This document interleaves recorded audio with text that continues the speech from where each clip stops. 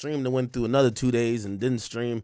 I'm trying to, like, I ain't gonna lie to you. Last night I was about to stream, and no bullshit, like, for whatever reason, I was, like, looking at topics and what we had to talk about, because on Sundays I don't like to stream and compete with the, because I know y'all like watching football, so the 1 o'clock and the 4 o'clock games, but I'll take on the 8 o'clock game. So I was going to stream around then, and I ain't gonna lie, I couldn't find too much topics last night. I was like, what the hell? There's not much to talk about in hip-hop, kind of, right? Unless we're going to keep talking about some of the same antiquated topics. By the way, how do I sound? I sound good? Let me load up all the chats. Salute to everybody in here from Rumble. Salute to everybody in here. I can't speak. From Twitch. And, of course, if you're tuning in from the Academy page or the King Academics page, I respect you as well.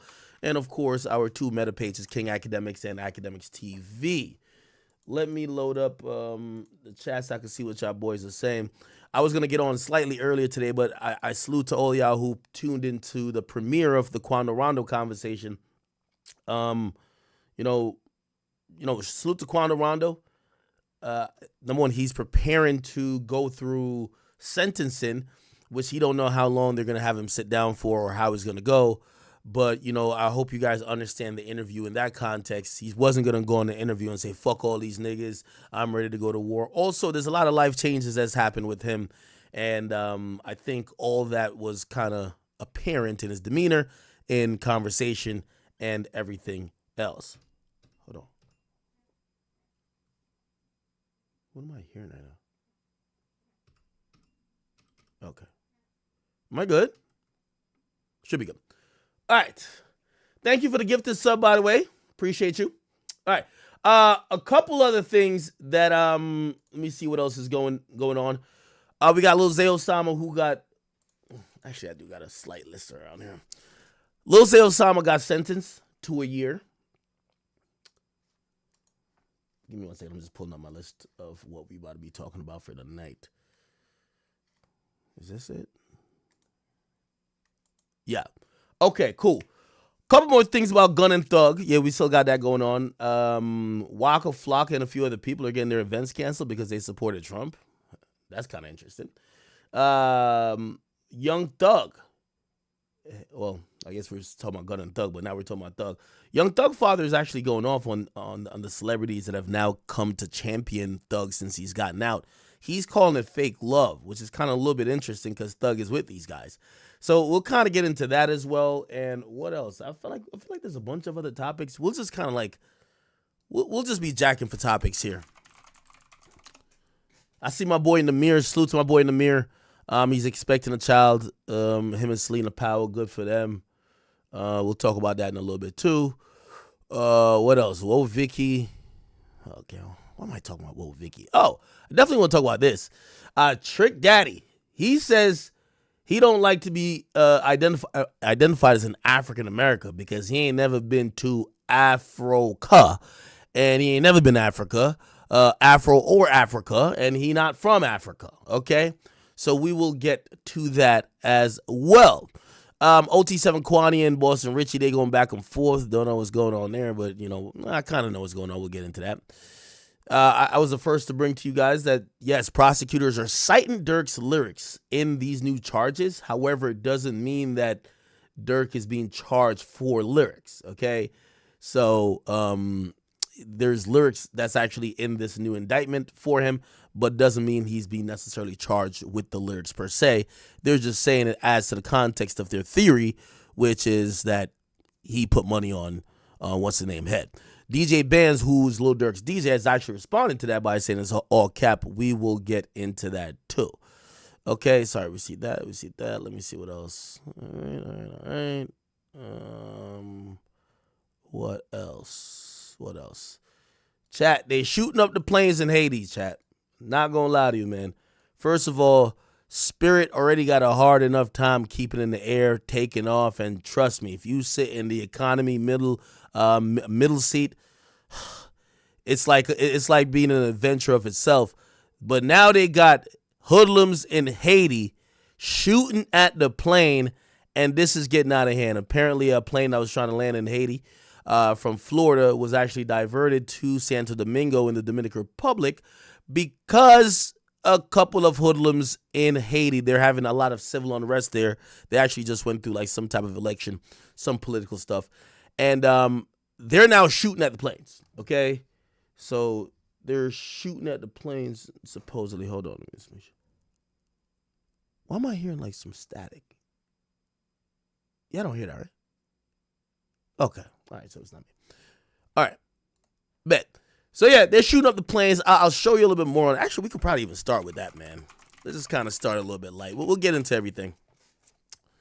So, first things first, this is, I ain't going to lie to you. Hold on, where we at with it? No, it's not Keep 6 Solid. I think we got on 6 Buzz, not 6ix9ine, 6 Buzz. Shout out to 6 Buzz TV. Is it up here? Is it up here? I just seen it up here. Wait, where the fuck? I just seen it up here. Probably just gotta go to Twitter or something like that. Oh, they have another page for news. 6 Buzz Media, I think. Okay. Here we go. So Spirit Airlines flight struck by gunfire during a landing in Haiti. Like, first of all, man, Spirit Airlines is like a minibus already. Horrible airlines. I'm not going to lie. I wouldn't put myself on there. But trust me, I've flown out a few things, and I definitely throw them on Spirit. Like, come on, you know what I mean? Like, yo, you can't beat $150, you know what I mean, for a flight. Come on, you can't beat it, okay?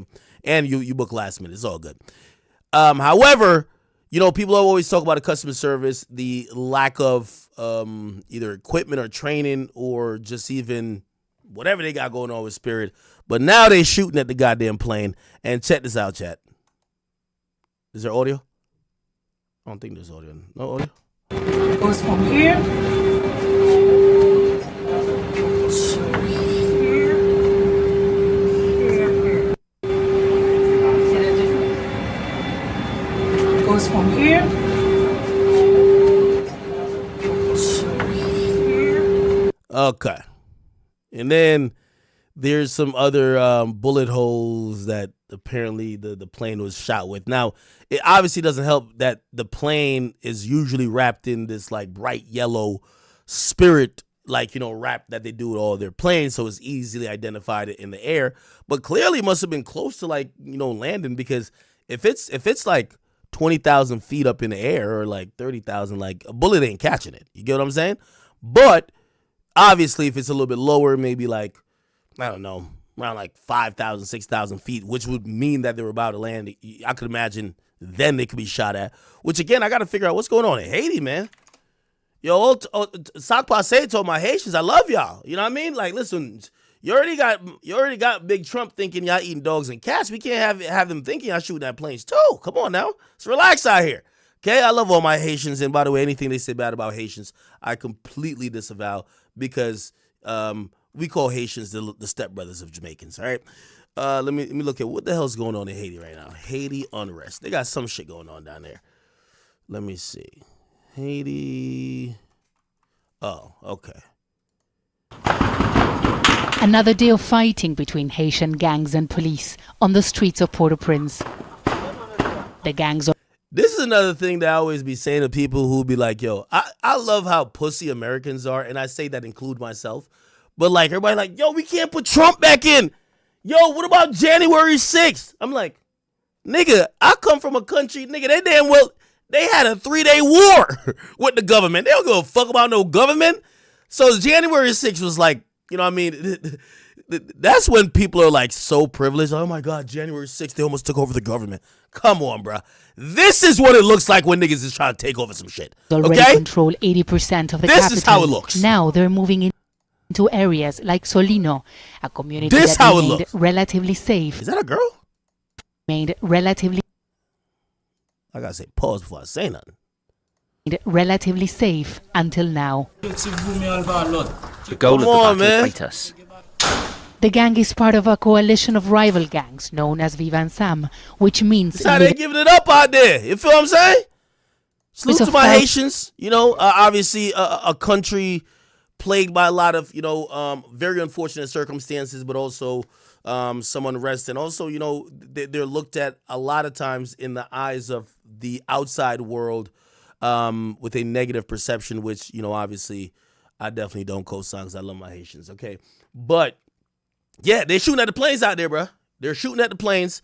And I seen some people, which I tried to check them, they were like, yo, who the hell is going to Haiti? And I'm like, Haitians, what the fuck? Like, it's not the biggest tourist location. So I would imagine that people who are Haitian Americans, Haiti born or have Haiti family that come from Haiti, but you may live in other countries, you're probably definitely going back to your country. So, hopefully I hope they figure that out, because when they start shooting at the planes, come on, cut it out. Cut it out, okay? Anyway.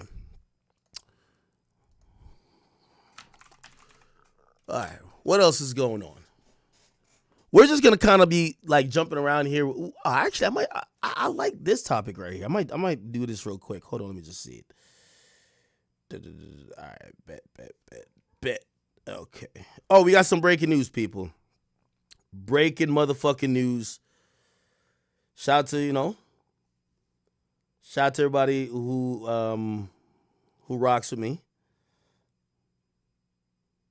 There was a time that Academics was a one-man just show. It was just everything you saw was just me.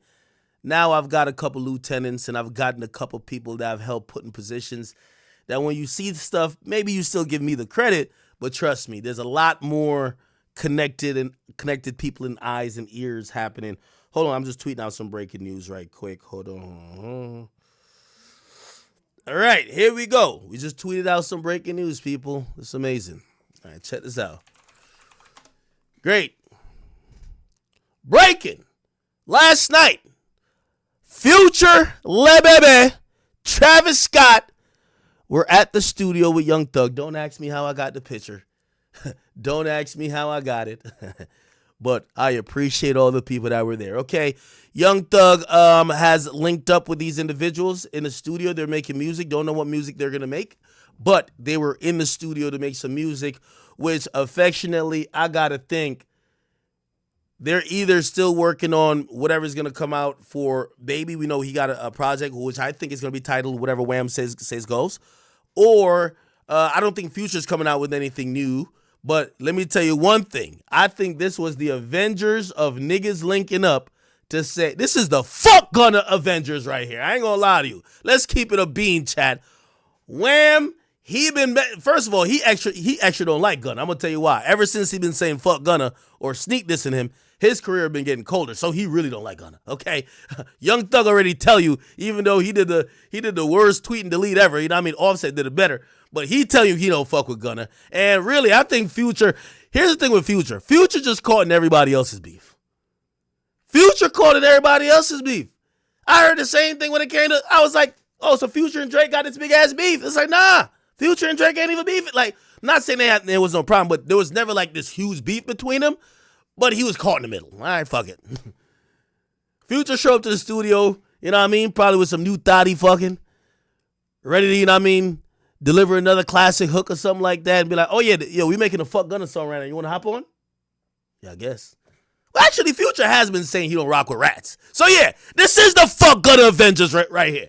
The fuck Gunna Avengers. Facts. And Travis Scott, we all know he's a hype man for every beef. Didn't he jump up on stage? Yo, play that Drake diss song. Yeah, he's a hype man for every. I don't think he got no beef with him. He just likes beef. Y'all call me an instigator. Travis Scott the biggest instigator in the game. Am I wrong? Travis Scott the biggest instigator in the whole motherfucking game. He the nigga who was cool with Drake, or supposed to be cool with Drake, and he on stage like, nah, play that shit. Nigga, play it. Nigga, play it. They want to hear it. Play that shit. That's my favorite shit. You know what I mean? Spike in the beef. You know what I'm saying? Nah, just play Kendrick part. Play his part. Right? Now, he's in the room. He's in the fuck Gunna room. And yes, Thug isn't pictured here, but trust me, Thug was in the picture, okay? I couldn't have my spy taking too many pictures. I'm sorry. Couldn't take too many pictures. Sorry. You know what I'm saying? I don't want to look like paparazzi up in the room like, okay? But Thug was there too, okay? Anyway, this is definitely the fuck Gunna song. I don't fuck with rats. Okay, I like this. I like this shit. I'm the king instigator? Hell no, I ain't the king instigator. Travis is. Y'all ain't seen when he was on stage? This is the fuck Gunna coalition right here. Didn't Future have a song talking about, I don't fuck with rats, that's some new type shit? Then this nigga was on some, he definitely don't fuck with rats. And then Travis Scott, I don't even know. I don't even know Travis is. Travis might just come to add some ad-libs to this beef. You know what I mean? Yo, Gunna got to fight back. I ain't even going to hold you. Yo, Gunna. Yo, hey, let me announce the sides, because then we always figure out there's a war going on. Here's the war, okay? All of Atlanta versus like Gunna and Offset. You got about 5 minutes to decide, because you've been touring with, or not touring, doing some shows with Gunna and featuring with Gunna and like doing a lot of things with Gunna. You from Atlanta. You got about 5 minutes to decide. Are you on that side or are you on King Slime side? I'm telling you. Okay? I wouldn't be surprised. I even asked them when it was like, yeah, they all here. They recorded. I said, oh, bet. All right. That's kind of cool. I like that. All right, send me all the pictures and videos. Yo, get me the song if you can. Okay, bet. You know what I don't know if this is Instagram. You know what I said? Is that nigga Metro there? I had to find out if Metro was there. I had to. Yo, is Metro there?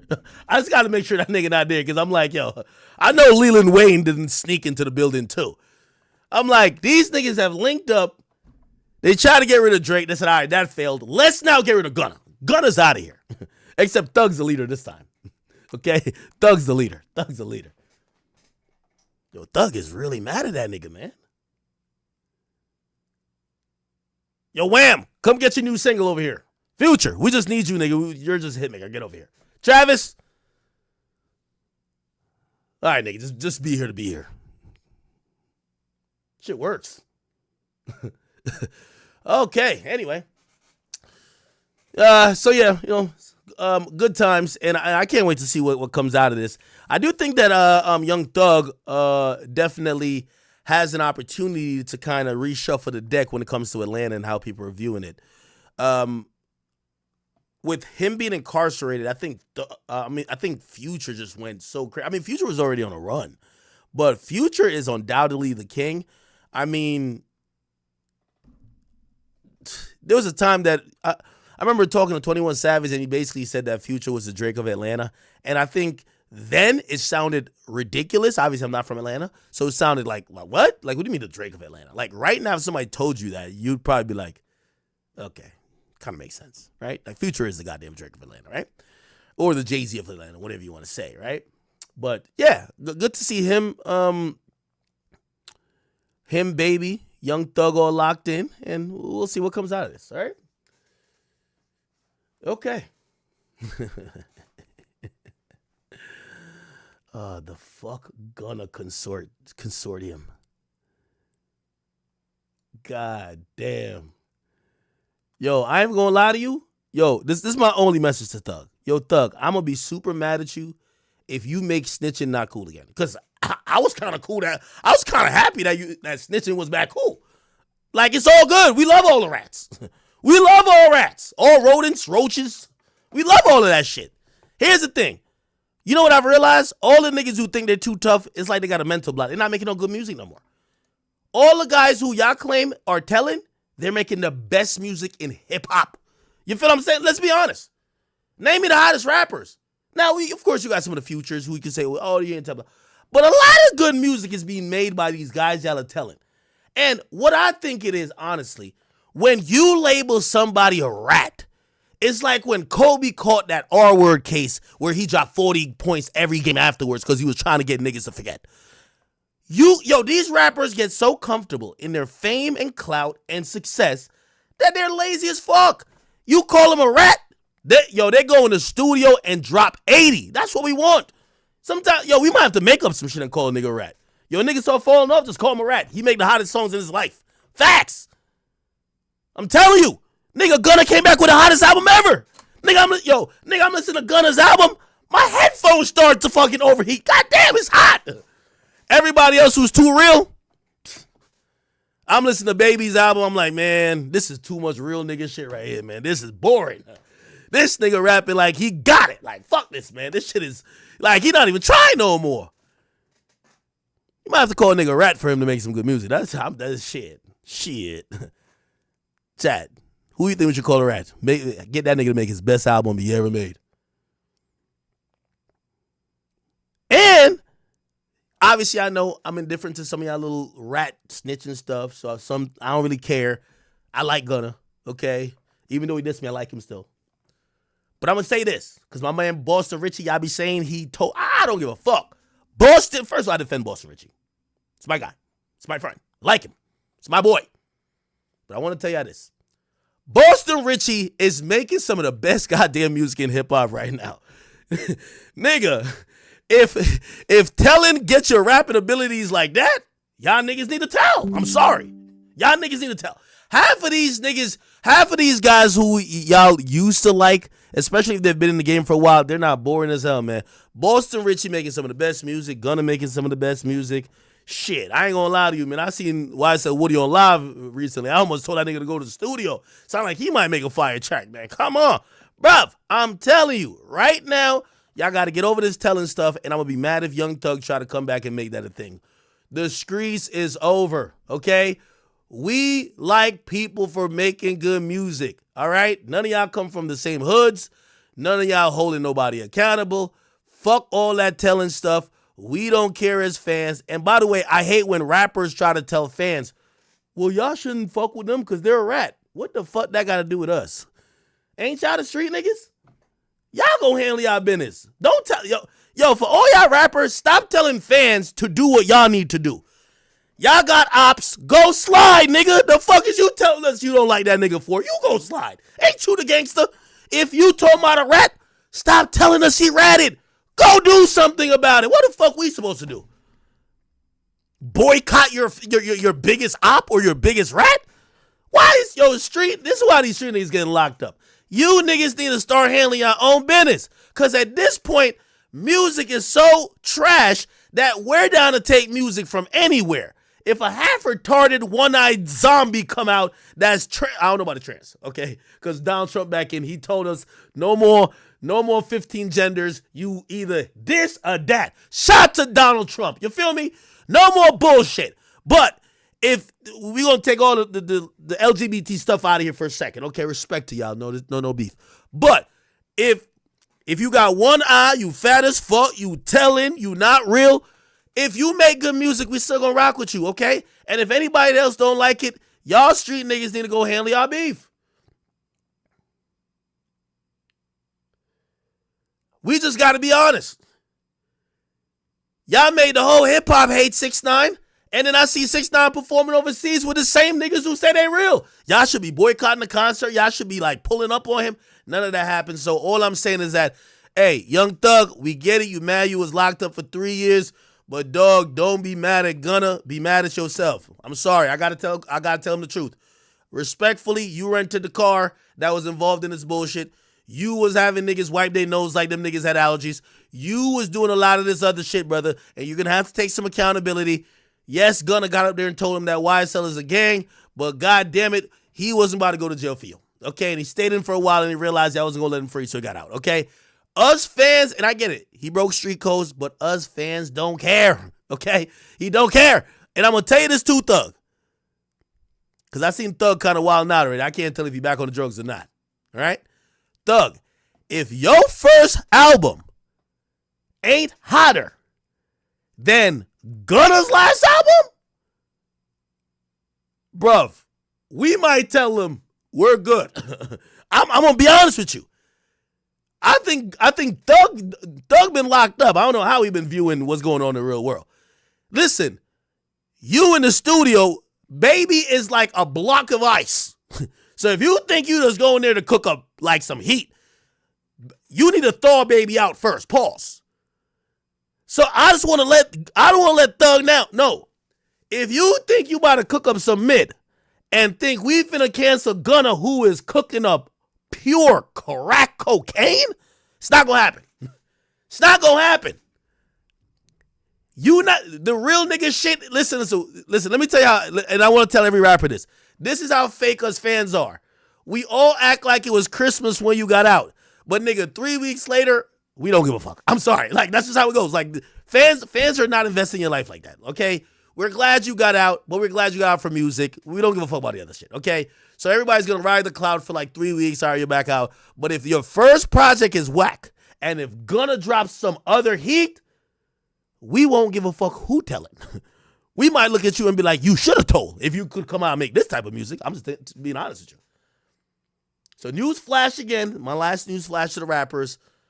Fans will not be handling y'all beefs. If you claim somebody's a rat, go handle it. We're not boycotting the music. We're going to bump Gunna.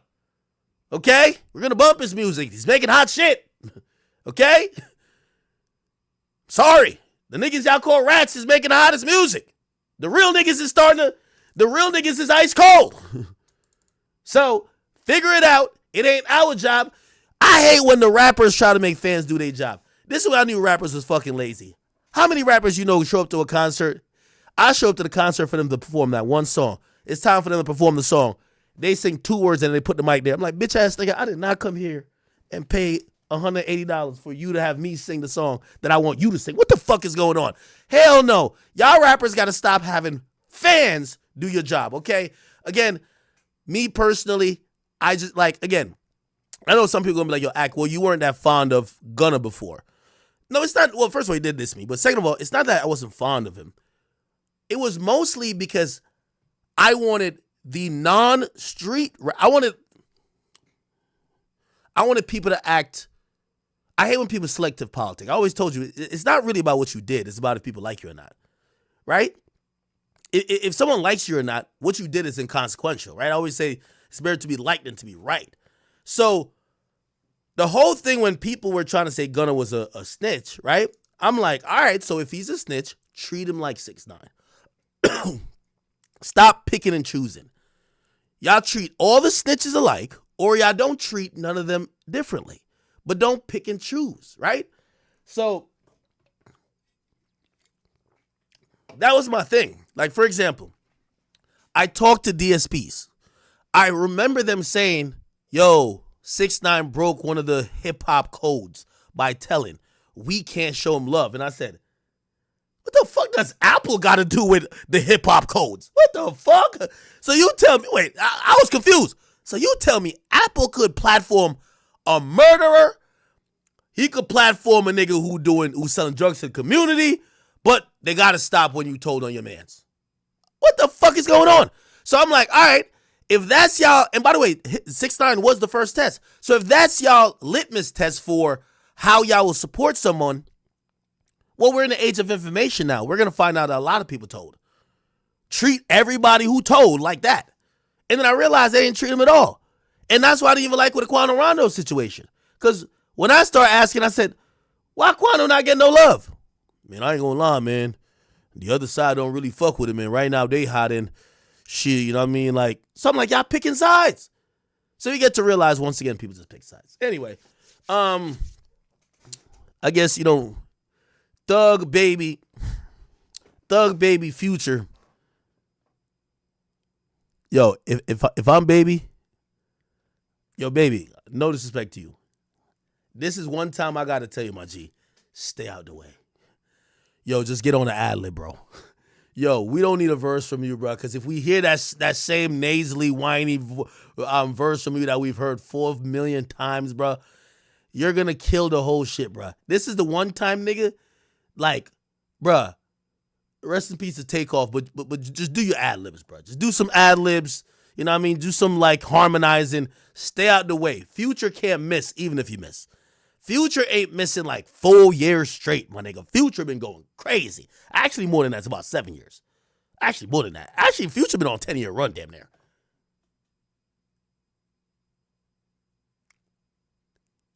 Travis, I'm going to be honest with you. Even though Travis has his own lane, Travis is just vibes. You can't lose with having Travis being a part of it. You can't lose. Okay? And Thug. The way how Thug is tweeting, Thug tweeting like a nigga that's ready to go back to jail. So I ain't gonna lie to you, that we like when rappers on crash out timing. You get what I'm saying? Like, yo, fans are so fake. They be like, nah, Thug, you gotta calm it down. Man, y'all niggas stopped supporting Lil Wayne after he stopped drinking lean, nigga. I remember niggas like, nah, Wayne, stop drinking lean. You're going to die of a seizure. We want you. Like, we want you to live. Niggas never said he made a hot song after that, brother. It was like, all right, man, this nigga's out of here. Same with, who else? Gucci, man. All right, Gucci, got to stop going to jail. Gucci come out of jail, lost some weight, doing push-ups. He doing 3,500 push-ups every day on the gram. Like, he getting in saunas, stop smoking.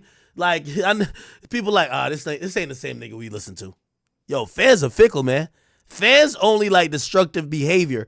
And it's the craziest thing because the majority of things that fans enjoy is watching a train that seemingly is on the road to destruction. Like, come on. Could anybody be honest with me? 2 years ago, or let's say 3 years ago, if somebody told you, man, at some point Dirt gonna get locked up, that didn't sound so much of a stretch. You knew what he was fucking talking about. You knew the beefs he was. Come on, bro. If you really knew, you knew. But nobody told him. Like, I mean, some of y'all might have facetiously told him to stop. But we only kept supporting the music that was destructive. Let's be honest, right? Like, outside of that all my life shit, we wanted the dissing. We wanted the beefs. Now, granted, we know where it leads to, but again, this is what I say about hip-hop fans. We like to see a runaway train on the way to destruction, but we can't take our eyes off of it. It goes for musicians. When musicians are living a reckless life, we tune in the most, we consume the music the most. Because a lot of what fans look at music as is a vicarious way of living through someone else. And you look at these guys as superheroes, right? Oh, this is the only guy with 4 bodies who sold 50,000 kilos of coke who never got locked up, right? It sounds unbelievable. And then you actually support it more when you see there's some type of semblance of proof that, oh, shit, nah, this might be real. But as soon as they get locked up, we're like, damn, man, this nigga's a dumbass, right? It's all good. Somebody said I had Nardo Wick. And I said it was boring because he wanted to. No. Well, no. I don't care. No. Okay. Here's the thing.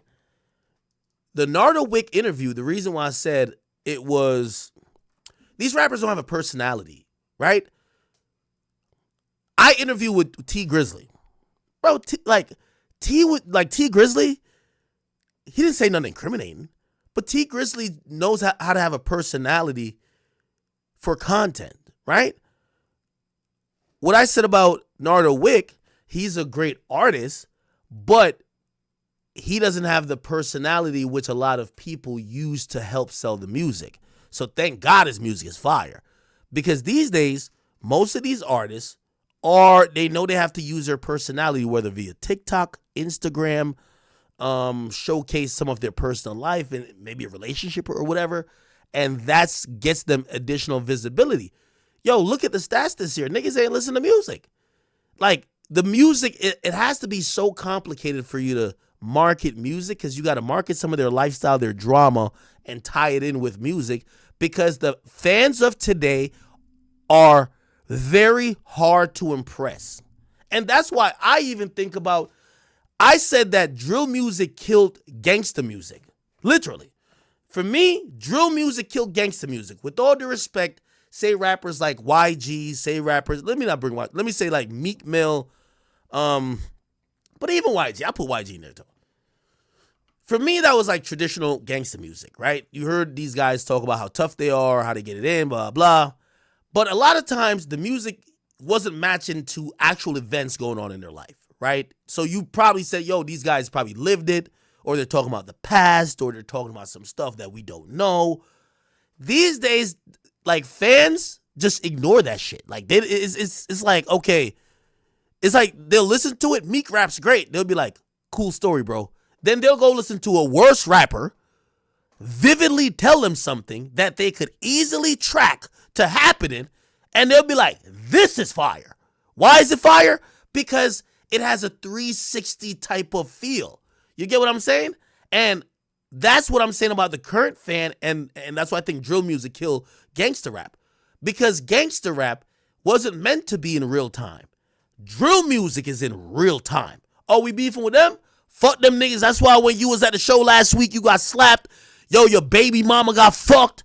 And it kind of gives fans legs to the music when they hear that to say, oh shit, now they're on Chiracology. Now they're on the Philly Reddit. They're in the Jacksonville Reddit. They're actually connecting shit, and that's how fans stay engaged with certain type of music. Now, of course, you're gonna get a certain type of music like a Rod Wave. Rod Wave makes great music. The music alone, because his music almost represents an emotion and a feel.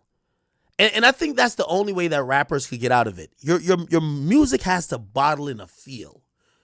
Rod Wave music bottles in a feeling that even if you don't know too much about what he's going through, it identifies with what you're going through.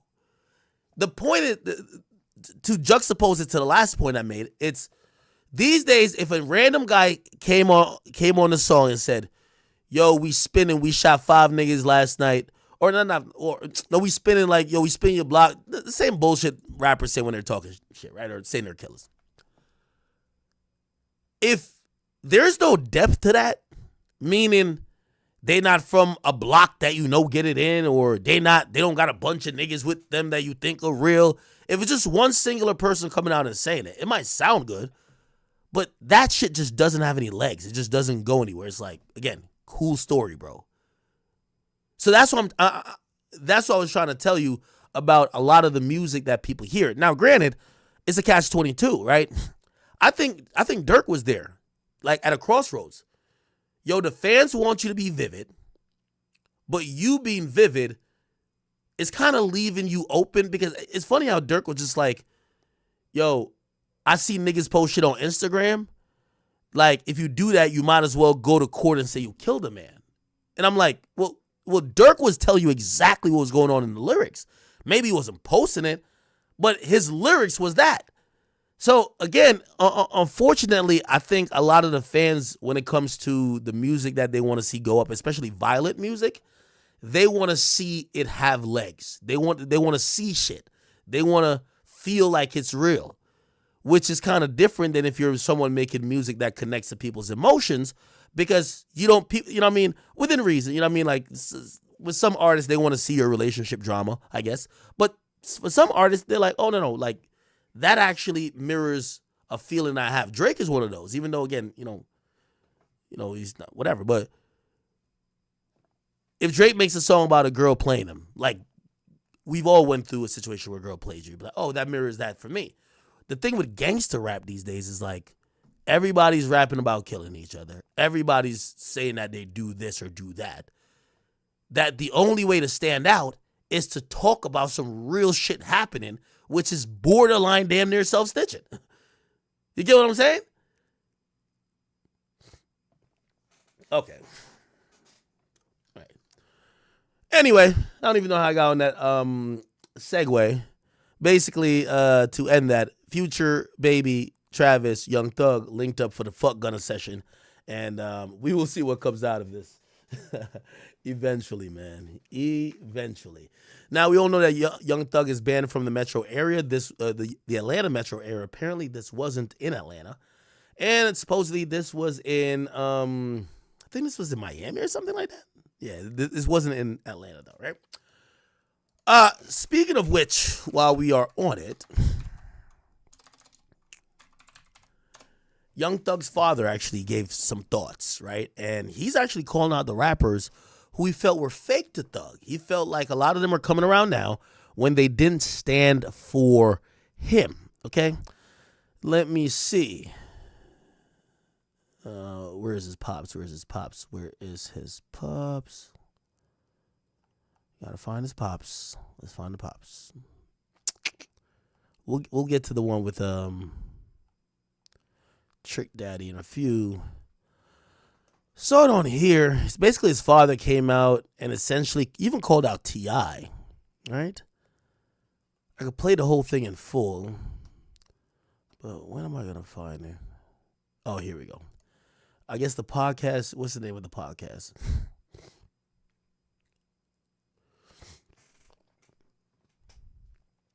What's the name of the podcast? Let me just go to YouTube. Young Thug Father podcast. Here we go. So, where's his pops?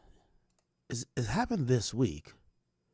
And by the way, this is why I think fans have been like, getting mixed messages, if you ask me. Because Young Thug's father was seen, Young Thug Father Gunna, he was seen at Gunna's show, showing love, dancing around and look. See, he's dancing at Gunna's show. So people are like, no, Gunna's great with Thug. Young Thug's father is hanging with Gunna, right? Now, I guess I'm saying this in, to preface what I'm about to play, because I'm starting to wonder if Young Thug's pops is really in with the crew. Of course, he's his dad at the end of the day, but I don't know if everything he's saying or how he's acting is in reflection of Thug. Because if you were hanging out with Gunna and Thug seemingly sending a message and hanging out with people who was hating on Gunna. Anyway, I'll just play from here then. Okay. Here we go.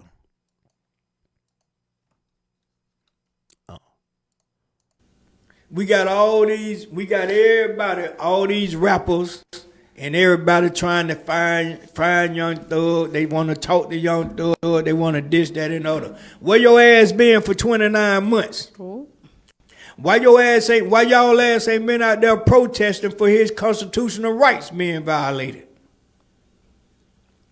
Y'all are the ones considered to be the influencers. Ain't influencing shit. Where y'all been? Y'all been quiet for 29 months. Everybody want to work now.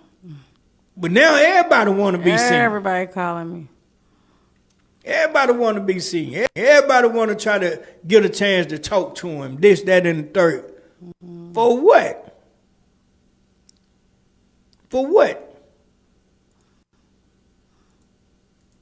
Let's make it. Oh, by the way, hey, chat, did the Academy stream not get turned on today? Because I looked on King Academics, and I realized we got 17,000 over there. And I'm like, usually we're 10 and 6. Oh, shit. All right, I'm going to turn the Academy page on, too, so I apologize. We got everybody, all these rappers, and everybody trying to find Young Thug. They want to talk to Young Thug. They want to this, that, and other. Where your ass been for 29 months? Cool. Why y'all ass ain't been out there protesting for his constitutional rights being violated? Y'all are the ones considered to be the influencers.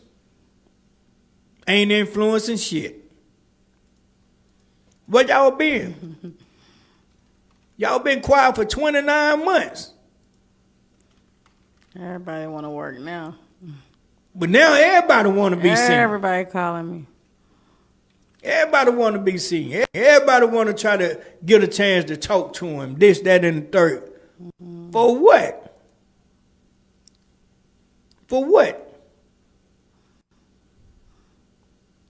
Okay. That makes sense. Now you want to talk to him. You want to goddamn put out the monkey ass videos, all this for your personal gain. It's just for your personal gain, your personal hype. Trying to make yourself relevant. Where have y'all been for 29 months? You could have been relevant. You could have been being seen. Fight with him. Fight with these guys. Because some of these guys are from y'all side of the town too. Some of these guys are probably related to some of y'all too. Mm-hmm. So where y'all been? Where have y'all Atlanta artists been? Up until now. Makes sense. Now, you could have been fighting for them. So, I don't see why you deserve no brownie points for that shit.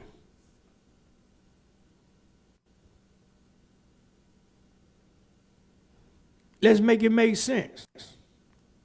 Because I guarantee you this, if the shoe was on the other foot, he'd have been fighting for you. I'm trying to tell you. He would have been fighting for you, hands down.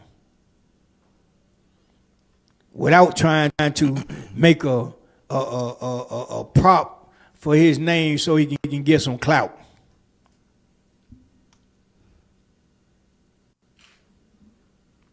Okay. Rustin right. And ask him to do an event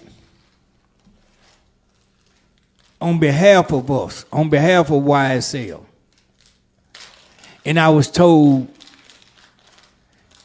let me get with my people and see can I do that. But yet and still I see you right there beside Young Thug. That's when he needed the help. That's when he needed your support. You know, let's be for real. Let's be real. Let's be real with this shit. Make it make sense.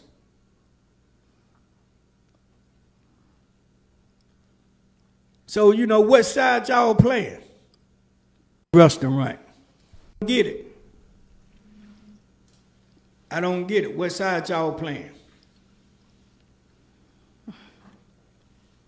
You know, so we gonna make it make sense sometime. Cause I guarantee you 100%, if the shoe was on the other foot, Thug would have been sticking by your families.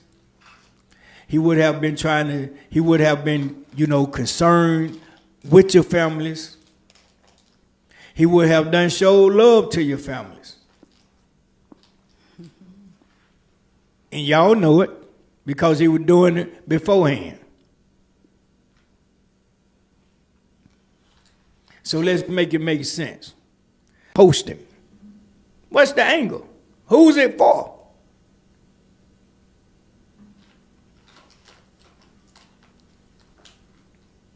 So, you know, we gotta stop with the fake. We gotta stop being fake and phony, man. We gotta stop doing things just for an angle. Let's do some shit and make it real. Let's make it real. Let's keep it real. Post him. What's that? Hey man, He's what you talking got about to tell this these people? Back. Back, Jack. You feel me? You did. Hey man, ain't no motherfucker, ain't no cap in it. No cap in my rap. You feel what I'm saying? The right way. It's time. The right way, bro. You feel what I'm saying? Right way. Yeah, that way. Yeah. And go tell that. Okay. Now, The angle. I'm gonna be honest with you, man. Truth be told, I disagree with his father. I think there's some separation between Young Thug and his father because they're not on the same page. Number one, I want to say unequivocally, I don't think there's nothing any rapper could have done more to support Young Thug. Half of these dudes from Atlanta, and this is just things I've heard. Because when I used to say things, I used to get called from niggas in Atlanta who were rappers, and they would correct me because they spoke to Thug. So they, you know, remember all the times I'm telling y'all this is Thug's demeanor. Thug couldn't speak for himself. And a lot of the rappers in Atlanta carried out and operated under what Thug wanted or wishes was. What more you want these niggas to do? Go serve the time for him? Like, I don't get it. So, number one, I think there's a fracture between what Young Thug thinks and feels and his father. Now, of course, they might still love each other, this and third, but they're clearly not in, you know, cahoots with a united message because here's the thing. Thug made the decision to go hang around T.I. Thug made the decision to say, yo, Wham, let's go drop something for these rats, Peter.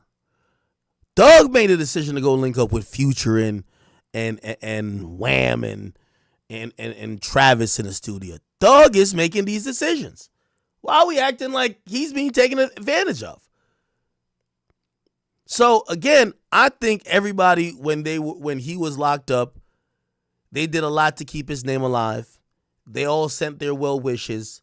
I'm pretty sure they, probably checked on his family, probably did a lot more than we know at this time. And again, we've even heard now, I guess I told y'all, that the nigga got out and niggas just giving him money. Yo, hey, here's some money.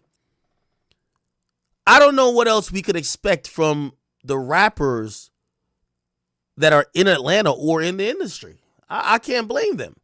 And this just comes to tell me that, I know a lot of people were very confused, right, about the messaging when it came to Thug. First and foremost, this is just what I've heard. So I'm putting a level of separation in between. This is still a rumor because I'm not gonna out the person or people, though they're definitely official sources. The reason why his sister was a Hydora or whatever, like the reason why she was, or Dolly, I can't remember whatever one of them was acting like they were cool with Thug, bro, of course. Like, look what happened to Diddy. Like, if you're sending threatening messages about someone who is technically a witness and also part of the case, if this case continued and or if it went to a mistrial and you needed to get a bond, they're going to point out that you're threatening the guy, right? So they can't speak about him, or they have to make sure conversation about Gunna, even if they don't rock with him, be like, nah, Gunna's cool. Well, who said we have beef? It's no beef. So that's where I think the sisters, when they would try to correct the public about their relationship with Gunna, or Jeff, which is Young Thug's relationship with Gunna. The father, I feel the father is a little bit out of the loop, because you ain't never seen one of Young Thug's sisters at Gunna show. You ain't seen them show this much love, okay? Like, again, this was the pops right here. He turning up. So again, with all due respect, until Thug says he feels used by the other guys who are probably now flocking around him, showering him in cash, begging him for verses, or trying to just be around him because they could benefit in whatever way. No, I'm not gonna, like, I look at, no matter what I've said about Lil Baby, I look at what Baby did as honorable. Honestly, I think what Baby did is honorable, or he tried to be honorable. Him and Gunna have a long history of collaboration that was great. However, and Gunna signed to Thug. However, because he owes Thug so much, and Thug is also his friend, and he feels they both share a code of quote unquote the streets, bro, he went against Gunna. He started sending subliminal messages in his music. Fuck Gunna. We don't fuck with snitches. You ratted. The fans didn't really take too kindly to that. Matter of fact, he's been suffering from people making memes saying, bro, and I remember I said this too, and I didn't know people love Gunna this much, because I always thought that, like, Baby was the better of the duo. I thought Baby was the Young Thug. Let me not use that one. Rest in peace, Rich Homie. I'll go and say, people was like, oh, Young Thug was the better of him and Rich Homie Quan. I guess I was trying to say people would think that Baby was the better of Baby and Gunna, right? Like, I thought Baby was the better one. But then, pretty much in hindsight, people were like, maybe not. Maybe Gunna was really the guy. And Baby stood on whatever principles or whatever, him and Thug spoke about, or whatever message he got from Thug. And he doubled down, even though I would say he lost a little bit of popularity. And some could say maybe it's not to the fact that he said that, is because of his own lack of making great music. but still he suffered a bit, and he stayed down with that, right? So again, I don't know what Young Thug's father is talking about. What more could they done for your son other than say, move over, Jeff, I'm gonna come chill in the jail cell with you? I don't know what else they could have done. Okay? Anyway. And T.I., I think T.I. is exempt from some shit like that. T.I. is one of the earliest supporters of Young Thug. And again, here's another thing too. We got to stop looking in the music business for support beyond ancillary career and the occasional, yo, bro, everything good? Like, these are music business friends. Like, these guys are not, like, they don't share household together. Like, they're not going over each other's houses for Thanksgiving. They work in a business. They're in the fraternity of music. But that's about it. What you expect them to do? Also, here's the thing, too. A lot of people won't speak about. There were a big rumor. Go ask the journalists down in Atlanta. They were saying that Fonnie Willis was looking into 4PF. Honestly. What the fuck you want him to say? Nah, indict me, man. Fuck that. If you want to put Jeff in the cell, put me in the cell too. I'm holding it down. If you lock up Jeff for that, lock me up too. No. I'm going to duck down, get low, get out of there. 4PF. Now we going by some other name now. CBFW, KLLP, LMOG, anything else. Don't indict us. What the hell? It's like the dad is saying, why y'all ain't getting indicted for my son? Hell no. Everybody got low. Shit. Trust me, chat. There was a moment that the Atlanta rappers, if you drop a pin down there, you could have heard it. Chat, let me show you. For real.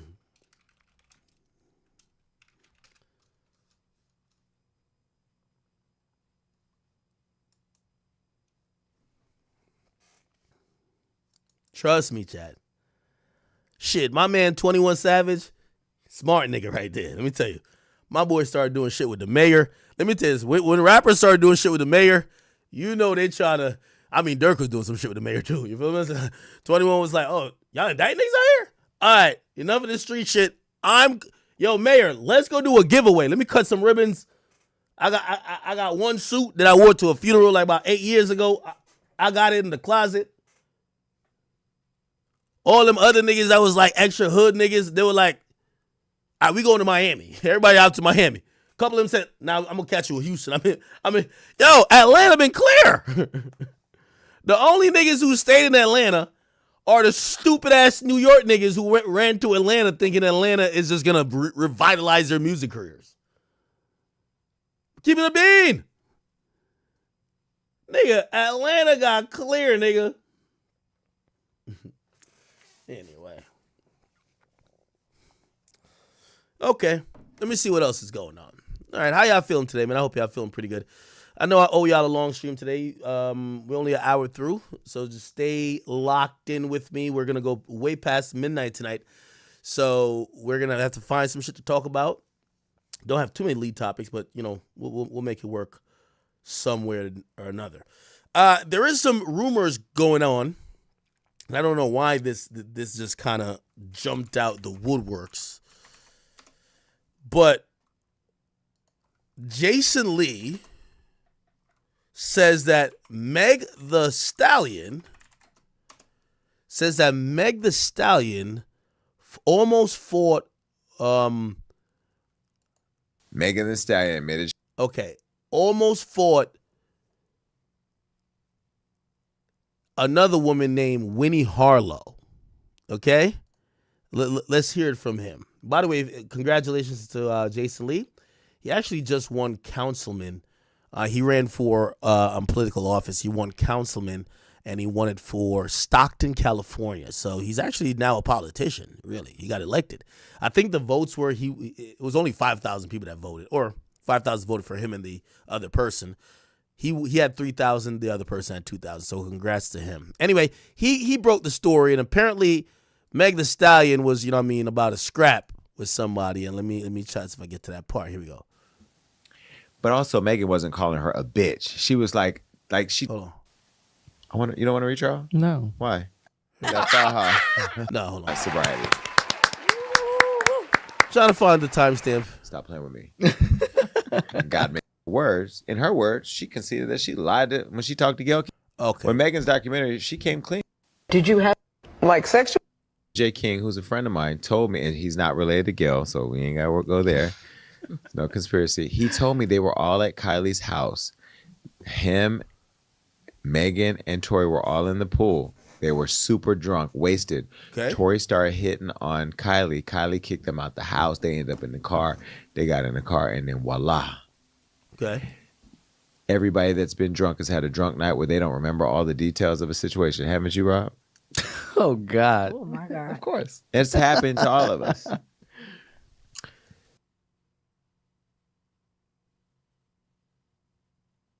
right, Jason. Calm it down now.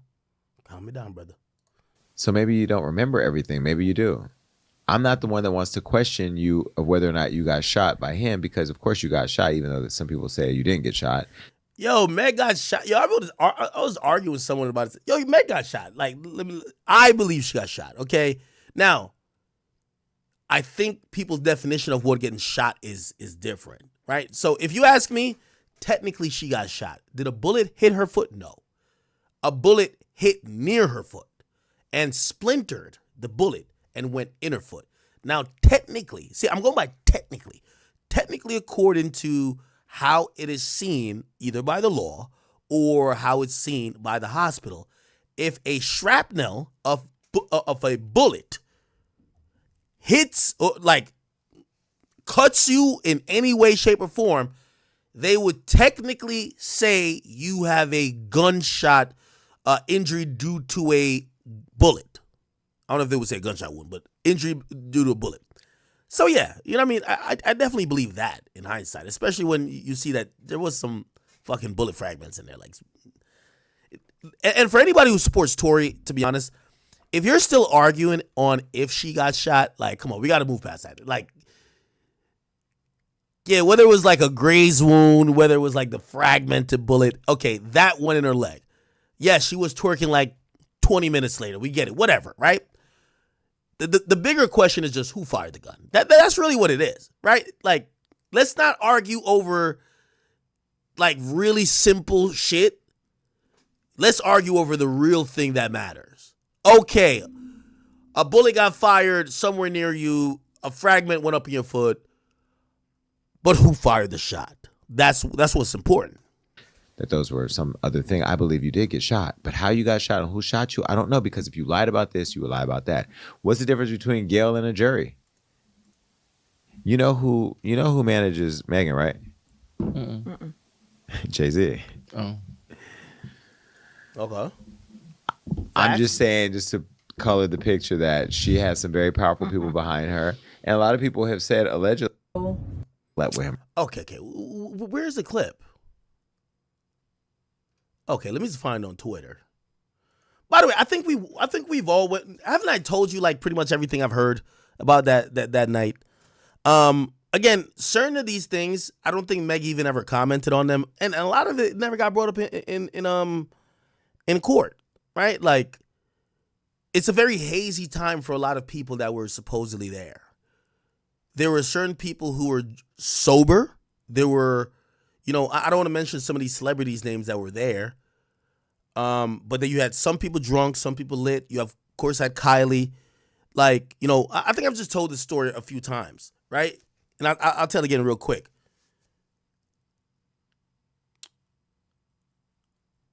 Meg gets invited, through these little industry circles to Kylie's little shindig. She goes there. She's bringing her best friend everywhere. That's her plus one, right? I don't know how she gets there because Tori shows up afterwards. But so I don't know how she gets there. I don't know if she Ubered or I don't know what the fuck. But she somehow gets there, right? She's there. Shorty's drinking, right? Shorty's drinking.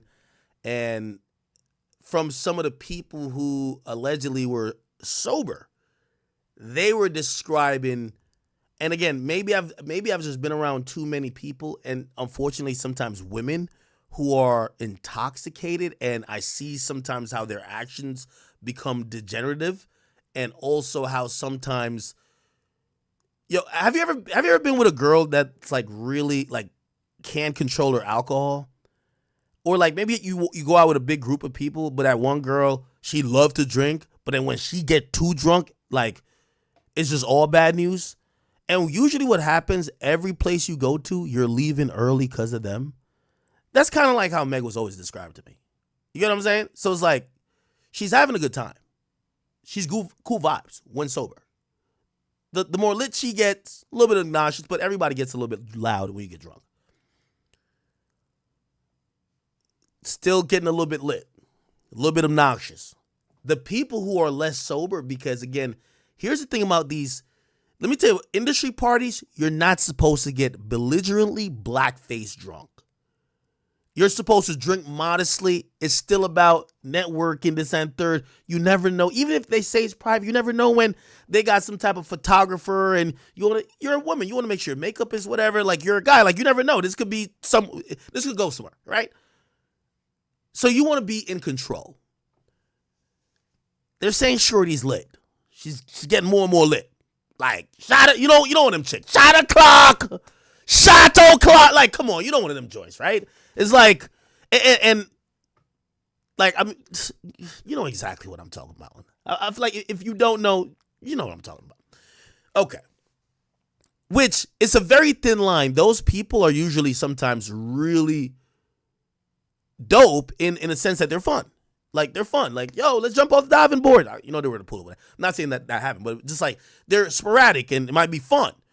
But it also, it's a degrading scale of half more shot or the liquor hits. You know, sometimes liquor usually takes a while to hit. When the liquor finally hits them, it's now they have a glazed over eye look, and their lack of reading social cues is like out of this world. Like I got told one specific incident with Meg. That Meg, that apparently Kylie had lost like a fucking earring or a ring. I don't know, some type of jewelry. And Kylie's like trying to find it. Right?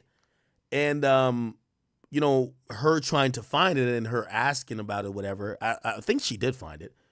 But it was one of those things where, like, you know, sometimes you might be trying to talk under your breath, but when you're drunk, you can't talk under your breath.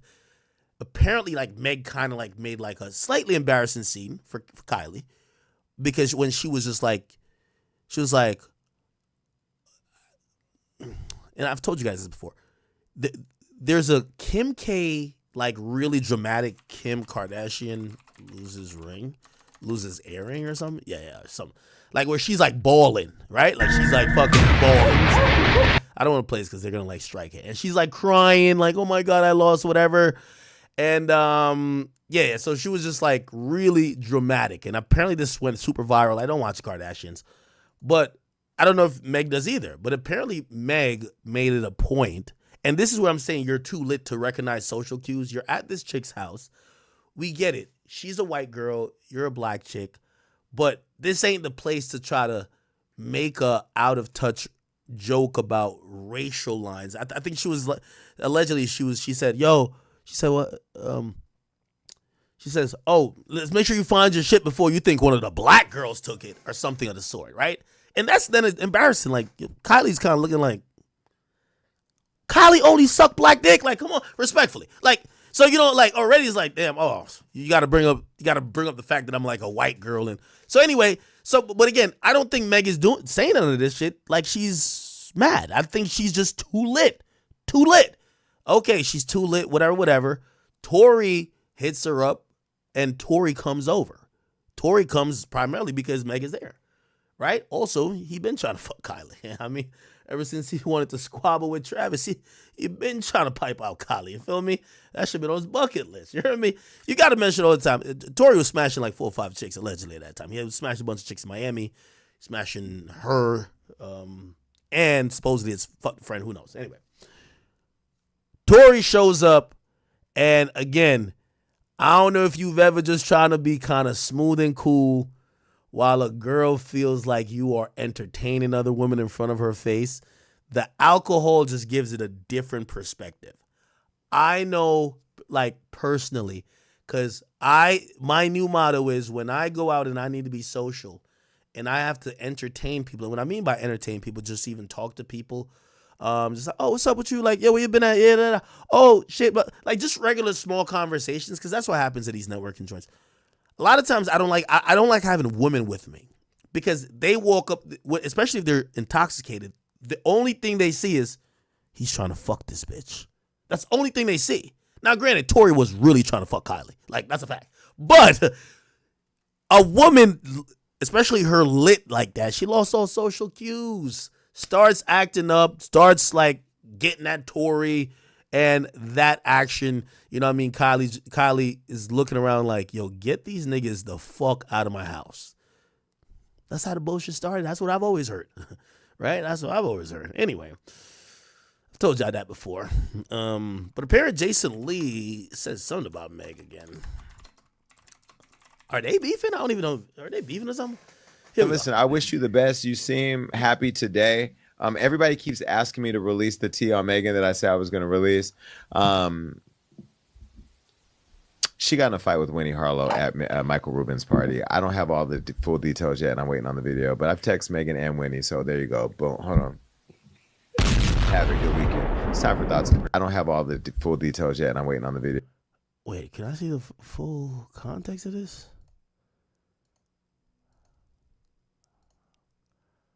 Really? Okay. Hold on. Right here. I think it's right here.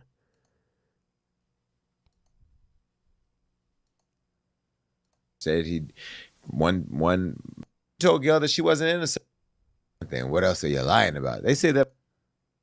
Did you have an intimate relationship? No, we played this already. Of whether or not you got shot by him, because of course you got shot, even though some people say you didn't. Like, she talks to a lot of gay boys, so she was like, bitch, you know. So y'all a bitch. She would never do. With Tori, shot them. I think it would be. Okay. That's the thing. All right, so I guess that's the whole thing. Yeah, but I've texted Megan and Winnie, so there you go. Boom. Hold on. Have a good weekend. It's time for thoughts and prayers. Wish you the best. You seem happy today. Everybody keeps asking me to release the tea on Megan that I said I was going to release. She got in a fight with Winnie Harlow at Michael Rubin. Okay, so let's verify some of these facts. Michael Rubin, Meg the Stallion, White Party. Was she there?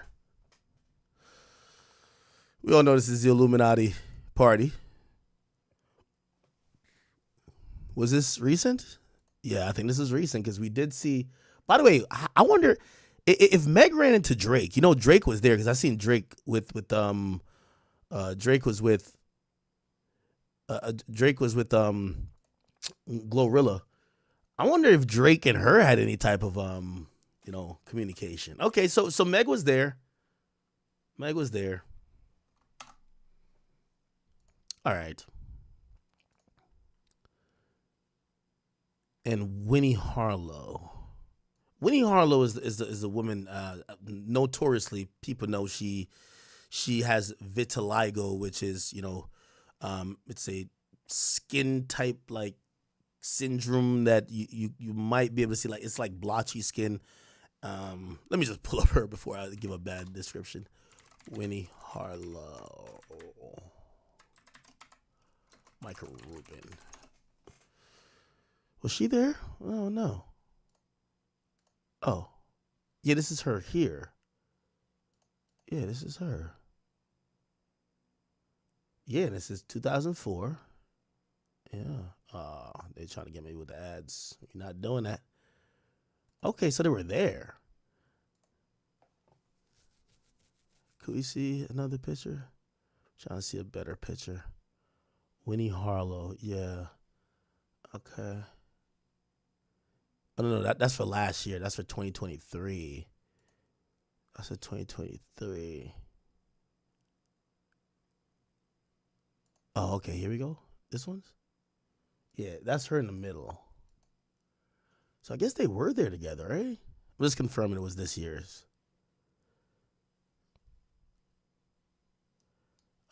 Is this 2024? I think it should be on 2024. Yeah, is this the one? I think this is the one, though.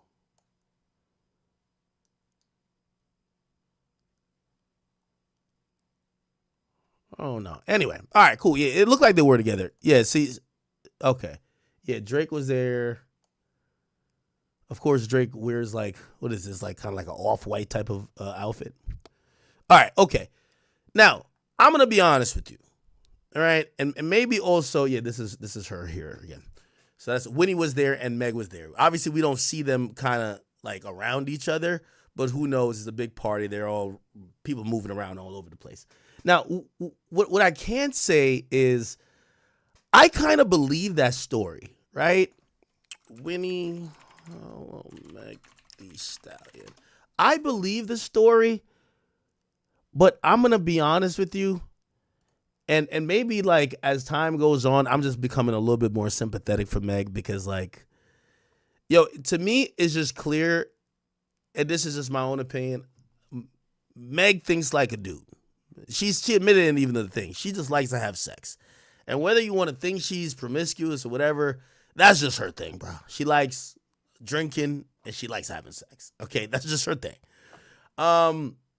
So I've kind of like felt bad for her because like I think this one incident, you know, whether she lied or not,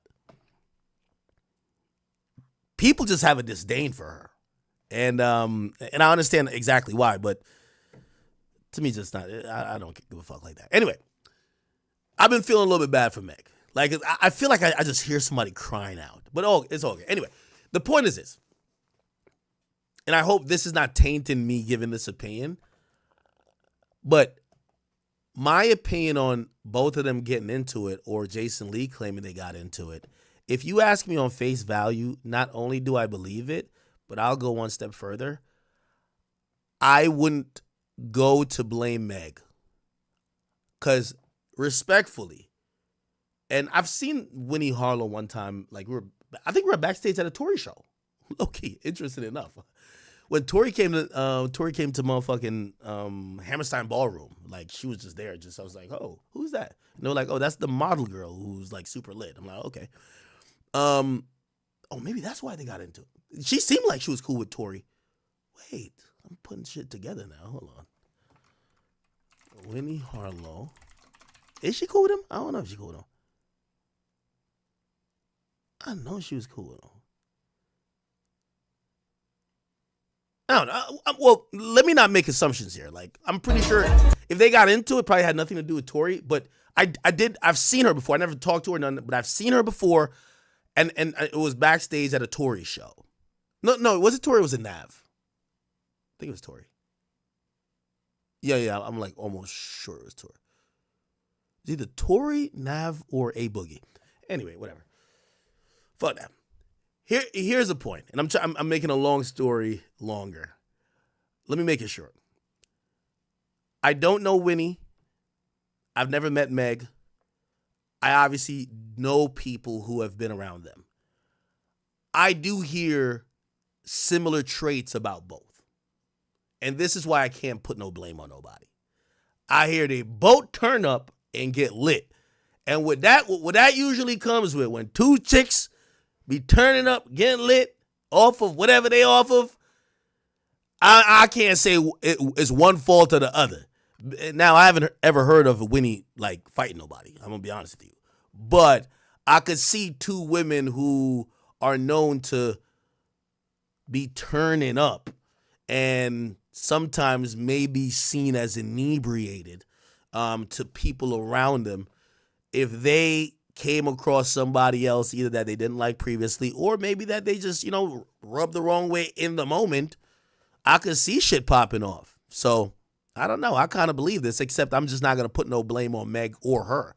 I'm just going to say I'm going to blame both of them because I've heard both of them be getting lit. That's what I've heard. I heard both of them get lit. You know what I'm saying? Now, you might also know Winnie because I think she dated, what's that guy's name? What did I say? What's that guy's name? Like he's not relevant no more. Wiz Khalifa. That's Wiz Khalifa's ex-girlfriend. They were together for a while. What Wiz Khalifa been doing, by the way? Last time I seen that nigga, man, he was beefing with Gilly over briefs. I know. Sounds crazy. But yeah, they used to be together. Where's Khalifa? Where's Khalifa, Winnie Harlow?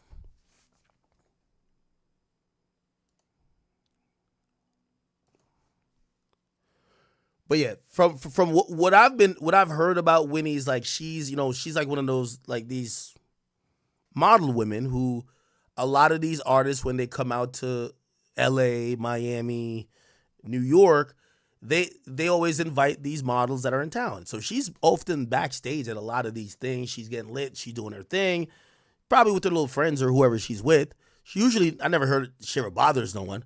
But anytime you hear, once the rumor starts about somebody being, oh, they always turn up, you know what comes with that. Like, come on, everybody's like a little bit intoxicated, tempers run high, shit happens. So I'm not gonna blame either or, but I actually do believe that story from Jason Lee that it happened. And I'm not surprised that nobody mentioned it either, right? The white party is in bed with Roc Nation. They're there to protect Meg's image and her interest. And of course, why the hell would, she doesn't look like one of them little messy chicks that be acting like Krishan Rock that would just bring this to the internet. So I don't see Winnie talking about this either, but I still believe it. Wish you the best. You seem happy today. Everybody keeps asking me to release the tea on Megan that I said I was going to release. She got in a fight with Winnie Harlow at Michael Rubin's party. I don't have all the full details yet, and I'm waiting on the video. But I've texted Megan and Winnie, so there you go. Boom. Hold on. Have it. Okay. All right then. All right. Okay.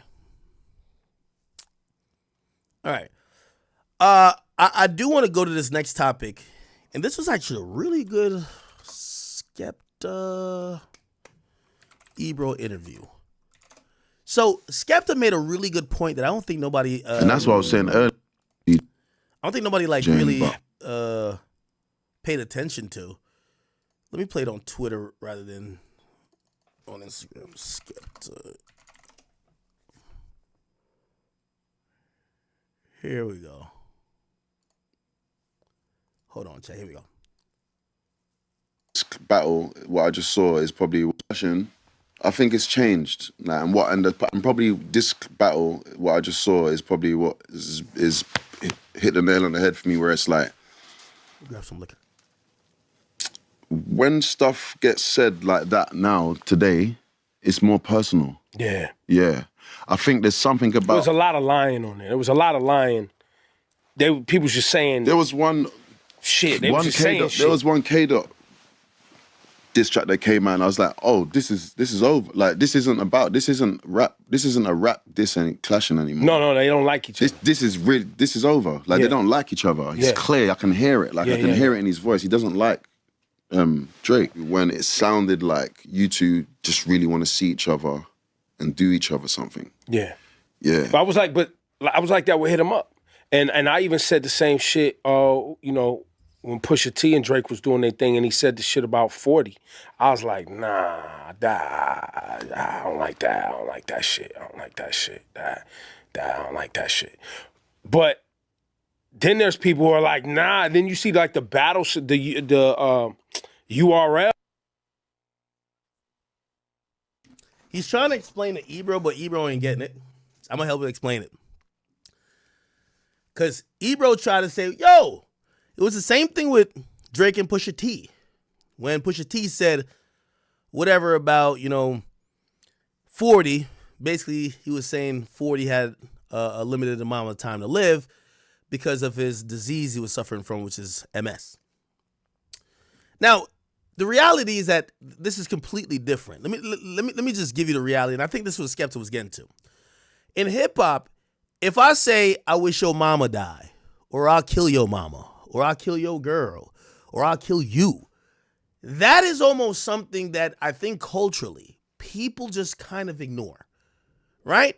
If usually in rap battles when people are talking about violence is so much baked into the pie when it comes to hip-hop that no one kind of bats an eye at people encouraging violence or rapping about violence. Okay? Same with drug use or the sale of drugs. What I think Skepta was getting at is that hip hop has never been the place where people start to me too each other and start to take the high ground about certain type of behavior, because that's never been how battles exist on. Yo, you're beating your girl. That's even a weird angle. Yo, you're fucking little kids. You're a pedophile. You belong in jail. That's just never been how people trade insults. And what happens is that those are triggering insults for outside of the rap industry. Again, if Kendrick said, Drake, when I see you, I'm going to chop your head off, nigga. I'm going to put it on a stake, then I'm going to burn that bitch. Nobody gives a fuck. But when you say you like little children, that starts to ring an alarm, especially of the corporate entities that are tied to these guys. Yo, could you run a Nocta commercial after the biggest song is saying that the guy who's the face of Nocta is a guy who likes women, who likes little girls? That it feels odd, right? Now, again, if Kendrick had said, and by the way, I'm also here trying to not be biased at all. I'm not trying to say I'm trying to put rules on this rap battle shit, because again, it's always been no rules. But I get his point on saying why this is so different than any other battle because of the nature of some of the insults. And I don't think Ebro gets it. I let it keep playing. Like that shit. But then there's people who are like, nah. Then you see like the battle, the URLs and all that type of shit, and you're like, whoa. It goes far. Okay. Maybe you know what? It's age. No. See, he's trying to explain. We're gonna hit it though, Ebro. We got time. Even if they cut the cameras off, we're gonna figure this out. Do you know what I think it is? Because they are in positions where they are both the biggest. They are both really big, yeah. Have major deals, major cahoots with major companies, right? Talking to each other like this, is looking crazy. Like that's a good point. You're calling him a word, but this guy's signed to thing. So now, how can they sign a man that is being accused of this thing? So now the things that when I was clashing in grime, we never had nothing to lose. There you go. This is where I'm landing now. So when we're saying things to each other, you could call me anything in the world. I'm not gonna lose a Nike deal. Right. I'm not gonna not be able to put food in. That'll probably even get me more money because we'll go to the show and do the clash on the stage, and more people are paying and rare. You know what I'm saying? So the version they was doing was hurting. It's hurting what we've built. It's hurting what we've all built this whole time. Like you two, man. If you don't like each other, just link up and speak and just fight. Hey, what Skepta is saying here is really an amazing point. But it won't be received as amazing because I think for you to responsibly acknowledge this point, you have to acknowledge that, and I think it's on both sides. Yo, bro, this whole woman beater shit and this whole pedophile shit, like, what are y'all doing? You get what I'm saying? And I don't think people are, especially people who support Kendrick, are at the liberty of saying, hey, Kendrick and Drake aside, when you make an anthem seemingly saying, hey, I'm outing a pedophile, or I'm outing the guy who seemingly had the best kind of cleanest, image, that's why all these brands wanted to work with him. It has a trickle down effect, right? Nike and whoever, before they partner with somebody else next time, they might be like, well, not only do we have to worry about maybe a rap battle they get into later and somebody might say something, whether true or not, maybe we have to worry about these things that historically don't get pronounced through music. Because again, most of the shit they talk about, people ignore or accept. 50 Cent was rapping about, I'm gonna murder you, I'm gonna kill you, but he could still be part of the branding of vitamin water, which eventually got sold to Coca-Cola. Because speaking about murder and killing is kind of almost cliche, right? And I get what even Skepta was saying, like, shit, even if we did go further than that, we had nothing to lose because our brands wasn't that big, right? So let me just let him finish up. The version they was doing was hurting. It's hurting what we've built. It's hurting what we've all built this whole time, like you two, man. If you don't hold on. Smartino on YouTube. Thank you for that comment. Give my boy a membership or something. It says, none of what Kendrick said matters without the real allegations. You're wrong, Act. No, I don't think, I think that's wrong. I think a lot of people who are listening to this or who like Kendrick are saying, especially when they're trying to protect him on this point, they're like, well, as long as he's not a pedophile, like, nobody cares. You do realize there's certain allegations. It could be as false as it could be, right? It's very damaging, right? Like, this is what we're talking about when it comes to when rappers start throwing around Me Too insults. It's damaging. You don't have to wait for the allegations or the truth. It's still damaging. Like each other, just link up and speak. And somebody said, did he lose deals? You wouldn't hear about the deals that he lost. You wouldn't hear about it. But let me ask you this. Do you think there's been a cool down point recently of Drake with certain things and maybe certain corporate? Let me tell you how corporate works with situations like this. Sometimes they don't drop you, right? Like a guy like Drake, you don't drop Drake. Drake is gonna be Drake, right? Like Tiger got caught fucking 18 hoes. You don't drop Tiger. But you know what you tell Tiger to do? Bro, while you under fire right now, you going through this for the next like 12 to 16 months or 12 to 18 months, you don't mention us and we don't mention you. You think it's ironic? And again, I'm not saying I have no inside knowledge, but I'm saying, shit, Drake was pushing the Nocta thing pretty heavy. I haven't seen the Drake Nike thing in a second. By the way, I don't think he's dropped it all. But right now wouldn't be the time that Nike wants to even. It's not the best time, right? Shit. What Drake just promote last? I see Drake promote an OVO brand. Yo, go cop some Al sweatshirt. Let's get back to it. Before it was just, yo, we got a new Nocta shit. It's popping. Right now it's like, yo, cop the OVO sweatshirt, bro.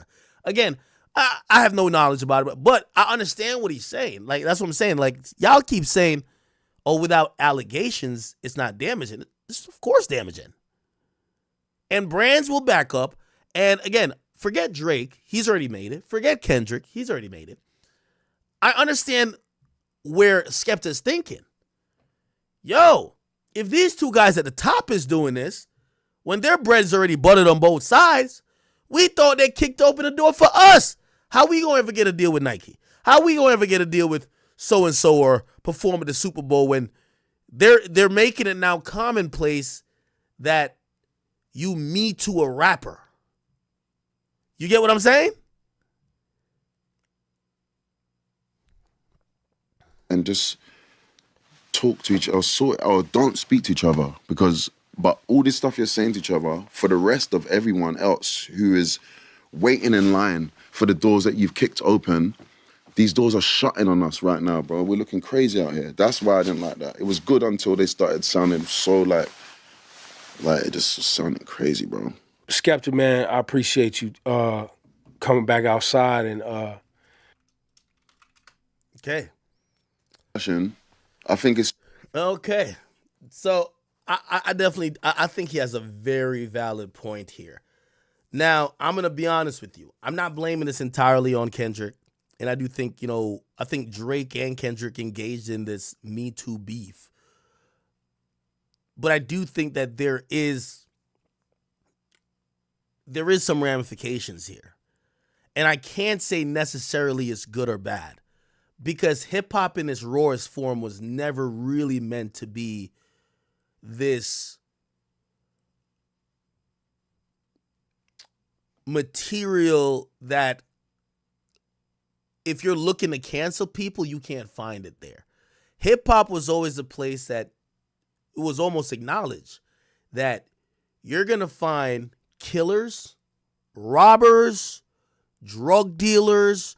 You're going to find some of the worst people in society, if we're thinking just on a moral level, that have either changed their life around but are using these, memories for their music, or, even when people talk about some of these guys' perverse like behavior or whatever, the creatives that come out through music and specifically hip hop music, these aren't normal people. Like, they're abnormal usually for creative reasons, but it's never been the place. I never thought that hip hop was going to be the, if that was the case, we'd have a million Chance the Rappers, right?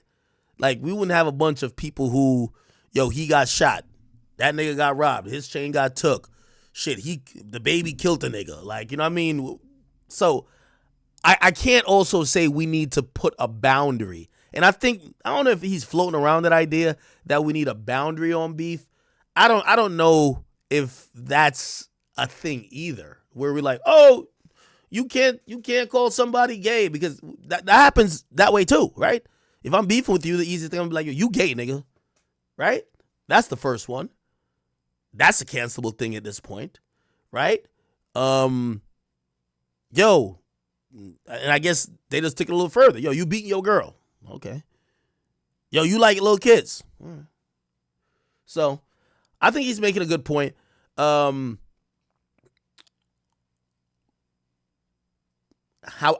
I gotta say this, man, and this goes for rappers and everybody else. I think hip hop needs to operate in its purest form, from conflicts to battles to beef and whatever. And I think it's up to these companies that if they're going to partner with a Drake, realize you're partnering with a hip hop artist, and a hip hop artist do trade words, and someone might say something about them that might not be the best for their brand. And if you're trying to sign these choir boys, go get an athlete or go get somebody who you could control you could control even down to what they say, because I just don't think hip hop in its purest form could be just controlled to be authentic, matter, and still live up to these impossible standards that you see these fucking Twitter liberals try to create to make sure you're not canceled. Oh, you've never shouted at your girl ever in life. You've never done this. You've never done this. Like, you think there's 39 genders. No. This is an imperfect place. So I can't really fully agree that niggas need to rein it in. It is what it is, man. And if Nike was going to drop Drake because of that, man, fuck them. You get what I'm saying? Like, this is why we rock with Kanye, even though Kanye is a very imperfect person. We don't agree with half the shit Kanye say, but shit, he fought that fight to be able to, express himself the way he wanted to. And the moment we let the art get dictated by the brand deals that we get, the art then is compromised. The brand deals should want to come to where the culture and the art is, not the other way around, okay? However, still nasty behavior by doing all that stuff. Can't even lie, right? Okay. All right.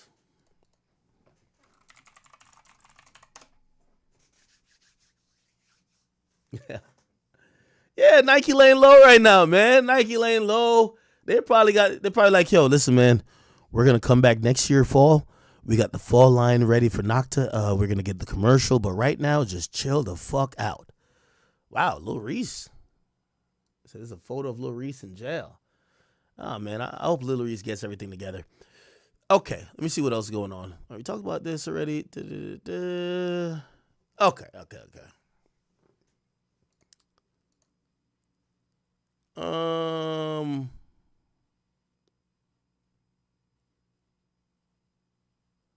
Lil Zay Osama has spoken. Has he? Okay. So people are wondering if Lil Zay Osama has cooperated. They're wondering if he told, right? And apparently he is clowning people, because if you don't know the news has came down. And I do want to give you a run through real quick. Lil Zay Osama was sentenced to 14 months in a federal prison for having a switch in an Uber, and he was fined $10,000. We do have all the documents here. about the proceeding, including the indictment and everything else. I do want to play this video, however, first of all, and if you don't know the background, essentially Lil Zay Osama came to New York, had a gun, and it was an unregistered gun. There was a serial number, so it wasn't defaced or nothing. And I guess the Uber got pulled over, and the police found, I guess, allegedly, he like dropped the gun because, he had a gun on him. And they found the gun in the Uber. Obviously, he was going to say, well, it wasn't my gun. Mad people riding the Uber. They still, however, took him to jail, and apparently the Uber driver, obviously, as you can imagine, cooperated, right? This was a video because he was on live when the whole thing happened. Watch this. Hey, what up? It's Lil Zay Osama, the Trench, baby. Here we go. What's going on? Hold on. I just got a call. Hold on. What's happening? What's going on? Yeah, this is the face of every nigga that know they guilty, but just acting like, yo, what's going on?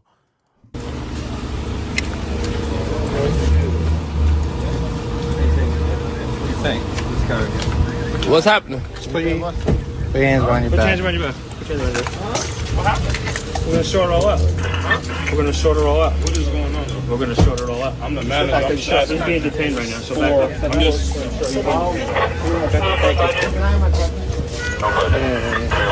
You get my phone though? Yeah, you got anything on you? Can I get his phone? I'm on live, sir. Cut that off. Okay, perfect. So, great. So, all right. So that basically happened. He got locked up, and I remember really briefly, me and him, we actually got into like this, slight back and forth almost, because I ain't gonna lie, I think a lot of people thought he was damn near cooked, right? Like, yo, this guy is sauteed. Now, here we go. This is what he said to me. This was about like 2 years ago, right? And he says, yo, me personally leaving a gun in an Uber, he's like, think about it, LOL. I never said I did that, right? Stop saying I did, because if I did, DNA would have been on the gun and they would have found me with it. Nigga case has been dismissed. Now, what he's talking about with the case being dismissed is that the local courts, which was state court, picked it up, but then they essentially dropped it, which you should probably know. We've covered a bunch of this stuff by now. You get caught with what they're going to call a machine gun because it has a switch on it. So it's a Glock. It was a Glock 22 with a switch. Yeah, they're not going to just drop that. So they dismissed the case, but the feds picked it up later. But this was before the feds picked it up. So he was like, you said I left the gun in Uber. You never said allegedly. You said talking about taking responsibility for some shit I ain't mine. So I ain't leave it. You keep throwing power in the air, saying you're in my career. I got this far without you, blah, blah, blah, da, da, da, whatever. And I forgot what we got into about, but who cares? The point is that he later got indicted, right? And his indictment papers are here. And essentially what happened is that, I'll show you. Hold on. The way how he got indicted is that an ATF agent, and this is ATF agent right here. Let me just show you. Which, by the way, this is how everybody would have switched. So for everybody who be carrying around a switch or bragging that you have a switch, this is exactly what's going to happen. You're going to catch two cases. You're going to get a case from a state, and especially if you're loud enough that everybody knows about you. Now, granted, they're catching people with switches all over. So the feds don't indict everybody with a switch. But if you're a no name, they're going to indict you, right? So this whole case started. This is the guy who started the case. He's an ATF agent. He's being duly sworn, deposes and states he's a special agent with the Bureau of, this is ATF, alcohol, tobacco, and firearms and explosives. And eventually says Isaiah Dukes, which is Zay Osama, had known that he was previously convicted of a court punishable by more than a year, which means he's a felon, did have a loaded Glock 22 40 caliber with the serial number and that he possessed a machine gun, which means that he had a switch device affixed. Okay, so he wrote up the whole thing. Then the grand jury came back, and the grand jury also affirmed it, or not affirmed it, but they indicted him. And essentially, in last year, was it last year? I think last year. last year he pled guilty. So he changed his plea from not guilty to guilty because, again, you don't want to go to trial with the state. They're going to bring the Uber driver. They're going to bring, if there was cameras around, they're going to bring you getting into the car, someone else.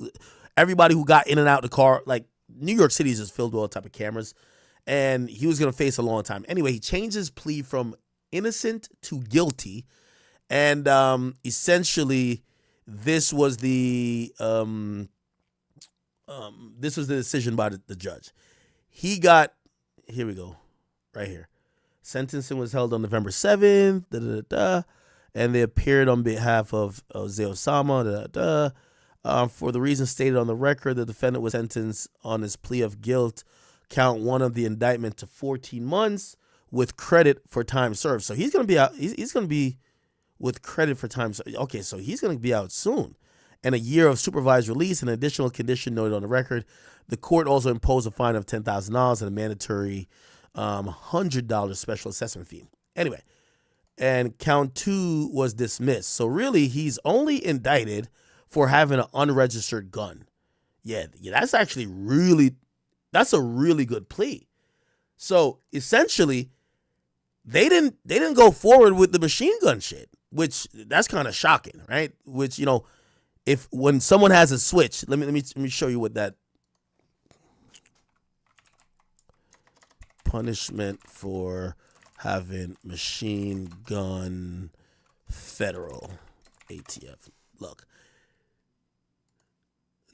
Transfer of possession. Let me see. Years. Okay, I'm trying to figure out how long. Okay. No, this is prohibited. Prison sentence for. Okay, 10 years. Okay, yeah. Unregistered machine gun, 10 years. So he was facing up to 10 years. The thing that people don't realize is that the feds have like also a point system kind of. And, you know, I think this is, you know, he had another run-in with the law before federally because I looked up all this stuff. But this wasn't an insane plea. His lawyer, shout out to Don Florio. I got to give his lawyer, Don Florio, some credit. She cut this like deal for him, so he pled guilty. He ain't really put the feds through too much. He pled guilty to the first one, which is having an unregistered gun. They dropped the machine gun part, which is the switch part, and they're just giving him pretty much like damn near. They wanted to give him like 2 years, right? And that's kind of what he got. Now, granted, what people don't realize is that the penalty. Right? The penalty for having an unregistered gun is actually lesser than if he had gotten charged via the state. So New York is tougher on having guns. Clearly, you could imagine that, right? The feds, they got to go by the Constitution. People have the right to bear arms, right? That's number one. So they're not going to go too crazy. Unregistered, yeah, facing up to 10, but when you talk about New York State, or New York City, actually, New York City prison term gun, they're usually a little bit harder. They usually do, and this is, we're not even talking about a felon, right? They usually do, they'll say for the first one, like up to 4 years, but they'll give you like 4 years. You know what I mean? So that's why people are like, it's really tough to get caught in New York City. The feds won't give you the whole thing. So pretty much he cut a good deal. And I'm guessing he's saying, yo, I'm not doing that long of a time. And now he's explaining it. Because what's happening is that I think Wack 100 is looking into if he snitched. Yo, Wack is terrorizing all these guys. Every 20 seconds, Wack will be like, yo, yo, let me tell you this. Yo, these street niggas gotta hate Wack. Because, or it's two ways. Street niggas gotta hate Wack, or Wack gotta hate the streets now. I'm gonna tell you why. Because anybody who gets out of jail early, I think Wack looks at them like, you probably told. Like, you know what I mean? Yo, if they gave you 99 years and you got out in 97, yo, nigga, you told, bro.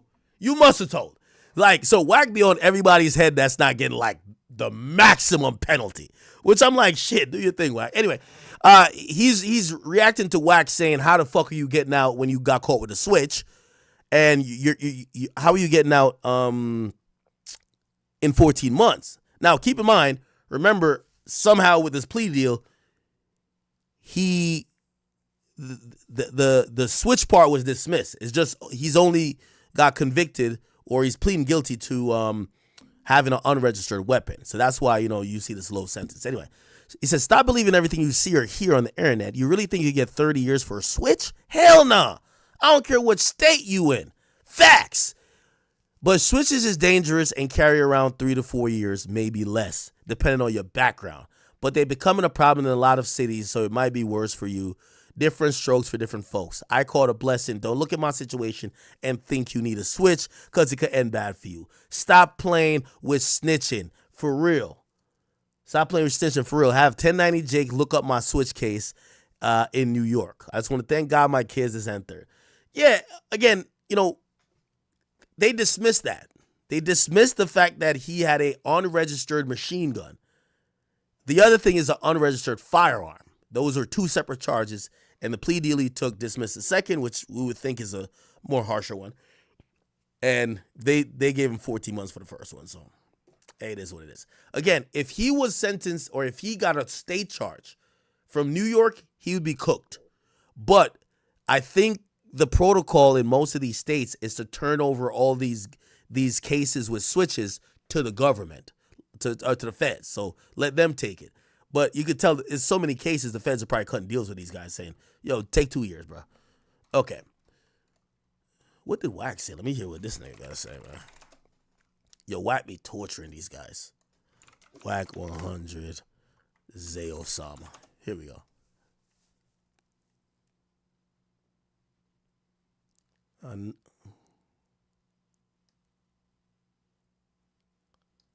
Here we go. Listen to Wack. Norm is not norm anymore, right?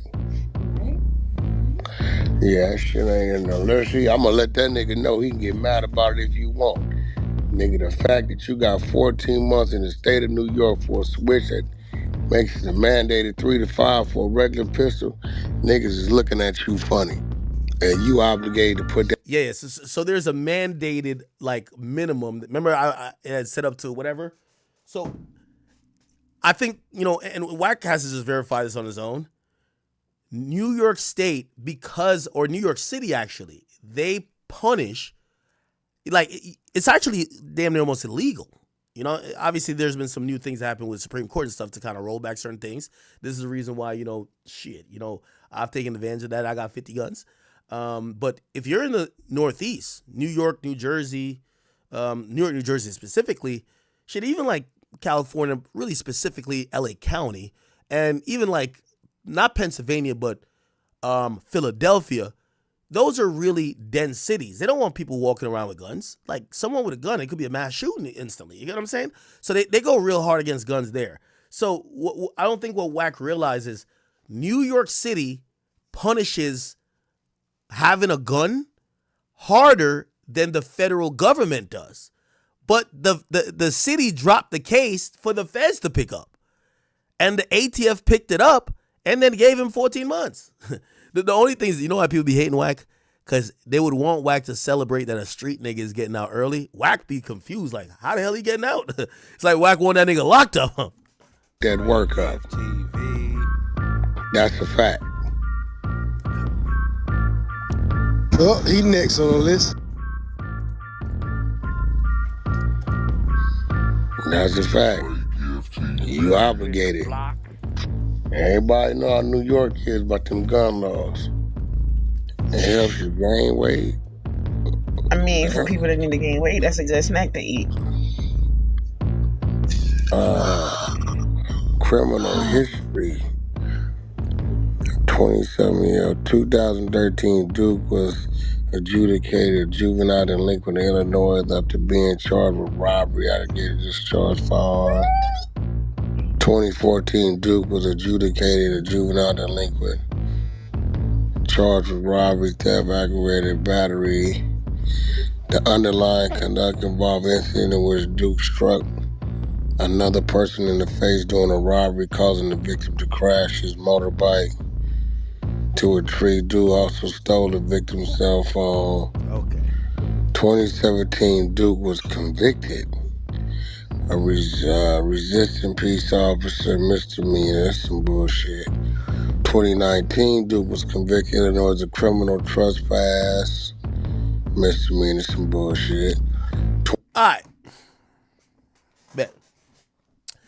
Yeah, so I guess he's responding to Wack. Wack is saying, how the fuck you get out? I could understand why he's getting out. Just understanding the law, the feds actually don't penalize having an unregistered gun, even though I'm pretty sure they fought a few stipulations, and they were, because I think he's supposedly a felon, right?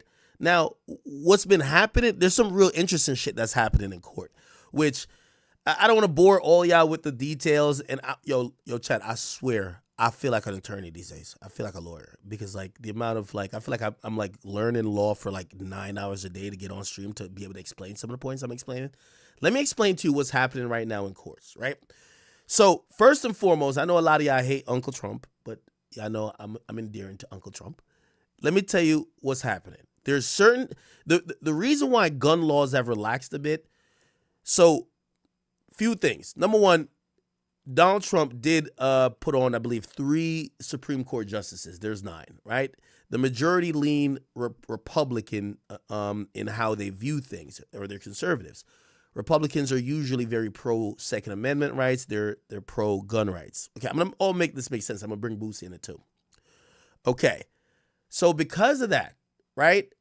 A lot of places that are usually liberal, and some for good reason, because I could understand why New York City doesn't want everybody running around with guns, despite what the Constitution says. The Constitution says you have the right to bear arms. But if you're running around New York City with a goddamn gun, like, you ever been to Times Square, anywhere like really populated? Like, one nutcase with a gun could really fuck some shit up and kill some people, right? So I understand, like, they're like, okay, I get the Constitution, but no, y'all can't have it here. Well, a lot of people who are in belief for this is like, well, the Constitution governs all the land, not some of the land, all the land, right? And that's been an ongoing thing. So let me bring it back. So, and this is another like very misunderstood point. People are like, yo, he's taking over the Supreme Court. The way how the Supreme Court justices are the highest judges in the land, right? There's 9 of them. They make the final decision. Like, for example, Roe v. Wade, that's a decision they make that essentially every court basically adheres to that decision, and also lawmakers damn near adopt what they say as the interpretation of what is usually a constitutional right. Okay? All right. Trump never did nothing crazy. He did what every other person did, which is so these people serve for life. These 9 people serve for life, right? That's the judicial branch. They serve for life. When they retire or die, the sitting president could nominate someone to be a replacement. Now, whoever they nominate serves for life again. So again, you're just waiting for people to die, honestly, or like retire at like 80 or 70. Trump somehow magically gets to appoint 3. Okay? He appointed 3. And because now there's a right-leaning Supreme Court, people are challenging certain things that are usually conservative strongholds. For example, gun rights. So like, it's a lot of this shit's coming out of like the 5th district, which is down there in Texas. So they're sending a lot of gun shit through that's getting to the Supreme Court.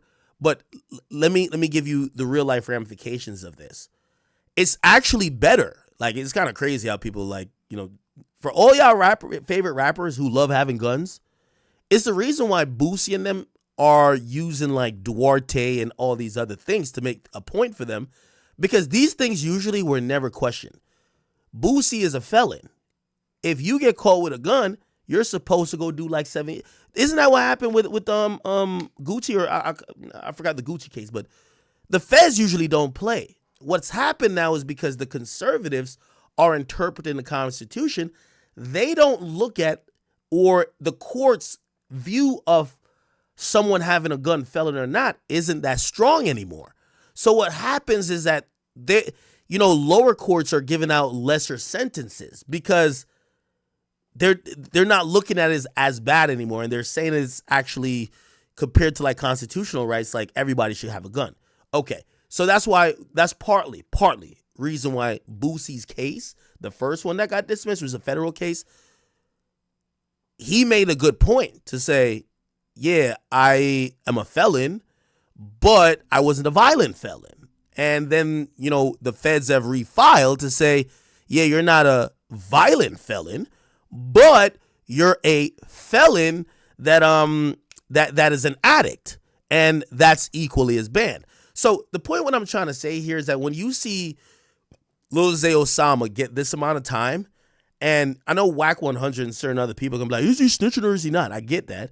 But the reality of this is a bunch of not necessarily politics, but court decisions that right now make it that, at least currently, and I can't swear for everybody, the federal courts are a lot more lenient on people with gun violations as in comparison to before. So if you're wondering, how does this nigga get 14 months? Didn't Gucci get... Well, obviously some stuff is, your own records and stuff, but the courts are looking at it slightly more favorable, which, again, I think, for the foreseeable future, we're going to see a bunch of people get these gun cases, and the feds are coming into a really interesting spot where they can't fully prosecute these guys for guns, right? Didn't Youngboy be the gun case, right? Zay Osama, I'm pretty sure that AUSA was probably happy to give him that motherfucking plea deal. Yeah, the feds aren't going that crazy on guns anymore. So what's going to happen is it's going to come back to the state. The state is going to do it, or they're going to have to do it, or else, they used to look at the daddy feds to handle everything, but guns, you have a Republican Supreme Court. A lot of things are repealing a lot of gun laws, or not laws, but like prohibitions. Yeah. So now when your favorite rapper get caught with a gun, hopefully they're not sitting for 5 years. Hopefully it's like, yo, you sit for a year or a year and a half. Now, granted, it is what it is. Now, of course, there's good and bad to this, right? Because you want your favorite rapper who get caught with his handy dandy gun to get out of jail. But now when it's somebody else who's not your favorite rapper get caught with a gun, he gonna get out too. So it is what it is. Just a little explanation on why we're seeing because everybody keeps like, oh, how are these guys just getting out? Yeah, well, there's a lot of political shit that's happened that they're looking at gun crimes a little bit different. So, all right. Somebody said, did I see the Brick Baby Bussy clip? What's going on? Okay, let me see. Yeah. I mean, what did you think? He was praying he got out of jail so he could do something to him? Like, what you mean? I think more like people were just like, you were on a stand. Reference throughout the whole trial, that interview. Mm. Yeah, so I don't know if because that's a long ass, you know what I mean? I don't think they'll show the whole interrogation during trial, as long as this trial is going to be anyway. That's like a 2-hour video. Okay, I'm trying to find the clip. So there's another clip, supposedly. Is it this? It's not that. Where is the clip? I think.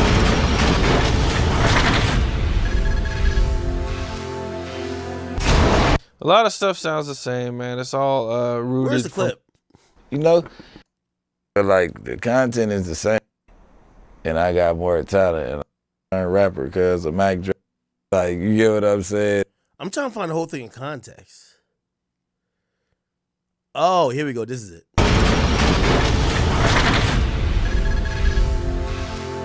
Nobody got timestamps? How do you feel about Gucci Mane dropping all those artists? Gucci Mane got some good pussy. What? Huh? Yeah, Gucci Man got some good pussy. That moment right there, I knew that nigga was high. Like, once you see that left eye right here. How do you feel about Gucci Man dropping all those artists? Gucci Man got some good pussy. Huh? Yeah, Gucci Man got some good pussy. What I mean? Okay. Can you explain that a little bit more? I'm saying, if it was Gucci Man and he had the pussy, it was good. Okay. Stop fucking with you, cuz. Oh, he Where are was we going joking. with this? Oh, he was. You see, every clip I've seen on social media doesn't make it clear that he was joking. I thought he was like mad serious about it. I thought it was mad serious about it. I'm like, let me stop fucking with my boy Cam. He's like, oh shit, what happened? There's some Diddy shit going on. I thought I was interviewing Orlando, bro. Yeah, I hit you with the Usher was a gusher. He like, hold on, what the fuck? Nah, you said Gucci Gucci going through one of them 150 joints. That nigga is bipolar. Did you see me just talking about him the other day on the show? I did. Yeah, man. That's one nigga I wish I never met in my life. Hmm? And no, not because he ain't no good person. I love Cuz to death. Like, still, like, but as a person, like, you weird as fuck. You like weird to the motherfucker, cuz. Like, on 6-0, like, cuz got a problem with loyalty too, though. And he be loyal to who he loyal to, but it's just like, you had the whole A in your palms, bro. All them artists left Gucci Man for a reason. He had everybody, but he's so, not an introvert. He's so... Extrovert? Narcissistic and introvert. And an introvert to the point. Okay, I guess he's talking about Gucci, and he's claiming that Gucci's artists. He's saying people left Gucci. Yeah, Gucci has kind of cycled through a lot of artists, right? Remember when Gucci man signs. Asian Doll was with Gucci, man, right? She was like 1017, right? Yeah, that's when 1017 was with 1017 was with, I forgot what label it was on. Yeah, whatever happened with that? She claimed Gucci let her leave. You know what's always been interesting in, like, I don't know. Why hasn't Gucci Man had more success on the label like front?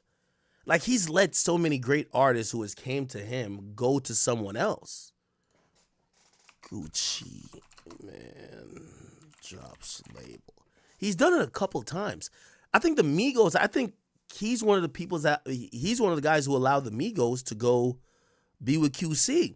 I always thought when he got out and like him and P locked in for a while, I thought they were gonna help him like really do the CEO thing. And at times, I mean, he don't look like sporadic. He don't look like he's crashing out. I don't see him like talk a certain type of way. Baby Rack speaks on Gucci Man dropping him in 24 hours. What the hell? Chosen one. I feel like I laughed at it though. You feel me? When I first initially. When did this happen? This was 2 years ago.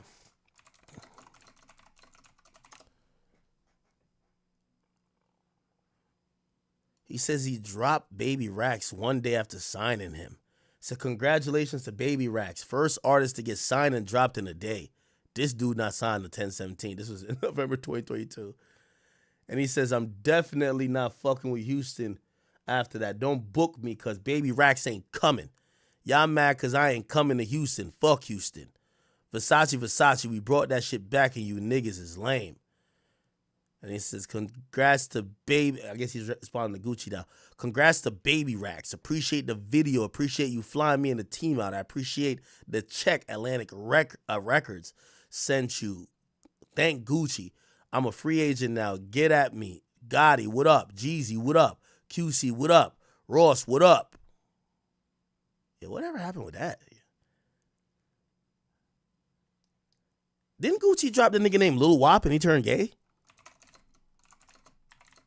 There's a nigga named Lil Wop, and I always thought that like him and Gucci was gonna be twins.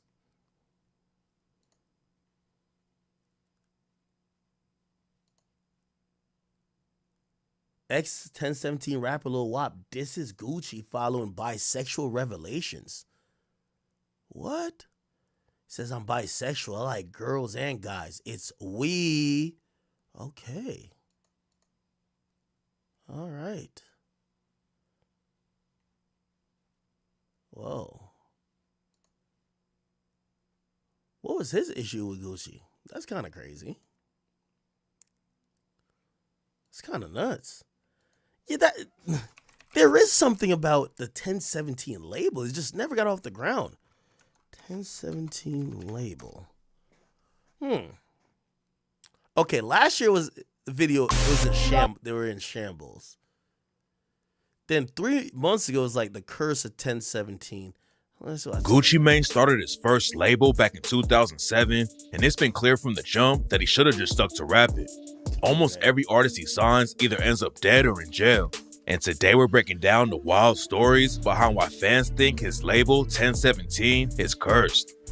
The biggest reason everyone's talking about the 1017 curse lately is because of Enchanting's tragic death from an overdose. Oh, I forgot Enchanting was signed here too. She was a 26-year-old artist who signed with Gucci Mane back in 2020. But after dropping some music on his 1017 label, Enchanting went independent in 2022. Apparently, Enchanting had been fighting drug addiction for a while, and a few days before she passed away, she went to her friend's house to try to kick the addiction. Unfortunately, it didn't work out though, and on June 10th, Enchanting was rushed to the hospital because she had a heart attack caused by a drug overdose. She tragically died the next day, and Gucci hopped on social media to give his respects. But as soon as the news broke, people started talking about the 1017 curse and how Gucci's artists always end up dead or in jail. Gucci's wife, Keisha Kayor, jumped in to defend him, but there's a good reason why fans think something is wrong with Gucci's label. Back in 2007, Gucci started his first label, So YC Entertainment. Back then, Gucci didn't sign a lot of artists and was pretty much dropping his own mixtapes through the label, but he did start working with Frenchie, Waka Flocka Flame, and some producers like DJ Drama. Gucci was working with a company called Lil Zay Entertainment to help him run the So YC label, and after a few years, Gucci closed the label because Lil Zay Entertainment was allegedly acting shady. Yeah, I remember the Gucci and Waka fallout. According to reports, they were selling Gucci's verses and booking him on shows he never agreed to, so Gucci dropped them and moved on. The first label didn't work out, but that didn't stop Gucci from trying again. In 2010, he started 1017 Brick Squad and signed artists like Waka Flocka Flame. Yeah, I remember that. Brick Squad! OJ the Juice Man. Ooh, remember Juice Man? And Slim Duncan. Gucci and Waka Flocka Flame were linking up and dropping some of the hottest trap music in the game. But it all fell apart when Gucci started beefing with Waka's mom. Waka's mom, Deborah, used to be Gucci's manager, but there were some money issues behind the scenes, and Gucci claimed that Deborah was stealing money from OJ the Juice Man and Frenchie. 1017 Brick Squad ended up falling apart over the situation, but the money drama wasn't the only issue the label had. Yeah, I'm gonna be honest with you. I hate to say it, but I think Gucci's a perfect example of why you don't sign to a rapper. I don't know him personally. I've did an interview with him, but I don't know him. I'm not gonna say it's like narcissism or ego, whatever the case is, but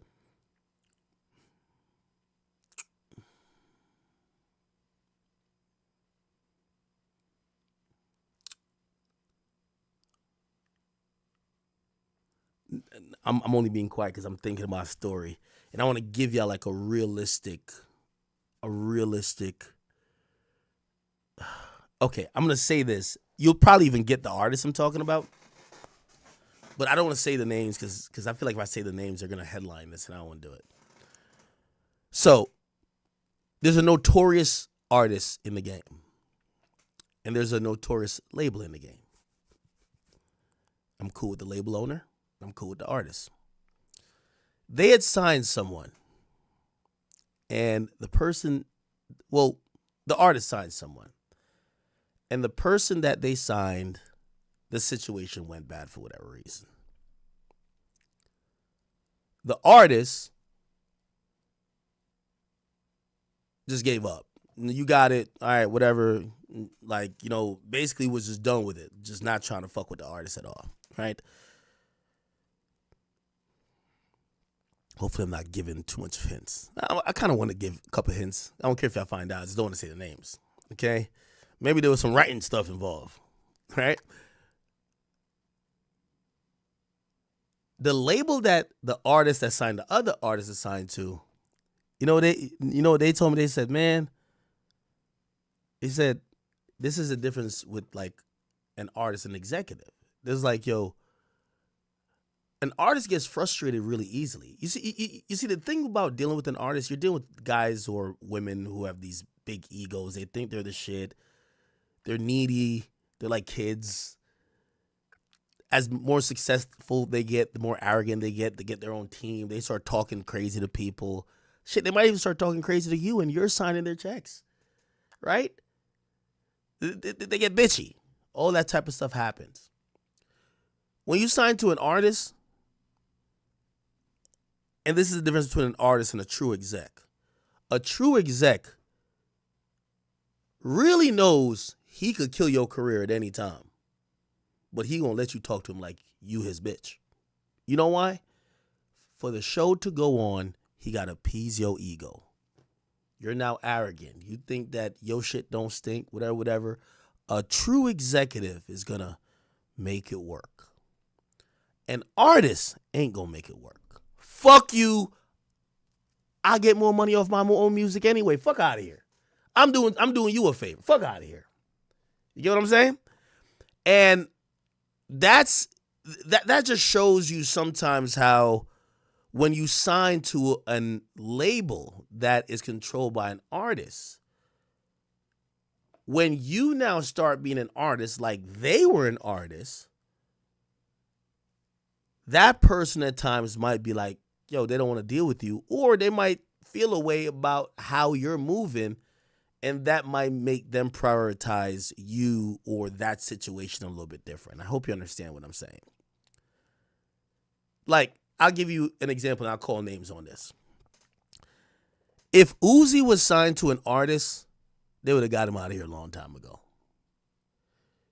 With all due respect, and even though we all are Team Uzi, man, Uzi was over here talking crazy and reckless, entitled as could be when talking about drama and talking about Don Cannon. And they took it for years.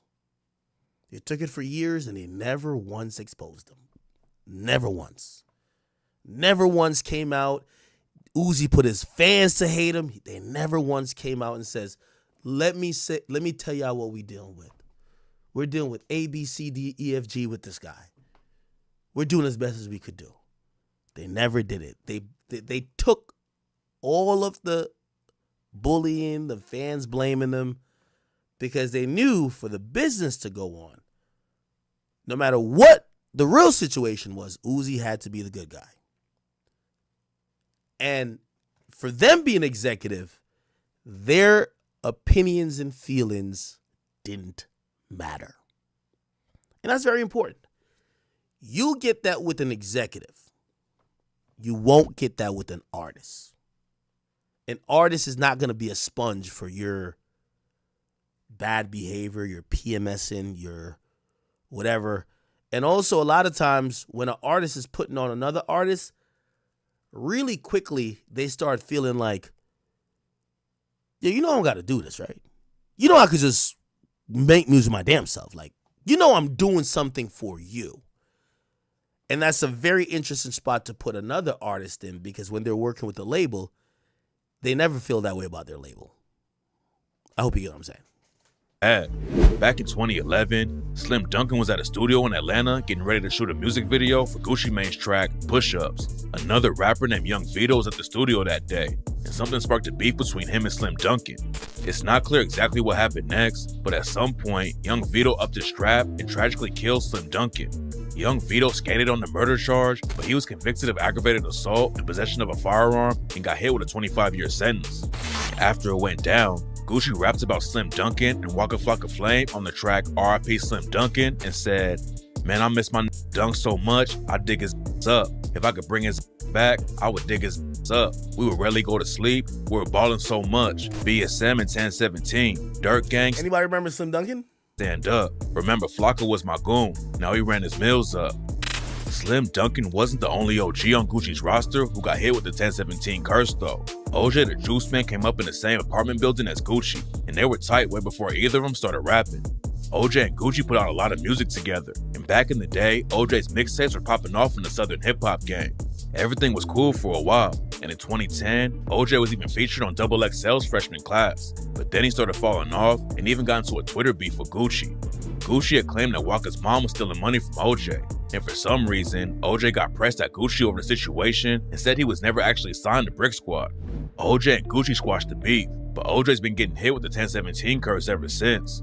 After he fell off in the rap game, OJ allegedly went straight back into the trenches.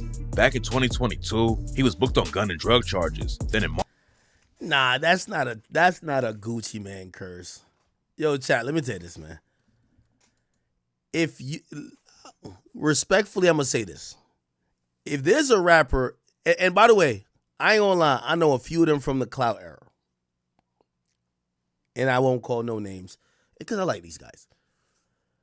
But if a rapper ain't had a hit in 2.5 years, he ain't going back to work at no goddamn 7-Eleven. That nigga trapping. Okay? Rappers getting fast. A lot of people look at rap as a hustle anyway. So when rap starts to dry up, they're down to their last 50,000 to 100,000. They're one of their mans be in the streets. They get to trapping, bro. And I'm not speaking necessarily about Juice Man. I'm just speaking about the majority of these rappers, okay? These dudes don't really invest. They don't have really much businesses going on. And they kind of treat it almost like street niggas do. So when their music career dries up, they kind of get into like the easiest thing that they could flip 100,000 in. So I'm not going to say this is a 1017 curse. No, he just wasn't popping anymore. And he decided to do this. How is this Gucci's fault? March 2024, the news broke that OJ had been arrested again. According to the police report, a cop tried to pull him over for speeding in Georgia, but OJ didn't stop at first.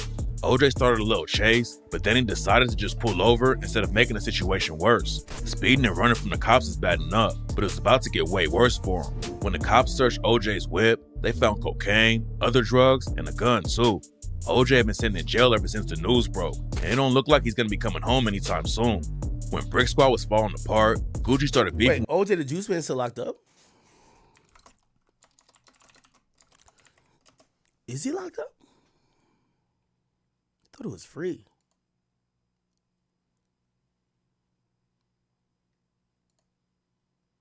Oh, it's 3 hours ago. He's free, right? I hope he's free. OJ the...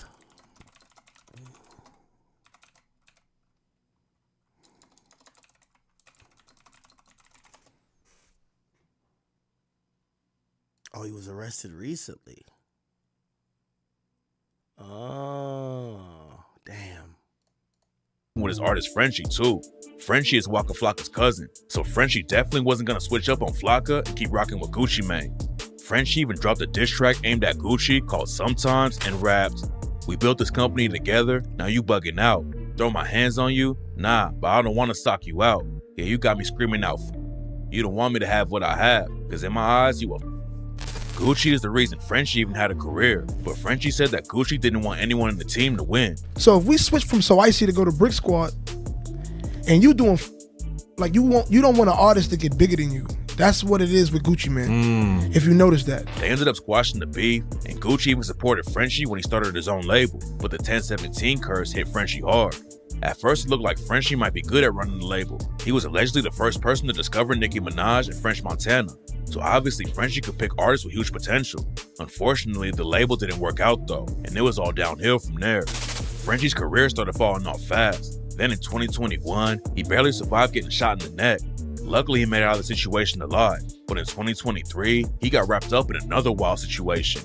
Frenchie and a bunch of other dudes broke into a family's home because they thought there was $100K worth of weed stashed there. They raided the place and even pistol whipped an autistic teenager who lived there. Wow. That's crazy. But it turns out there wasn't even any weed in the crib. Frenchie was allegedly in the house when it went down and drove the getaway car too. And in 2023, he got hit with a 12-year sentence over the situation. Gucci ended up catching a gun case in 2013 and was locked up for a couple of years. But when he came Iconic Gucci picture right here in court. 13 and was locked up for a Bitch, I might be. couple of years. But when he came back home, he announced that he was starting a new label, 1017 Eskimo Records. Yeah, I remember this. This was at Alamo. I remember going to Alamo. So when I first met with, salute to Todd Moskowitz, Alamo, great people, work with them. That's kind of like how I was locked in with Dirk already, but me and Todd were pretty cool. The only thing they had in the building over there, which I think that's the only thing they have at Alamo now, it's over at Sony, I think, right now. Is it Sony or Warner? Sony. Alamo has Dirk, Rod Wave, and it used to have 1017 Eskimo. And that was supposed to be whoever Gucci was bringing. But I don't know if Gucci's taking these deals just to get the upfront check. You know, when you sign these ventures, let me tell you how this works, right? I'll give you because I still have a label. It's called the Academy Records, right? And when you have a record label like that, let me tell you how it works. It's a joint venture with you and another label, right? Mine was with 10K, or it still is with 10K. They give you an advance, right?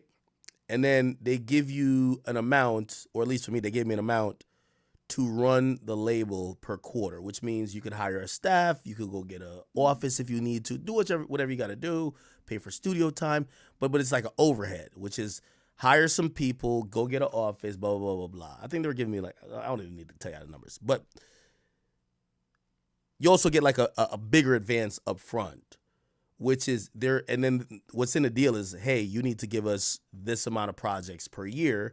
And usually, like I could imagine this deal with Gucci would probably say, we need a compilation album and you have to be on half the tracks or something like that, you know, because Gucci's still a name, right?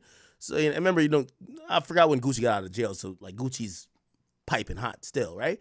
So it'd be like, hey, listen, here's your label, 1017 Eskimo. We're going to give you this amount of money up front. We're going to give you this per quarter to run the label. So you could go get an office, go get this, whatever. By the way, again, all glorified loans, right? All glorified loans. And you have to deliver to us, I don't know, maybe 4 albums a year from whatever artist you sign, and 1 compilation album, which is a label album, which you'll be on half the tracks. And the thinking there is going to be, well, if Gucci's on half the tracks, we could at least definitely market that. And then we're going to hope that, you know, since this is his label, he could at least find one person that is at least decently marketed, right? I forgot who he signed to this, but they're about to tell us. Gucci signed artists like Rollo, Asian Doll, Oh, Hood okay. Rich Pop So then he signed Rollo and for a couple of years. But when he came back home, he announced that he was starting a new label, 1017 Eskimo Records. Gucci signed artists like Rollo, Asian Doll, and Hood Rich Pablo Juan. And at first it looked like he had everything figured out. Rollo was the first one to sign on the new label. Rollo linked up with Gucci in the club, and Gucci wanted to know if Rollo had to deal with anybody. I was in a club with my partner named P at QC, and Gucci, it was actually a Gucci party, and Gucci had done seen me. He broke his neck, he was like, oh, that Rollo. I gave him doubt, gave him some love. He told me I was a big fan of me, and he wanted to work with me, man, and he wanted to know was I signed to anybody. Rollo had been hanging around Birdman, Young Thug, and a bunch of other rappers who had labels, but nobody had signed him yet. So the next day, Gucci brought Rollo to the studio with him and gave him a verse for free. And when Gucci set up 1017 Eskimo Records, Rollo was the first dude he called. Linking up with Gucci should have been a huge win for Rollo, but instead of focusing on the rap game, Rollo kept both feet in the trenches and ended up getting caught with almost 1,000 pounds of weed on a private jet. The cops took Rollo's properties, jewelry, and pretty much everything else from him. Getting caught still didn't slow. Now, I guess this is my only criticism. I guess if I got to lay some criticism at Gucci's feet, because some people would say, well, if your label's cursed, what that got to do with the artist, right? It feels like Gucci was just signing street niggas and then hoping that they would turn to artists. A lot of great CEOs damn near force their artists to get out of the streets. Gotta force them, right? Because if you give a nigga, say you sign him for $1.5 million, and he's already a street nigga, he might buy a chain for like 40, 50,000, buy his mama like a house, put 200 down or something like that, cop a car, but then he got like $1 million left. He give his partners like 200,000, and then the other 800,000, he like, yo, I could just invest this into the streets, and I'm already making money now because I'm about to go with you on tours and pop up at clubs. So there is some onus on the label where you got to force these niggas to be artists. Like, these niggas is hood niggas. You can't give hood niggas just money and think they're going to be motivated to go to a studio and stay out of trouble. Because, first of all, they actually think the win is getting the deal with you. When that's it, like, no one would say getting a loan is the win, but for these people, that's the win. Slow down his hustle though, and Rollo got caught trying to make drug deals from behind bars and ended up getting hit with an 8-year sentence in 2022. While Rollo was locked up, his family tagged Gucci on social media and asked him for support. They said Rollo didn't want any money or anything like that, he just wanted Gucci to shout him out. It turns out that Rollo had already left 1017 Eskimo by the time he got caught though. Gucci Mane did an interview with Charlamagne the God and revealed that Rollo left the label and gave back all the money Gucci had given him. We had parted ways on the music side, so he started doing music. He wanted to do his own music, and he actually gave me the money back for the deal he got before he got. Wow. That was crazy. Like, he was like, he do it on his own, which I had to respect that. Mm-hmm. So we had already parted ways business-wise, but I still. Oh, so Rollo bought himself out of the deal. Yeah, so it appears that, and by the way, shout out to Rollo. Rollo wants to come do Off the Record. Y'all want me to do a podcast for Rollo? Rollo wants to come do it. I watched the story that he told on Say Cheese. I thought it was amazing. But yeah, you could tell Rollo got that rap money and flipped it in the streets and probably said, man, fuck rap. He probably looked at it as like a glorified loan. Like, yo, you already flipped this in the streets. Take this, I'm gonna just get out of that and do me. My dog. Back in 2021, Rollo hopped on social media and said he's not signed to 1017, but he still considers them all family. Rollo got hit with the 1017 curse, and the same thing happened to hood rich Pablo Juan. Pablo signed a 1017 Eskimo right after Rollo did. His name was popping after he dropped the track, We Don't Love Him, and everyone thought Pablo was gonna blow up even more when he linked up with Gucci Mane. That's not how it all worked out though. Pablo started taking L's on social media, and in 2019, people started clowning him for allegedly getting beat, robbed, and stripped naked at a studio. Then Pablo got his chain snatched while he was trying to squash someone else's beef.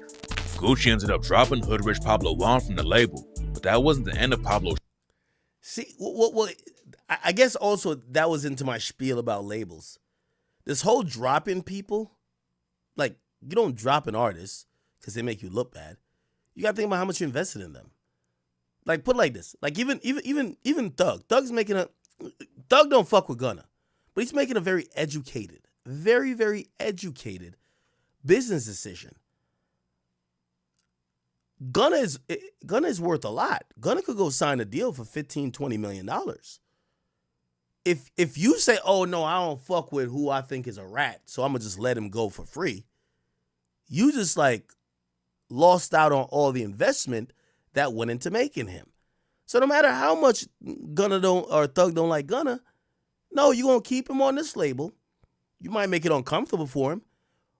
Or who knows, maybe somebody that's repping Thug brings Gunna to the side and say, hey, listen, if you pay me $10 million, we'll let you out your deal. You can go sign to whoever else you want to go fucking sign to. But we put an investment in you, and I want my $10 million, or maybe it's 15. Who knows what he wants? But you could buy your way off this label. Until then, we're going to slap a YSL sticker on every fucking product you put out, okay? Because you're signed to us. Drama. In October 2020, he got hit with a RICO case, and the cops were claiming he was a member of the Rolling 20s neighborhood Bloods. The cops started investigating him back in 2019, then named hood rich Pablo Juan and 45 other alleged Bloods in the indictment. It's not clear what they thought Pablo actually did, but he caught 2 charges for violating the Georgia RICO Act, and in 2022, he took a plea deal for 5 years in prison and 10 years of probation. There's a chance he'll get out early if he doesn't cause any issues on the inside, but he already got hit with the 1017 curse, and his career is pretty much dead at this point.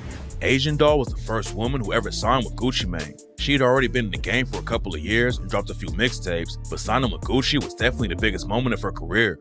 Asian Doll said that other labels had reached out and wanted to sign her, but she thought linking up with Gucci was the best decision. Queen Vaughn. Asian Doll and Gucci made headlines when the deal was signed, and Asian Doll dropped a couple of mixtapes on the label. It didn't take long before issues started popping up though. A few months after she joined Gucci's label, Asian Doll said she wishes she was still independent. She told the Dallas Observer that being on the label made everything too organized and that she missed being able to drop whenever she wanted to. Before Asian Doll linked up with Gucci Mane, she had dropped 6 mixtapes in 3 years, but the label apparently didn't want her to drop that much. There's a lot of planning that goes on behind the scenes when it comes to who gets to drop and when, and Asian Doll wasn't rocking with how they were doing business. So in 2020, Asian Doll announced that she was leaving 1017. According to her, she just asked Gucci to let her out of the deal, and he said okay. It was clear that there wasn't any bad blood, but that didn't stop Asian Doll from getting hit with the 1017 curse. Right after Asian Doll left the label, she got picked up on drug charges in Georgia and had to spend a few days in jail. Ain't got nothing to do with Gucci, man. Lil Wop hated him after signing to his label. In 2022, Lil Wop let it be known he was no longer associated with 1017 and called Gucci Mane a weirdo. Gucci's 1017 Eskimo label didn't work out at all. He allegedly spent over $4 million of his own money trying to get his artists popping, but all of them got hit with the 1017. He spent $4 million of label money. Trust. Gucci ain't losing a fucking coin on these niggas. Curse, and Gucci had to start all over again. Let me tell you how label works, man. Even if you go over budget, if you're a big enough artist like Gucci is, or was at a point, or you could show some progress, you just invoice the label gonna pay you back. There ain't no, let me tell you this. When you sign to a label, there is no, I paid it with my own money. That you sign to a bank. They're supposed to pay you back for everything. If you ain't getting paid back, get off the label. No matter what it is. Yo, I missed my flight. I had to do this. I booked a private jet. I did whatever it is, the label is supposed to pay it. If you're paying with your own money that they're not compensate you for, get off the label.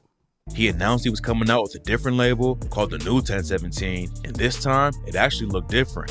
Gucci started signing some of the hottest rappers in the game, like Pooh Shiesty, Big Scar. Yeah, I thought this was the version. Pooh Shiesty's Big Scar, Fujiano, Hot Boy West, and Enchanted. Gucci finally had a label full of artists who all have momentum in the industry. They dropped a compilation tape called So Icy Boys, and overnight, Gucci was running one of the hottest labels in the game. They still couldn't outrun the 1017 curse though, and this time the downfall was crazier than ever. Fujiano signed with Gucci to the New 1017 and was on his way up in the industry. He came up in the trenches and had served time. Yeah, he was dating Rennie Rucci, I believe. I'm on burglary and robbery charges, but it looked like he had switched up how he was moving and was ready to take rapping seriously. But just a few months after he linked up with Gucci, Fujiano was involved with a wild shootout at a club during one of his shows. What the fuck? Is that why he got locked up? Trenches and had served time on burglary and robbery charges, but it looked like he had switched up how he was moving and was ready to take rapping seriously. But just a few months after he linked up with Gucci, Fujiano was involved with a wild shootout at a club during one of his shows. It's not clear how everything went down, but Fujiano's ops allegedly showed up during the set and started causing issues. Then both sides upped their straps and started letting off shots while fans ran for cover. 8 people got hit, and 2 of them tragically didn't make it out of the situation alive. Fujiano wasn't charged with shooting anyone, but his homie Jarquez Cooper was sentenced to 50 years for killing an innocent woman during the shootout. Fujiano's career already took a hit, but it was about to get way worse for him. In December 2020, he was booked for carrying a gun as a convicted felon. The judge let him out on a $50K. Yo, chat, this should be like crazy as hell. Let me ask you that question. What happens to this guy? He's just does life in jail and everything's cool? So I'm guessing he's like part of the entourage for Fujiano. Like he just killed somebody and I wonder what he thinks. Like, nigga, you just crashed out. Like your life is over with and other niggas is free?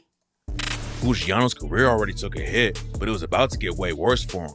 In December 2020, he was booked for carrying a gun as a convicted felon. The judge let him out on a $50K bond, but Fujiano burned off his ankle monitor and did the race like Tay K.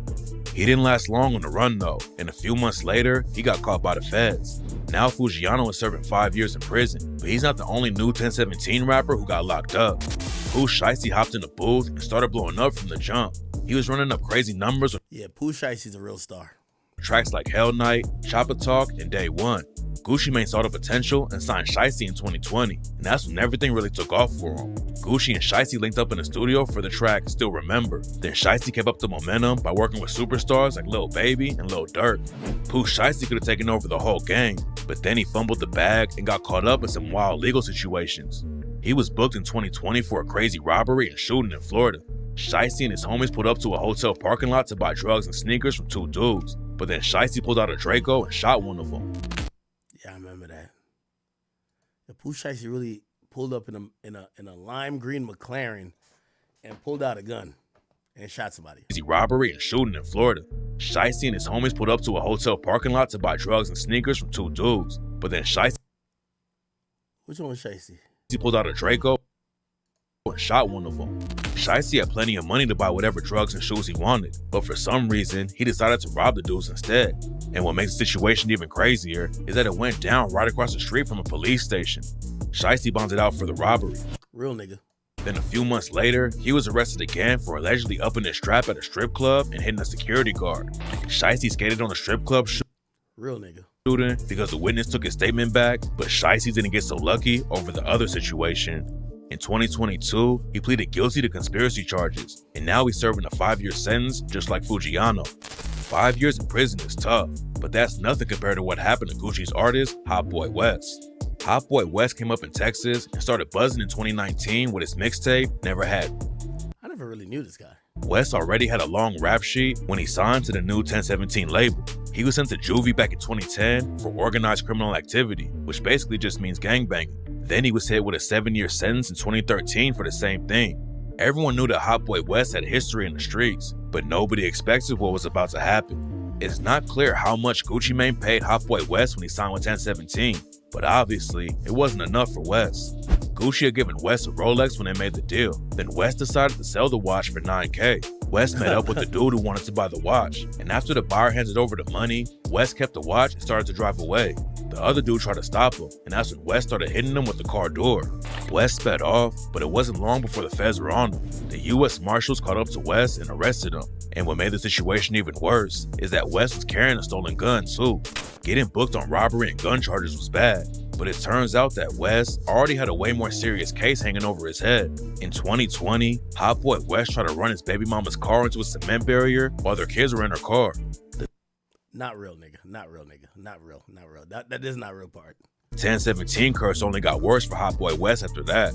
He ended up pleading guilty to 2 counts of assault, family violence, assault with a deadly weapon, robbery, and a bunch of other things. And the judge sentenced Hot Boy West to 15 years in prison. God damn. Road Boy was another rapper from Tampa, Florida, who got hit with the 1017 curse. Road Boy signed a 1017 in 2020 after Gucci heard his music and randomly DM'd him at 4 a.m. After he signed, Road Boy had the first verse on the track 1017 Loaded, along with Gucci, Big Scar, Enchanting, Fujiano, and Pooh Shiesty. But like a lot of artists on the label, Road Boy's career didn't last long. Things started to go downhill after a gay dude posted a photo of himself with another man that he claimed was Road Boy and said Road Boy gave him an AP watch. Road Boy denied the rumor on Instagram, but also used a slur that caused a controversy online. Then Road Boy also took a shot at Gucci, claiming the 1017 chain he gave him was fake and he'd already been dropped from the label. Not long after that, Road Boy got arrested for burglary and carrying a concealed weapon, and his career never really went anywhere. Hot Boy West, Fujiano, Road Boy, and Pooh Shiesty all getting locked up definitely hurt the new 1017. But one of the biggest losses was when Big Scar tragically died in 2022. Big Scar came up in Memphis like Pooh Shiesty, and they were actually blood cousins. Scar dropped his first track in 2019, and a year later, he linked up with Gucci Mane and signed with him. 2020 was a huge year for him, but Scar almost... Yo, like 10 minutes ago, I was like, ain't no fucking curse. Right now, I'm like, nah, this is a curse. died after getting shot in the hip. The bullet traveled through his body and ended up hitting his appendix, so Big Scar had to get the appendix removed. He had already survived a wild car crash in 2016, and Big Scar wasn't going to let the shooting slow him down. He started dropping hot tracks and was blowing up in the industry fast, and in 2022, he was featured on the XXL freshman class. In December 2022, news broke that Scar was going to go on tour with Key Glock, but unfortunately, that's not how it went down. Big Scar had been struggling with drugs for a long time, and on December 22nd, 2022, he tragically died from an accidental overdose while he was at his girlfriend's house. Signing rappers from Memphis looked like a good idea for Gucci. There's a lot of great artists in the city, but all of the dudes who signed to Gucci have been hit with the 1017 curse, and this next Memphis rapper from 1017 got wrapped up in a crazy murder case right before his career popped off. Mac Critter was one of the hardest working rappers in Memphis in 2020, but right now, nobody knows what really happened. When the cops found Kato 2 times and arrested him, around. But right after he signed the contract, Kato got booked for allegedly shooting his own brother at a Lil Baby concert. In September 2023, Lil Baby was doing a show at the FedEx Forum in Memphis. It's not clear what actually went down, but after Lil Baby took the stage, somebody started letting off shots and the show got cut short. The dude who got hit was a rapper named CEO Jizzle. According to reports, Kato and Jizzle were standing beside each other when the shots started going off, and the cops think Kato was the one who hit Jizzle. If Kato did shoot Jizzle, it was probably an accident though. They're allegedly blood brothers, and they've been making music together for years. Rumors say that Kato was trying to shoot an op, and Jizzle just got caught by a stray bullet, but right now, nobody knows what really happened. When the cops found Kato 2 times and arrested him, they found out that he was already on bond for 3 different felony cases, including the murder charge from back in 2017. Just like Mac Critter, Kato 2 times is still on 1017, but it's gonna be a long time before he can start putting on for the label again. If you're a rapper from Memphis, it's clear that you should sign with pretty much anyone besides Gucci Mane. Set bonds it out again and is free now, but he might still be facing some serious charges. Gucci obviously likes signing street dudes from the South, and back in 2021, he gave a deal to Arkansas rapper Big Fizzle. Big Fizzle was still in high school playing football when he signed with 1017, but he already had a buzz in the industry from tracks like Bandit and Superfly. The 1017 curse didn't hit Big Fizzle immediately. For a couple of years, he was staying out of trouble and racking up huge numbers. He had features from dudes like Quavo, and Big Fizzle even had a track on the Fast and Furious soundtrack. But it seems like when you sign to Gucci Mane, it's only a matter of time before something bad happens. And in 2024, Big Fizzle got arrested for gun and drug charges. It's not clear if he'll have to do any jail time over the situation. Hell nah. Hell no. But that's because he didn't know who actually asked him about the 1017 curse. Are you worried at all about the alleged 1017 curse? No, I be hearing about this. I ain't worried about that. You don't buy it? Hell nah. Hell no. But that's because he didn't know what was about to happen to him. Lil Ry started beefing with NBA Youngboy because he thought Youngboy dissed him and called him a rookie. Youngboy had been locked up on house arrest in Utah for a while, and Lil Ry sent shots at him on the track I Don't Respond and raps, I don't stay too far from Utah. Take a trip to see the view, ha. Who, why, you, die, who, bye, woo. My brother claim he die, move. Ain't believe him till I see him draw blood. When you hit in your head, that blood rush out just like a flood. Lil Ry and NBA Youngboy started going back and forth. Then some goons caught up to Ry while he was at a mall in Atlanta and robbed him on camera. Youngboy clowned him over the situation, and rumors started flying that the NBA crew were the ones who jumped Lil Ry, but it turns out that it was actually some 4L affiliates who robbed him. After it went down, the 4L dudes banned Lil Ry from Atlanta and said he better get out of the city. All we didn't take your chain because you ran to the police, 12 ass. Screaming with your goof ass. Yeah. Yeah, we back with them. Get the fuck out the city. You know why we didn't take your chain? Police ass, tap in. But Ry clapped back and told him to drop their location.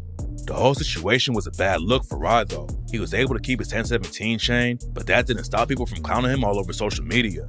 Lil Ry was talking tough online after it went down, but the video of him getting robbed like that is probably gonna follow him for the rest of his career. Even though he never officially signed to Gucci, Coach the Ghost is another rapper who got hit by the 1017 curse. Coach the Ghost is a rapper from Brooklyn who's affiliated with a set of the GDs that are known to be for Crip rappers like Pop Smoke and Fabio Foreign. Coach the Ghost blew up with a song called Hit List, where he dissed Pop Smoke right after Pop had just died.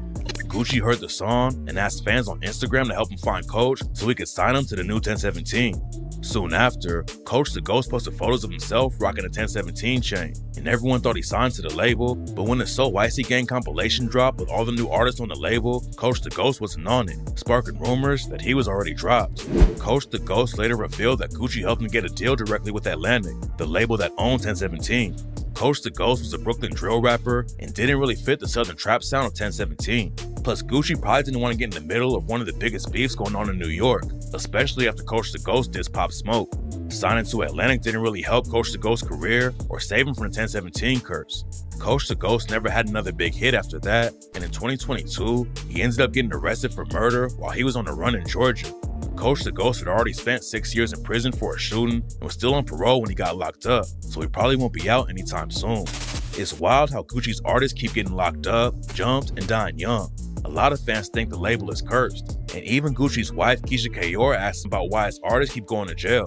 It's a question a lot of people have been asking, but Gucci's answer made a lot of sense. Well, you know what I'm saying, to be honest, I was one of those type of artists. I was always going back and forth to jail, and I try to, help those artists that I feel like, I see a lot of myself in, you know what I'm saying? Right. So with that being said, I try to ride it out with them through their little bumps or whatever they're going through, but I feel like if I'm not helping them, who else gonna help them? Right. You know what I'm saying? Nobody says that part of the story, you know what I'm saying? Gucci knows what it's like to bounce back from that and come out on top, and he wants to help young artists who are headed in a bad direction. Almost all of Gucci's artists had crazy legal records before they ever linked up with him, but Gucci still gave him a chance to leave the streets behind and make it in the music industry. But even if you give some... Alright, man, Gucci. Hopefully Pooh Shiesty come home and really hold it down for 1017, but shit, I understand why you dropped everybody, bro. I get it. I think him dropping everybody is a musical decision. You have, these days, again, just how the music business is going, when you have a bunch of artists, especially you had, high promise for them and you could tell they ain't going nowhere, you're better off dropping them. Now, granted, you better be very sure that they're not going to go nowhere because they might go on somebody else's label and make it happen. But, if you're hemorrhaging money trying to keep these niggas up based on the deals you gave them, you got to, at some point, trim the fat. All right. Okay. Chat, not going to lie. Holy shit. Yo, ladies and gentlemen, I seen this shit on social media yesterday, and I had to post it. Y'all, could y'all, whatever y'all was mad at YB in the mirror about, bro, could y'all forgive my boy? He only made one Soul Train. Forgive him. He's been trying to, I seen he been doing his thing in music. I seen him touring. I want y'all to forgive my boy that he don't got to do shit like this, bro. Chat, it's being reported that YB in the Mirror and Selena Powell have announced that they're expecting a child together. Okay, Selena Powell made a post saying, what should we name the baby? I love you. And I'm here to just say, I'm not trying to shit on their publicity stunt, but let's just be very clear here, okay? This is bad. This is bad, okay? What we have here, and I don't know why people think that I have any type of care to this.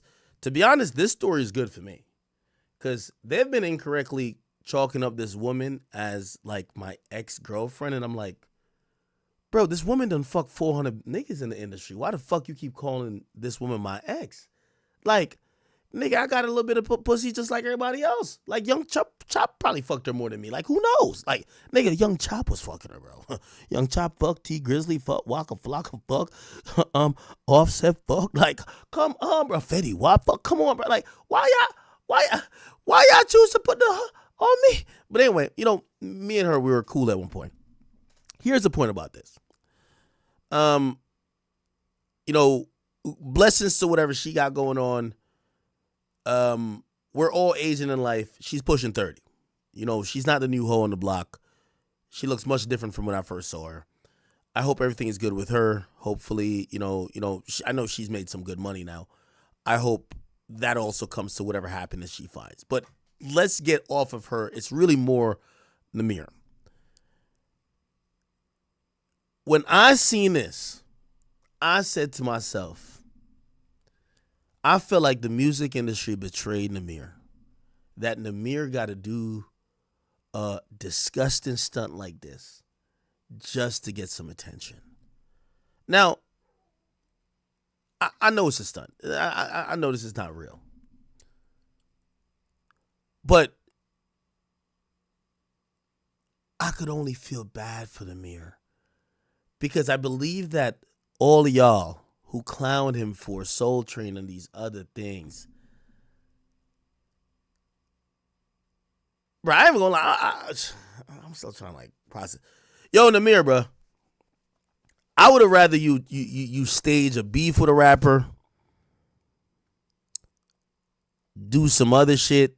This isn't gonna give you the publicity and notoriety that you want. Now, it is getting attention. Like, I'm talking about it now. It was posted on Shade Room. We posted it too. But it's not giving you the positive attention that you need. And I felt really bad about this because I enjoyed Nahmir's music. And I felt like this was a move of how could I get people's attention when they're not tuning in for the things I want them to tune in for. And I don't know. I guess I asked y'all that question. Like, I don't know, have y'all not been listening to Nahmir's shit? Because I've been listening to his shit. Shit, he went to, I think, just Australia recently. It was Australia, somewhere overseas. Like, he was killing it. Like, he was getting a lot of love. But I do know that, like, you know, when he drops his music now, people don't really check for it as much. What should he do? Like, to me, I was just like, damn. And then, with all due respect to Shorty, you know, she's going to think whatever she want to think. Like, the thing with all these, you know, she is a legendary whore. No disrespect to her. Just a legendary woman who came and did what she did. But, like, these days, if you're trying to make a little spark, you got to give it Ruby Rose. Like, Ruby Rose is the new Selena Powell to me. You get what I'm saying? Somebody says, yo, she can't be pregnant knowing her child support would only be $130 a month. Yeah, no, she's not pregnant at all. Like, I could see, like, a little publicity stunt from a mile away. I was so confused by this. Because I think all the attention here is, like, if y'all are interested in her, y'all probably go look at her OnlyFans to see if they're having sex on OnlyFans. But if you're interested in Nahmir, I can't see why he would do this. This isn't the way to stimulate people to listen to his music. I don't know. I'm in, like, an interesting place of trying to give advice to Nahmir or people like Nahmir, because I know a couple artists like Nahmir. What could you do to make people be interested in your music when it appears that maybe, for whatever reason, they've tuned you out? Now, we're also going to assume that you're not making whack music, which, in my opinion, I don't think he's making whack music. I like some... there was this one song, I don't think he ever put out, but, like, he had previewed. I remember I was posting him a lot because I really thought he was about to have this comeback. And I don't think he ever put the song, but I really like the song. But a lot of y'all don't give Nahmir a chance. So I guess I'm asking y'all, what could Nahmir do? I think this was a bad move for him, right? It's like, what are you doing, right? For her, this is... What I've learned in life, when you interact with the bottom dwellers and the bottom feeders, no matter what happens, they benefit, right? So, like, she could be seen on videotape gargling anybody's semen and doing anything with anybody, but the mere fact that you're down to give her some attention is still going to help her. But for Nahmir, I just can't understand what this is, dog. Honestly. I don't know. What do y'all think? Somebody said you can't force a nigga. Somebody said he kissed her. Hey, listen.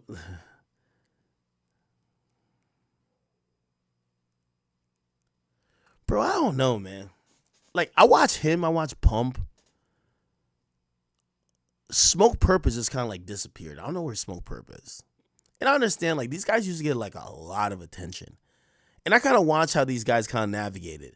I think one of the only people who have escaped that is, like, 6ix9ine. Like, and I really think it's because, like, he's like a pariah. Like, he's like this thing that people just look at to be like, oh, that's 6ix9ine.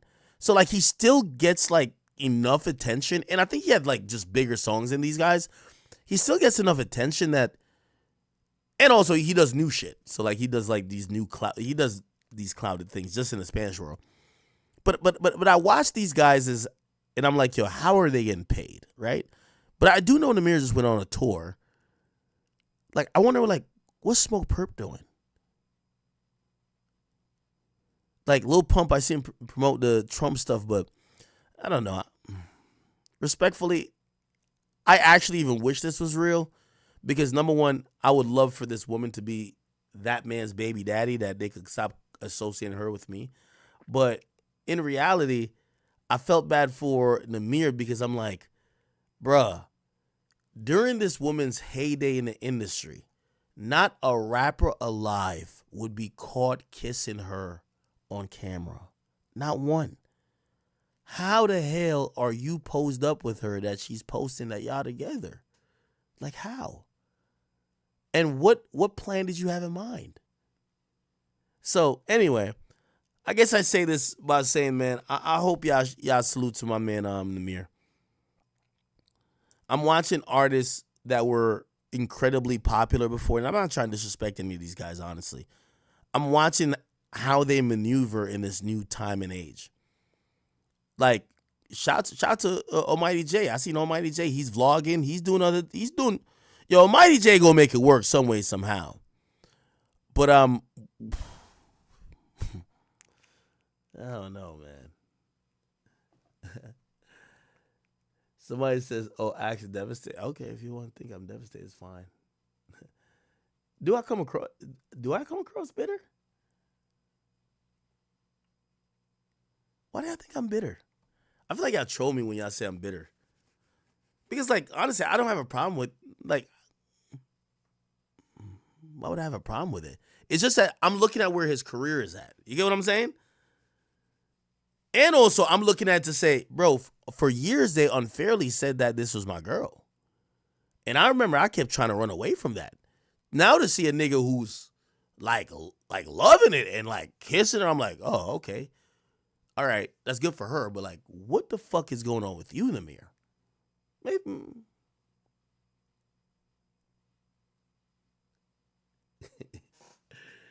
Nah, y'all trolling me, man. Yeah, nah.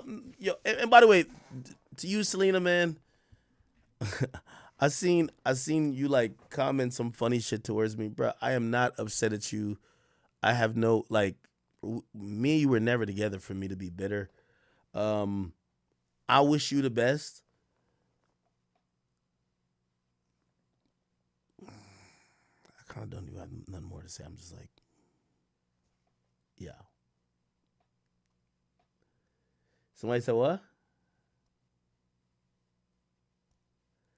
Yeah, I don't really have anything to say.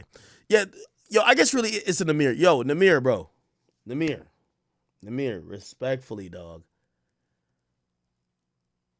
I know you get a lot of hate. And if y'all really are a couple, that's great. But like, this ain't the way to come back on the hip hop scene. It's just not. It's just not. Okay.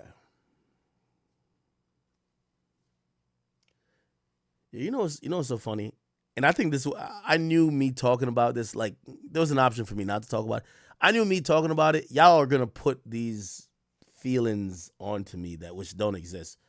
Yo, Ack, you're hurt. I'm like, all right, fine. That's fine. Truth be told, and I guess I'll send this message directly to her because I've seen she messaged me. And she messaged me from time to time. Selena, let me tell you this. You're one person. I am very happy. I'm very happy that I was instrumental in helping you become successful. Now, I do think that comes with a price because, truth be told, you've terrorized people. That is true. And I do look at that, I'm like, I don't think that was ever the goal of mine, but I did think you were entertaining. I still think you are.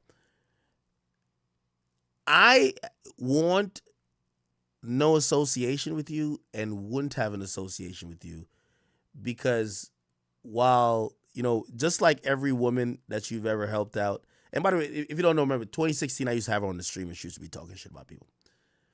The reason why I don't talk to this woman is because, me and maybe I think that's the person I am. A lot of these women who I end up being endearing to turn out to be nothing but the devil in a dress. Meaning they're all for self progress and whatever. They throw you under the bus. they will try to ruin you. And again, you know, I'm not only talking about just her, I'm talking about a lot of women I've been around. They all want to, they see that you're doing good in life. They're trying to do good in life. They'll lie on you, set you up. They'll go fuck your enemies. They will put these disgusting type of lies on you. And one thing I'm trying to learn to get better at is leave those people behind. I'm not all the way there yet, Chad, but I'm getting closer. So with all due respect, Selena, whatever you got going on in your life, and even this, so if you are pregnant, I'm glad for you. But there is no reconciliation when it comes to me and you. Like, this is, I mean, friendship-wise, like, go do your thing. But Nahmir, you tweaking. And you know what I was saying about Nahmir?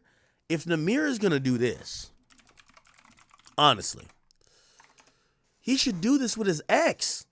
Bro, this is why I'm confused with Nahmir. Yo, Nahmir was like one of the hottest niggas in the game, right? Pause. He was with this girl. She was a nobody. She was like a fucking Instagram model. This is before these days, she looks mad different. Bro, she got mad work done this and third, which, by the way, I'm not a fan of surgery, so I really think she used to look better back in the day. But Nahmir was with this woman, and I'm going to be honest with you, she was like Rogue from X-Men. She sucked every drop of fucking clout out of that man's body before she just, like, he was withered up and dried up, nigga, like a fucking leaf falling off the tree and fall. And when she realized, like, he was just withered up and dried up, she says, I'm leaving. This was the woman right here. But if you were gonna do the woman clout thing, which I don't know if he really tries to do it, you gotta do it with this girl right here. This girl took Nahmir's, I actually despise, I don't despise her, but she took Nahmir's clout, ruined that man, and then I remember I looked up,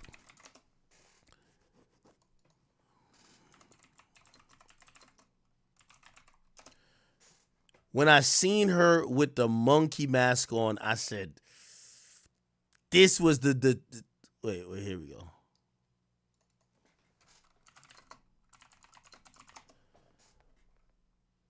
Where's the monkey mask, bro?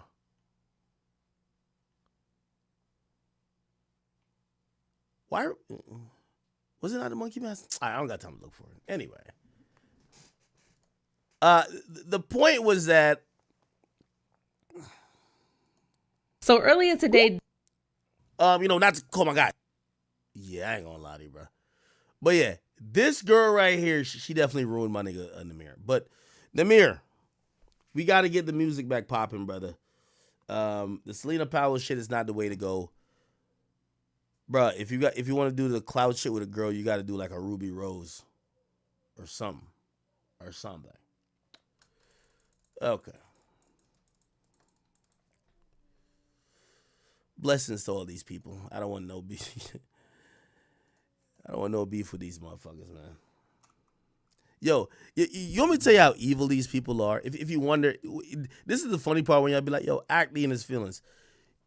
Do you want me to give you a list of things that, like, this is how much, you know what I've realized? No matter what the internet says about me, and if you wonder, like, things I hold inside, no matter what the internet says about me, let me tell you how much, I don't want to say I'm a saint, but I do think I'm a good person.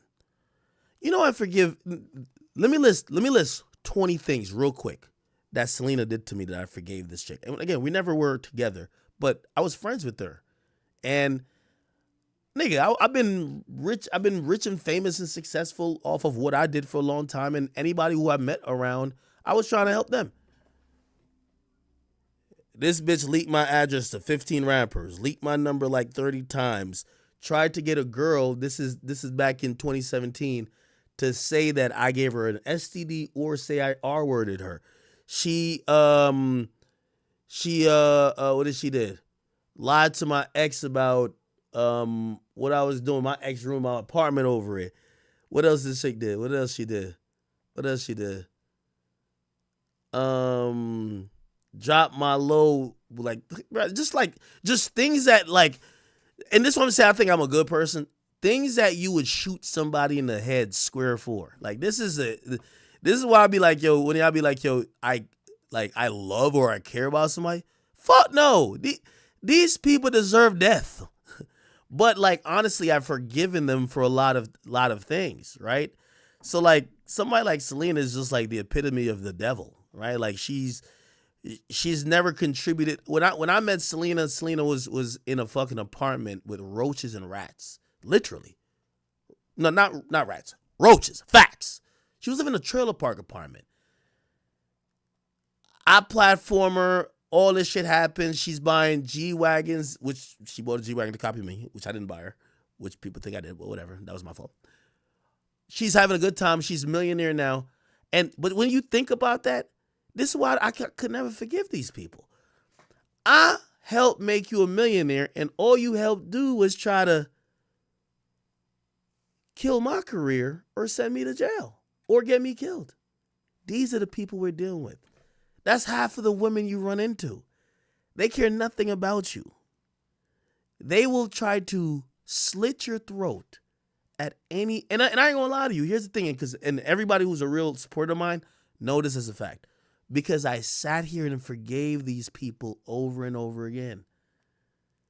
These people try to set me up, and I forgave them. I feel like I'm Gandhi. I feel like I'm Jesus. But anyway, all right. Enough of that. Let's move on. Okay. What's my next shit?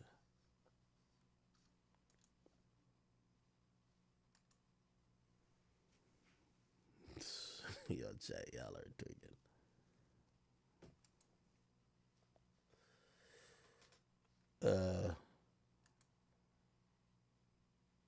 Who dropped some music? Didn't I cover that already? I did cover that. Okay.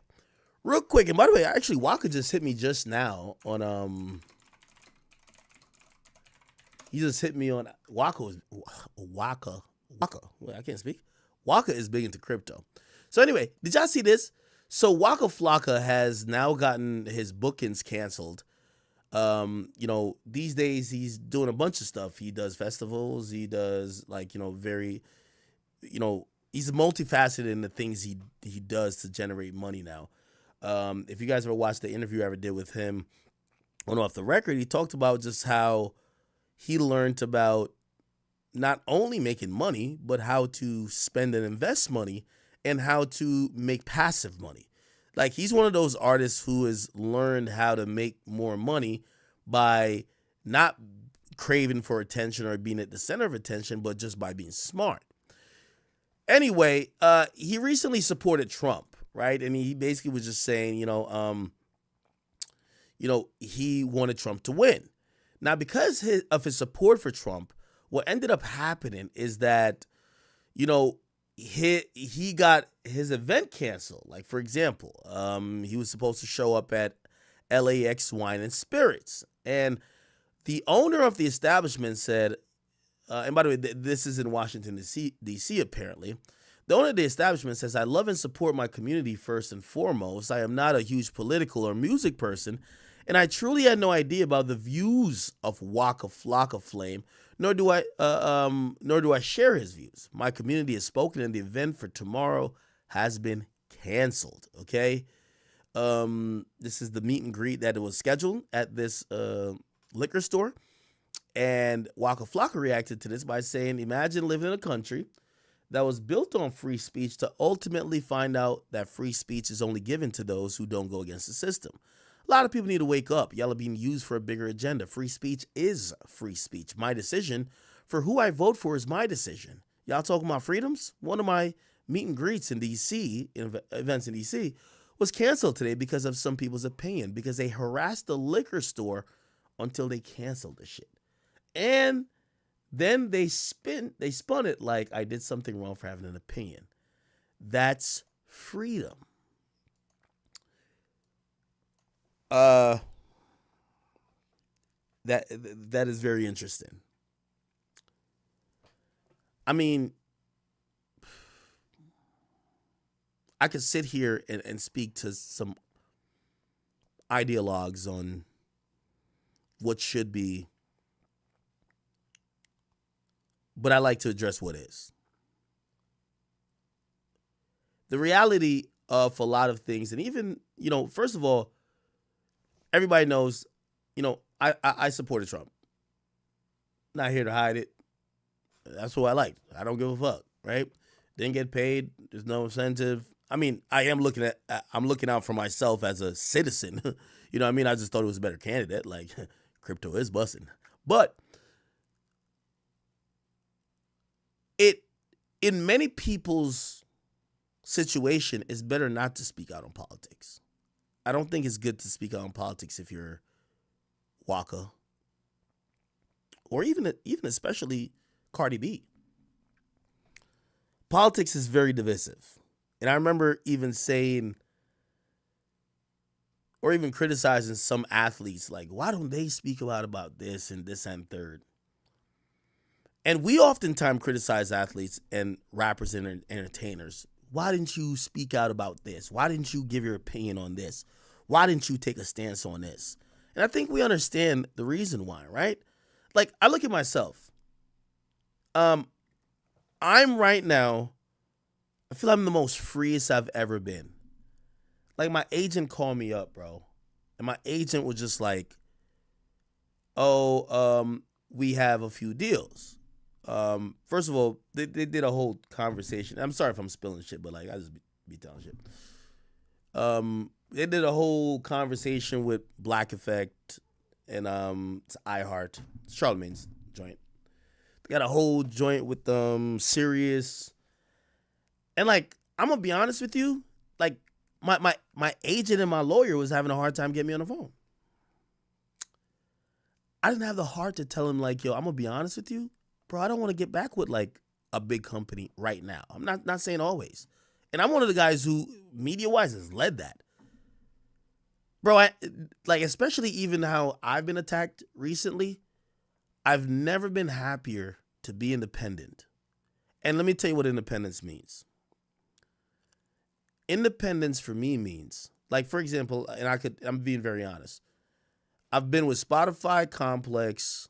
I've had all these deals, whatever deals you think I've had. The money I made with Complex or Spotify, I make the same amount independently, right?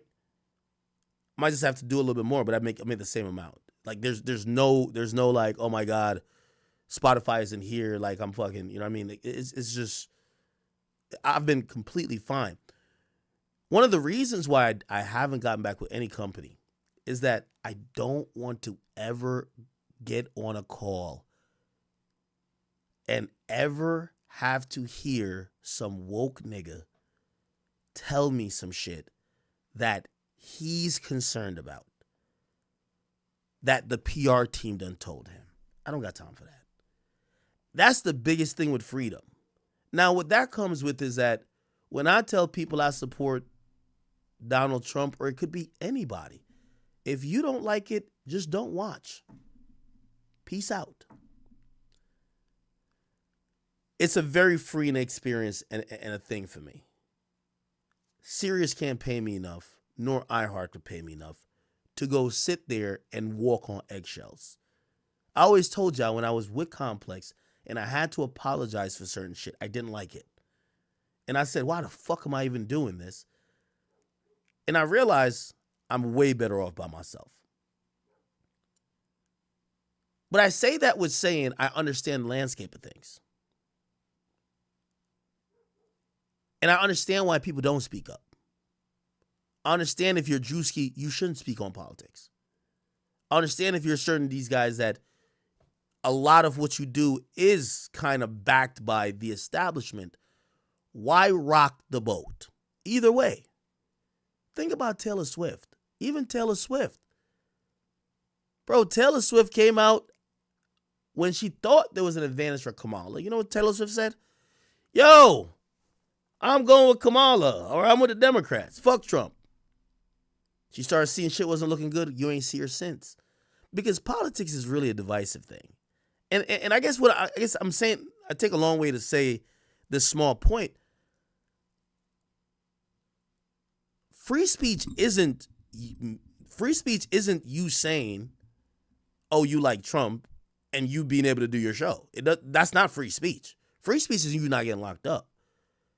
If I want to give my opinion about politics and you want to take away your subscription away from me, that's fine. That's within your right. That's not called free speech. And I guess that's what I would say to Waka. You made the decision to talk about Trump. If you know that put it like this. If my base was a bunch of black women, and I care about my pockets, I would not be saying nothing about Trump. I would say fuck Trump if I only care about my pockets, right? I just feel I have a very multifaceted, independent audience that don't agree with me on everything. So even if they all like Biden or like whoever else, and I say I like Trump, they could be like, all right, act you tweaking, but we still fuck with you. And I like that. I like those people. That's my crew. That's my crew. They don't agree with me on everything. But if I say one thing that they don't agree with, they're not like, yo, we're running for the hills and canceling, and we're not gonna watch you again. You get what I'm saying? Like I watch these outlets talk about them giving their support for either side.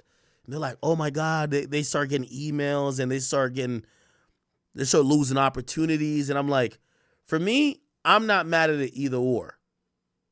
I think the liquor store owner did the right thing. That's not free speech. Yo, they catering to the people that don't like Trump. You shouldn't speak out about Trump if you need to go to those areas that the people at that liquor store hate Trump. So I don't have a problem with it being canceled, honestly.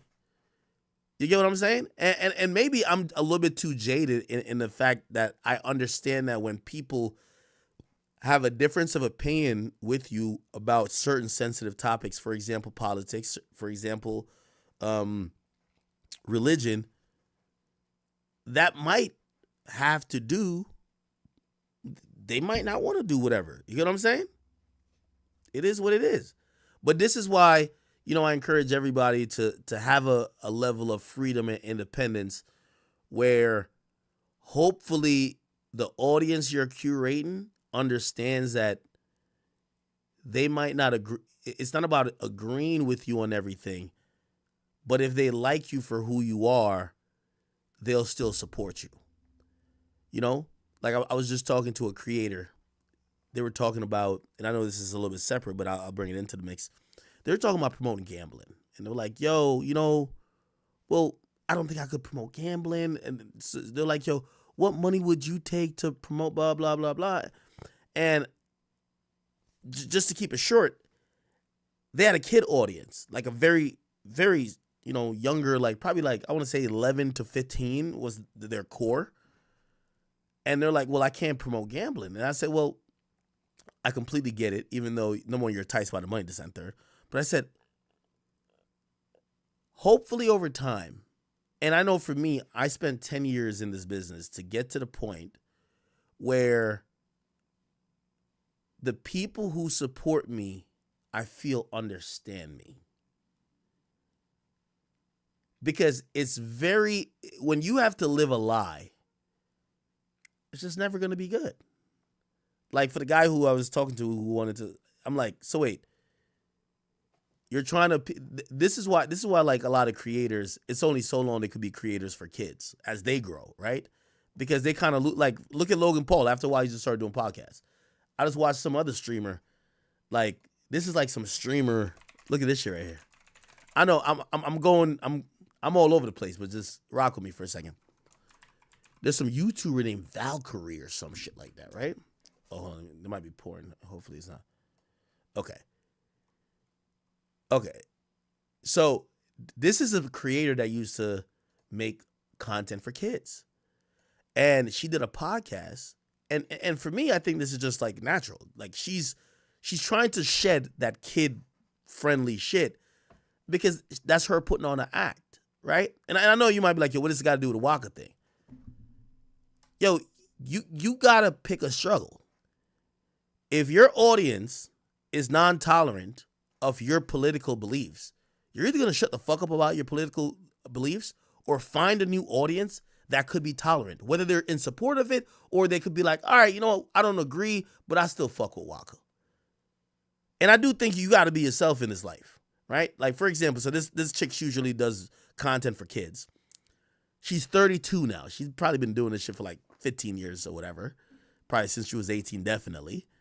And everybody's shocked that she went on a podcast talking like this. Remember, she does kid content. Take the floor. I'm pissed. I forgot about this. Why are you so cute? There was this guy I was hooking up with. Right. And I told him, I was like, listen, I'm switching my birth control. Don't come in me. This motherfucker, he just straight up busted me. Oh my God, he was trying to trap you. He was trying to fucking trap you. I never felt more disrespected in my life. Actually, I felt more disrespected. I was like, we need to be safer, you know, pull-out method. Not that that's safe or anything, guys. But honestly, I hate condoms. I do feel like the pull-out method just works. It works. I've had a scare once before. It's not foolproof, but it's not guaranteed, okay? Please be safe. Take the floor. I'm pissed. I forgot about this. Why are you so cute? There was Okay, so she's talking about getting piped out. A lot of people are like shocked because they're looking at her to be like this kid-friendly, almost like asexual being. And she literally did a bunch of podcasts, and in these podcasts, she's literally just saying like, yo, she loves penis. And people are like, wait, what the fuck are we even hearing, right? That they're shocked to see this person not doing what they know. Hold on, I'm finding the other clip. I'm scrolling on another page. Okay, I can't find it. Wait.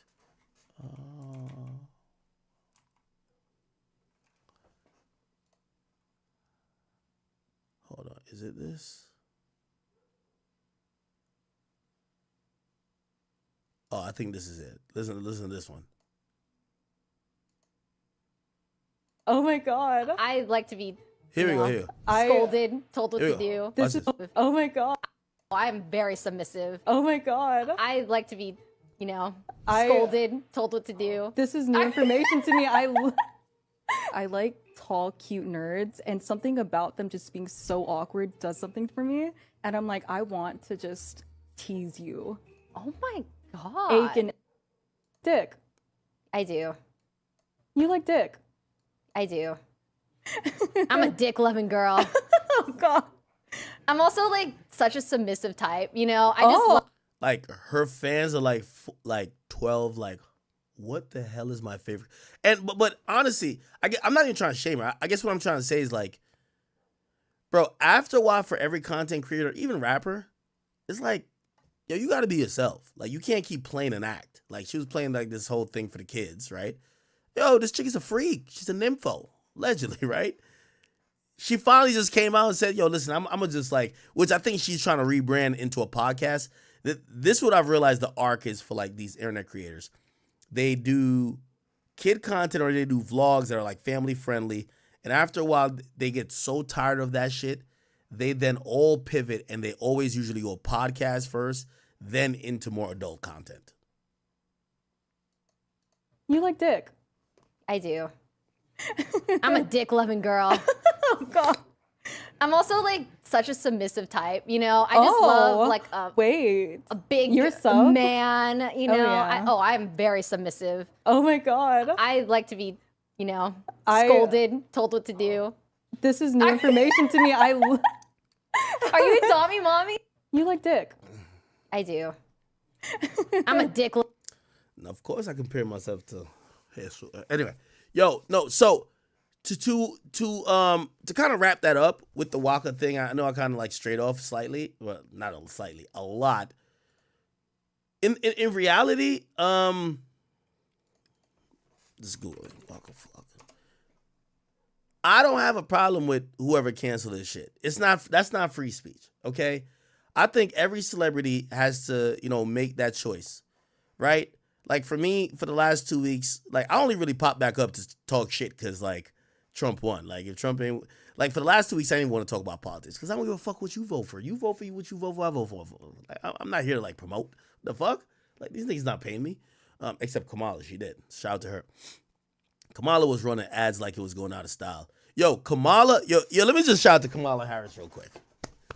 Yo, Donnie, Uncle Trump. For as much as I'm calling you Uncle Trump, I know you got Bitcoin popping. You know, the cryptocurrency market is going good. We're going to give you credit for that. but you ain't spend money with the hood like Kamala did, man. Kamala was paying bitches to twerk. Kamala paid all the nigga meme pages. She paid all the blog pages. She paid the Twitter reposters. She paid the TikTokers, the dancers. She paid the OnlyFans chicks. She paid everybody that the hood likes to watch. You feel what I'm saying? Yo, Kamala the truth. You feel me? When I heard she spent $1 billion, I said, damn. Yo, I ain't gonna lie to you, chat. Kamala Harris, $1 billion. I ain't gonna lie to you. When I heard that she spent $1 billion, nigga, I was mad. I ain't get $250,000 out of that shit, man. She was. Let me tell you this. And you know, again, we're not talking politics because trust me, I'm glad this shit's over. For the people who do watch me, y'all don't want me to talk politics anyway, so who gives a fuck? So let's get off of this topic. But I just want to talk about like this whole Kamala like spending money shit because it's hilarious to me. Yo, I look at us as black people as such a easily impressed race. Bro, you know that I remember telling people like 4 years ago, I said, yo, remember when I signed to Rumble, they're like, yo, he's right wing. They're in the right wing is infiltrating hip hop media. And I'm like, or maybe I just fuck with the guy. Like, what do you mean like they're infiltrating? But they were making it like it was some paid thing, right? Cool. I even came out and I said, bro, you know, in the last election, right, which was in 2020, I said, you know, Trump never paid nobody, or he didn't pay me, but the only people that offered to pay was Biden. Nobody gave a fuck. And this is when I realized how simple us black folks are. And I do think this is why Kamala lost. We're still at the level of, ooh, shiny, pretty, ooh, this is good. We're easily impressed. For example, if you see Beyonce, you see Meg Thee Stallion twerking, you see Cardi B using broken English or Ebonics, you see Quavo talking about let's dab it up and, you know what I mean, walk it like I talk it. It's so easy to impress black folks that the Democratic Party just uses the abundance of money they get to literally just pay for all the things they think that you're enamored by. Oh, y'all like watching shit on Axe Page? Well, let's get her on Axe Page. Like it's very simple for them. And everybody just bites for it. Oh, y'all like when bitches fight and twerk? Okay, we got one to and to me that's like really insulting. Like that's the epitome of being insulted. You know, I seen some people had some backlash to me saying about the money that the Harris campaign, and no, they didn't send it directly, but they use, no campaign does shit directly. You know, a campaign is never usually that big. They work with third-party groups to target whatever groups they're trying to get to, and they have budgets, and those other people get whatever. That's what I always said about the Harris campaign. They didn't contact Kai directly. They have other people who are doing that. You get what I'm saying? For all I know, it might be the same person or same group that contacted and probably spent a lot of money with the blogs.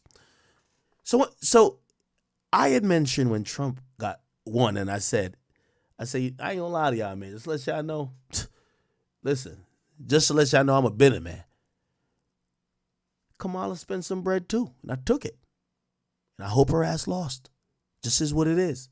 People are like, yo, well, you're an asshole. You're so corny. Why would you do that? And I stopped myself for a second. I said, this is the problem with us. Fuck thinking about, first of all, if I said it, it's clear that it means that I don't care if it happens again. But I know it's going to happen again. In 4 more years, they're still going to pay me. You feel me? This is the problem, what I thought about everybody who said that. Why is nobody upset that y'all donated $1 million or $1 billion? Let's be clear, $1 billion to Kamala Harris, and she went over her budget to pay a bunch of rappers, strippers, and twerkers That doesn't make you feel offended? She took the money y'all sent in, whether you're an old lady sending in $2, sending in $5, $10, a baller sending in $2,000. She took y'all money and paid it to celebrities who would twerk, rap, or just show up doing a bunch of bullshit like it was a glorified Zoom show. Zeus show, I mean.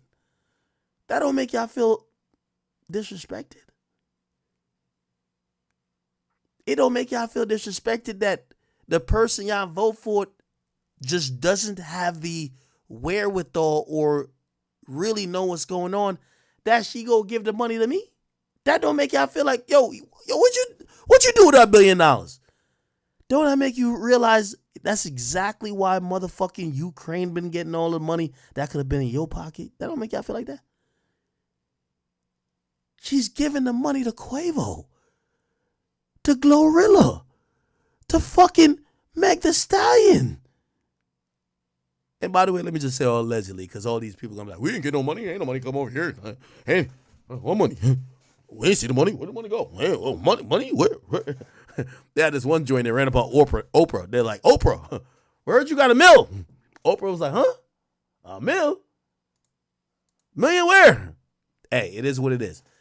Again, who cares about politics? But I just want to point that one little small thing out, because I seen some people upset at me. They were like, you a piece of shit, man. Why would you take the money and want them to lose?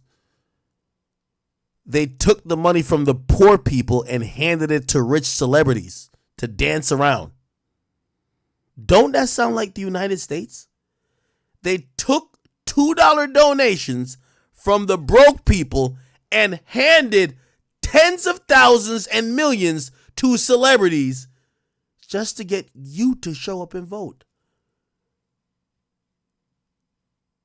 promising you a better life.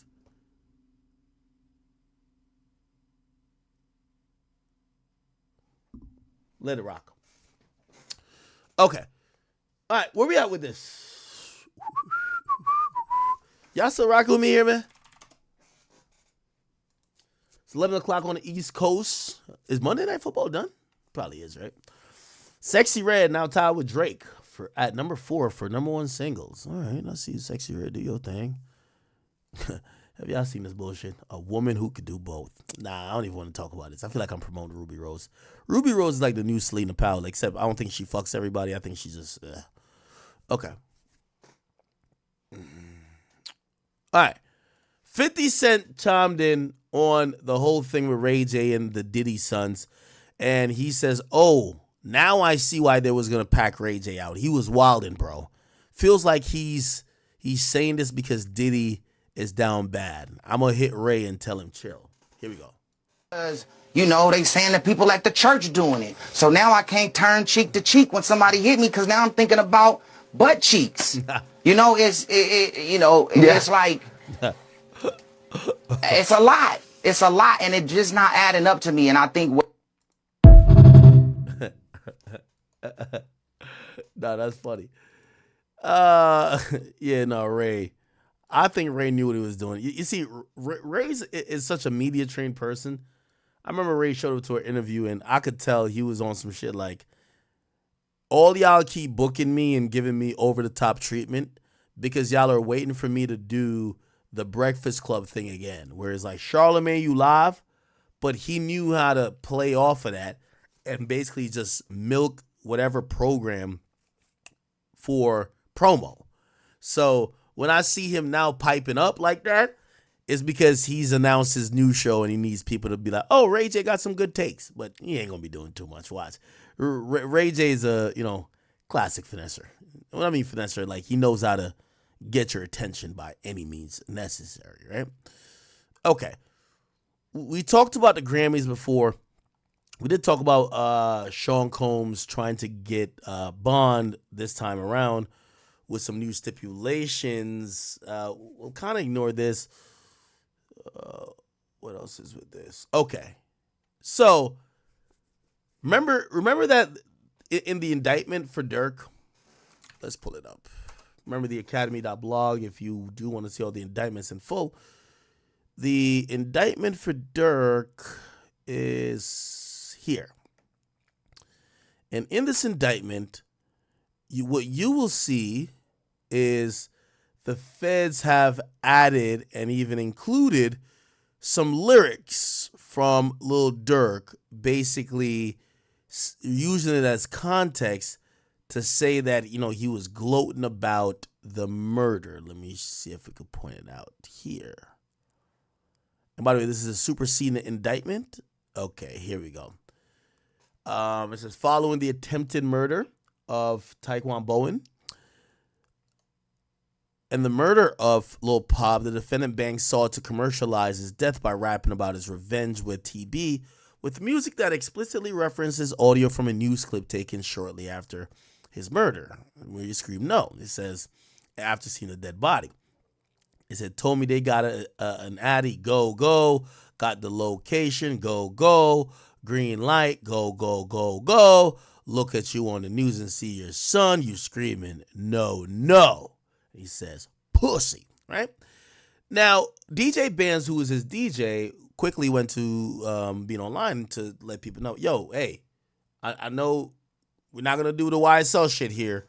We're not going to do even, they didn't really do it with King Von because, again, King Von was dead, so he was not in the O Block indictment. But DJ Bands is saying the song was did way before that. Get y'all weird ass police on. Get y'all weird police ass on. Now let me see if we could figure out what song that was again. That's Babyface Ray and Dirk, and it's called is it Wonderful? Yeah, Wonderful Wayne, right? When was this track dropped? It was released in 2022. So it was dropped on, it looked like December 2022. I keep seeing December 2nd, 2022.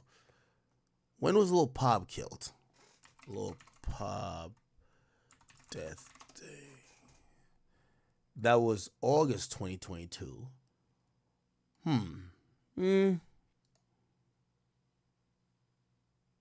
Yeah.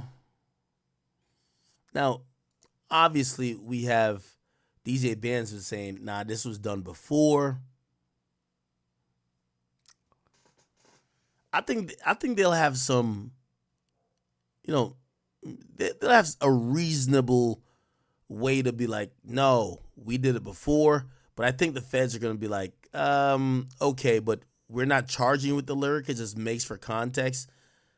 The context does match that when Quando saw the body of his cousin, he screamed out no. So we're just going to put it in for context. And they're not going to fight over this in court, just like even with the stuff that they put in Young Thug's case, they didn't really fight over, even though they both sides try to contextualize it. We're going to have to see, we're going to get a superseding indictment.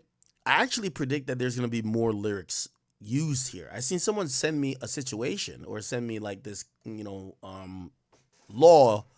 California law lyrics. There's a law that was put in California, that there was a California bill that was used. Hold on, I gotta turn this. Oh boy. Okay. Can I turn this? I gotta turn the ad blocker off. Sorry, Chad. Give me 1 second.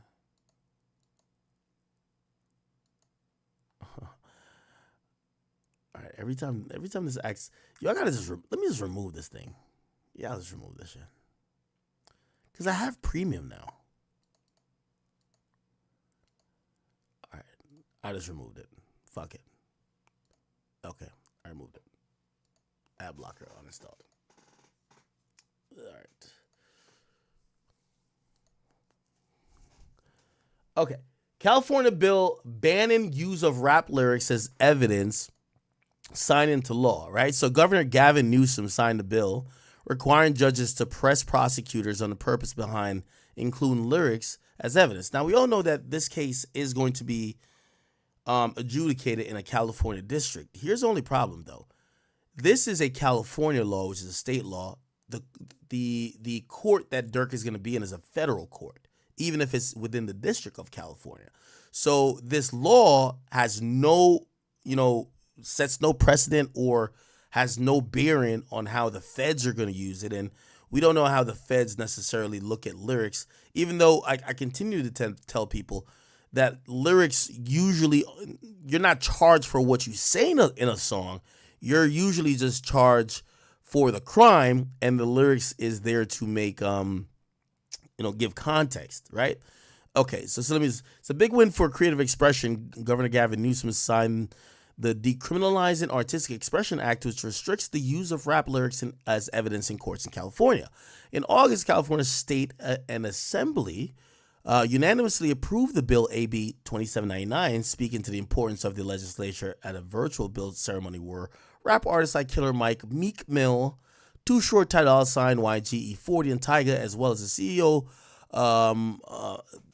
of Recording Academy, so that's basically like the Grammys, the people who put on the Grammys, Harvey Mason Jr., and leaders from the Black Music Action Coalition and songwriters from North America to join in the ceremony, okay? So this was something that was supposed to, and it is supposed to be in California.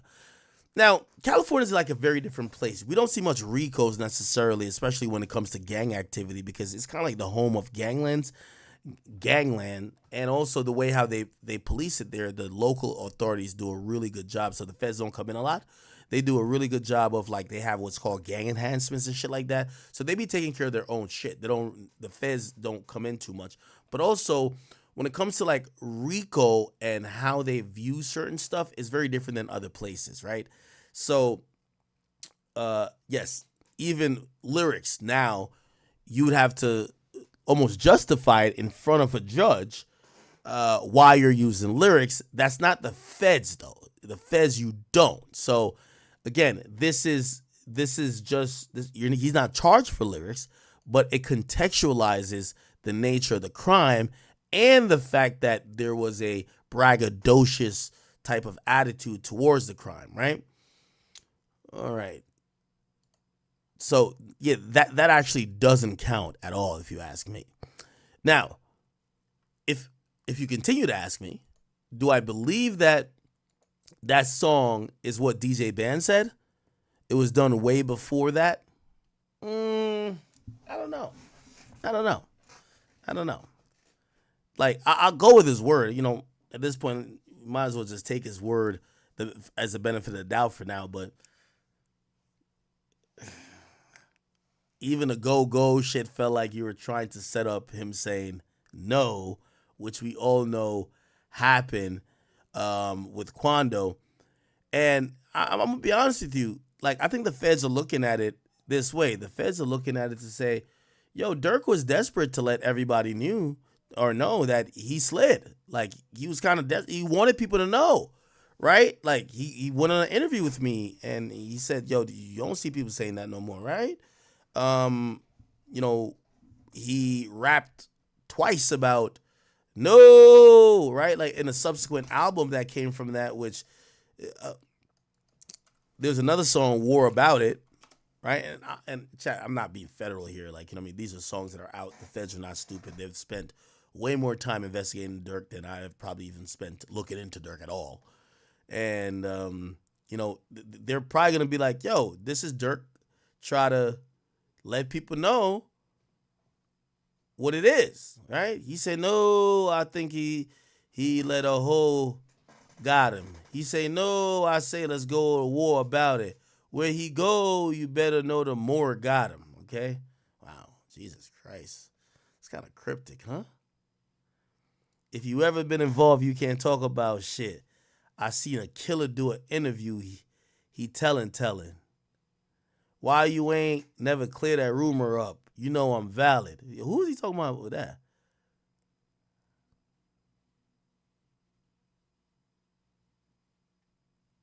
Nah, he not talking about Vaughn. This annotation's wrong. See, I ain't respond on Instagram. I know how to go about it. Since he died, just come outside and go to war about him. Damn. He say, no, I'm thinking he let a hoe got him. Oh, shit. But yeah, these are going to be like things that they're going to try to contextualize it with. I'm pretty sure Dirk is going to, like, Dirk's side's going to answer by saying this. obviously DJ Band's gonna say that, but like Dirk's side and his lawyers are gonna say, hey, listen, yeah, we're in a feud with this guy.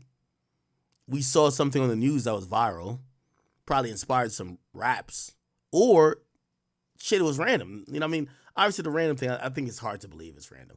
But he could say, yeah, we just rapped about it because we saw it on the news, right? Like, if it was something that wasn't public and Dirk just randomly brought up that only people there would know, that would be more of a, bro, we got you.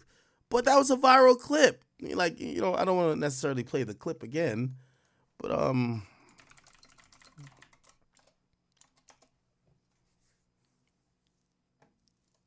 yeah, I don't want to. Streets and this chaotic scene, the ending of a shooting that started in Beverly Grove. Sheriff's deputies pulling out a man who had been shot in an SUV. This man, a passenger in that car, frantic at the site. It all started at this mobile gas station at 5:30. Okay. So, it's a viral clip, so it is what it is. We'll see, though. We're going to start having to see some more major evidence. And by the way, you know when we're going to get the major evidence on Dirk? So, actually, let's look it up now. I think Dirk is still there. FDC inmate search.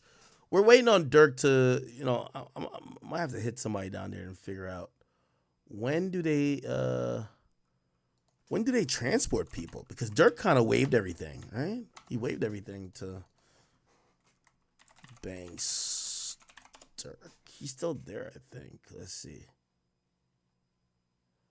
Banks is a last name. Dirk is a first name. Wait. No.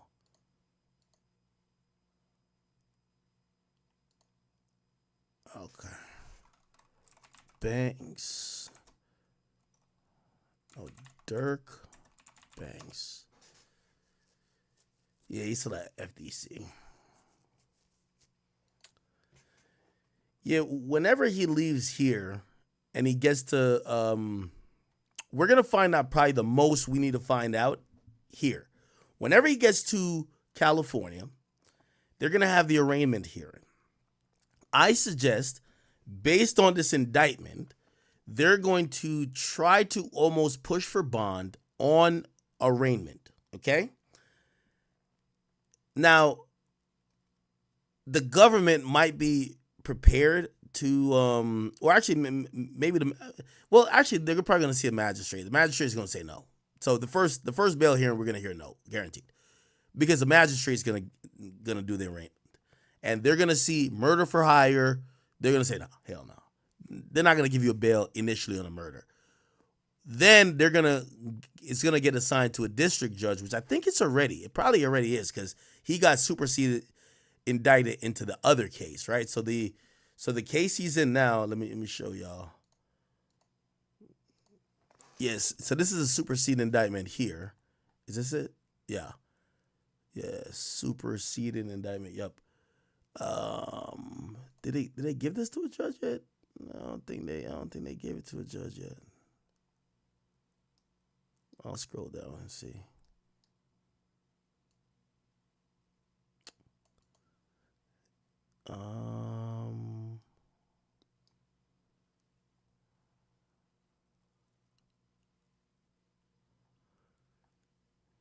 Yeah, I don't know if it's been assigned yet. Yeah, so the magistrate is going to say no, just like with Diddy. Then they're going to get a district judge, and then the district judge, even though I think the magistrate, they're probably going to ask for information. They're going to say, yo, this guy's a famous guy. He didn't hire nobody. There's no proof that he sent money to nobody for no one to die. There's no communications that says go kill somebody. He is clearly indicted.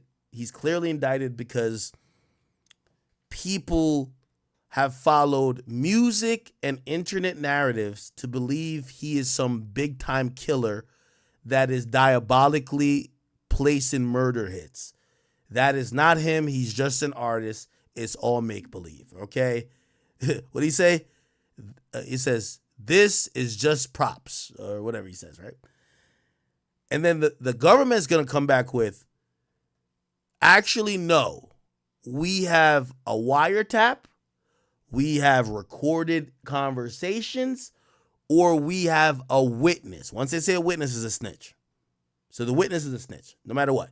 So that's when we're going to find out. That's coming soon. I'm thinking it's going to happen next week, if not by the end of this week. But as soon as they get him there, they're going to push for bond, and they're going to be like, why do you think y'all should get bond? He's going to be like, yo, this is an artist. He's rapped about the inner cities that he come from. He's from Chicago. He's been around, unfortunately, a lot of violent situations.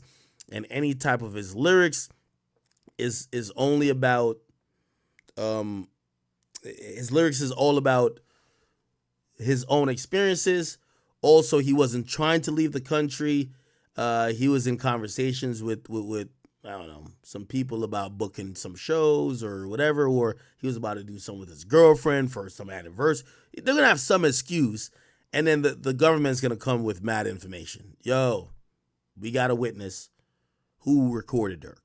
We have a witness who will testify otherwise.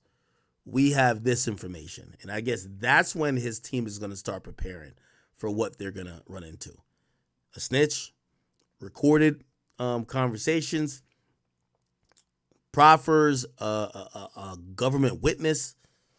We'll figure it out, right? By the way, people are also they're falling back off the train of saying OTF Jam is a cooperant. Now, that is kind of interesting because it's not necessarily that he's not a cooperant. They're just saying that he's not the guy to have set this up in Dirk getting caught. So, we'll see. We will see. Okay. Let me see what else is going on in this bitch.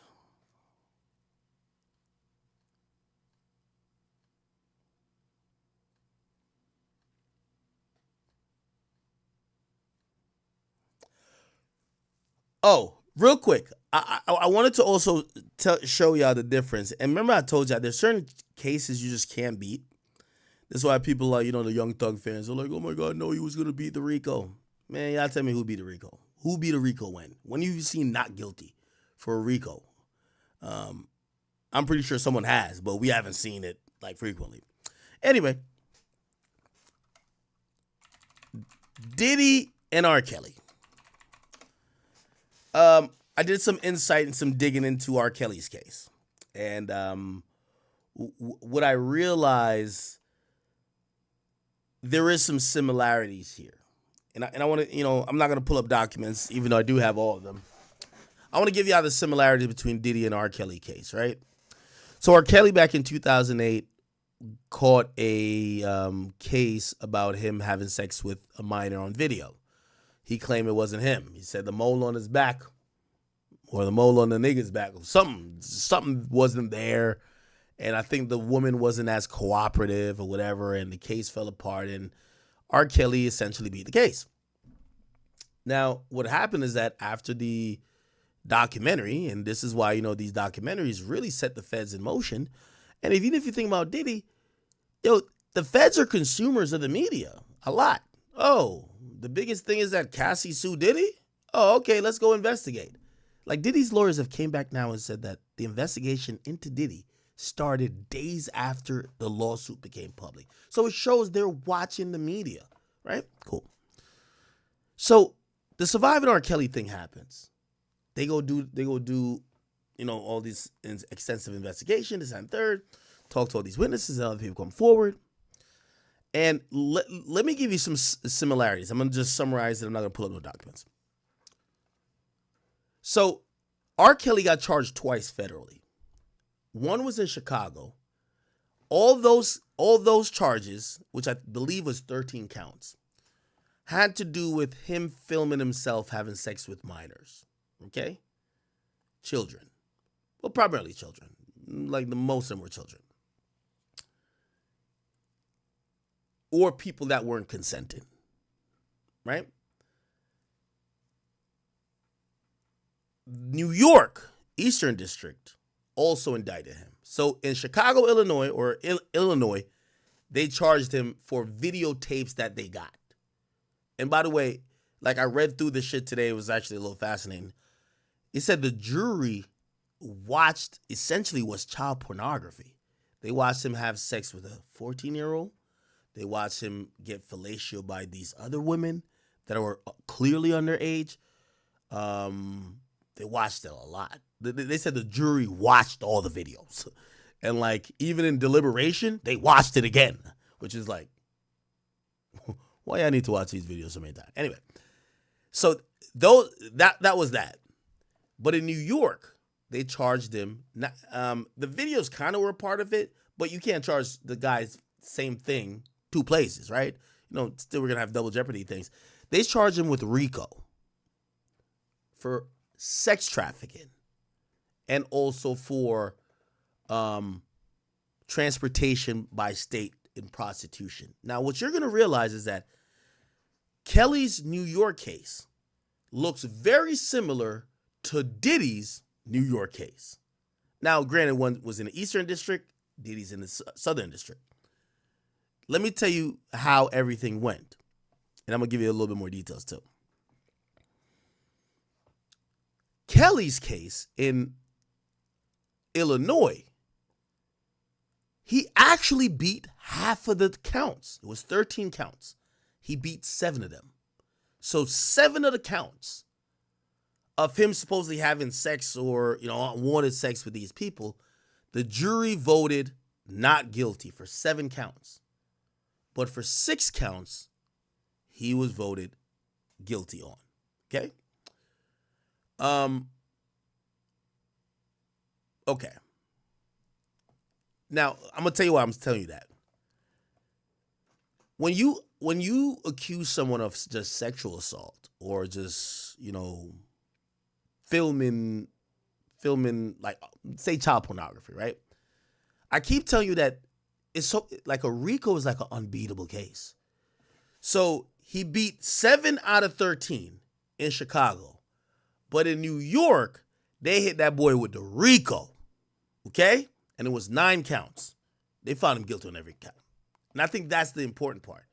The way how they put these statutes in place, when they wrap it up in a RICO, you're cooked, okay? Now, what ended up happening is that he got 30 years in New York, 25 years in Illinois. He was then he was supposed to run it. They were supposed to run it concurrently, right? So he was going to do 30, then 25. So he was going to be out in 55. But then he did an appeal to a judge, and then the judge said the 25 could be ran concurrently to the 25 could be ran concurrently to the 30. So essentially, he's going to only do 30. Then he's going to come out on 5 years supervised release. Again, that case is shockingly and eerily similar, the one in New York, to Diddy. I'm going to give y'all some random details I just saw today, too. So I was reading through the whole thing. Which, by the way, y'all know why I pulled up all R. Kelly shit today. Also, I realized Kelly's also suing the United States. And then I realized he's suing, you know who else he's suing? He's suing Tasha K. Like, I've ran into her documents today. He's suing her. And as soon as he filed the lawsuit to her, her lawyers came back and said, hey, by the way, she's bankrupt. I didn't even know. I forgot she was bankrupt. So Tasha K's lawyer was like, yo, we ain't got none. We broke. So, and apparently that's a whole different issue. Apparently Tasha K leaked some conversation that he felt could prejudice his situation in post-conviction relief. And he felt that the jail system, like the people that worked in the Bureau of Prisons, allowed her to get that information, to leak it.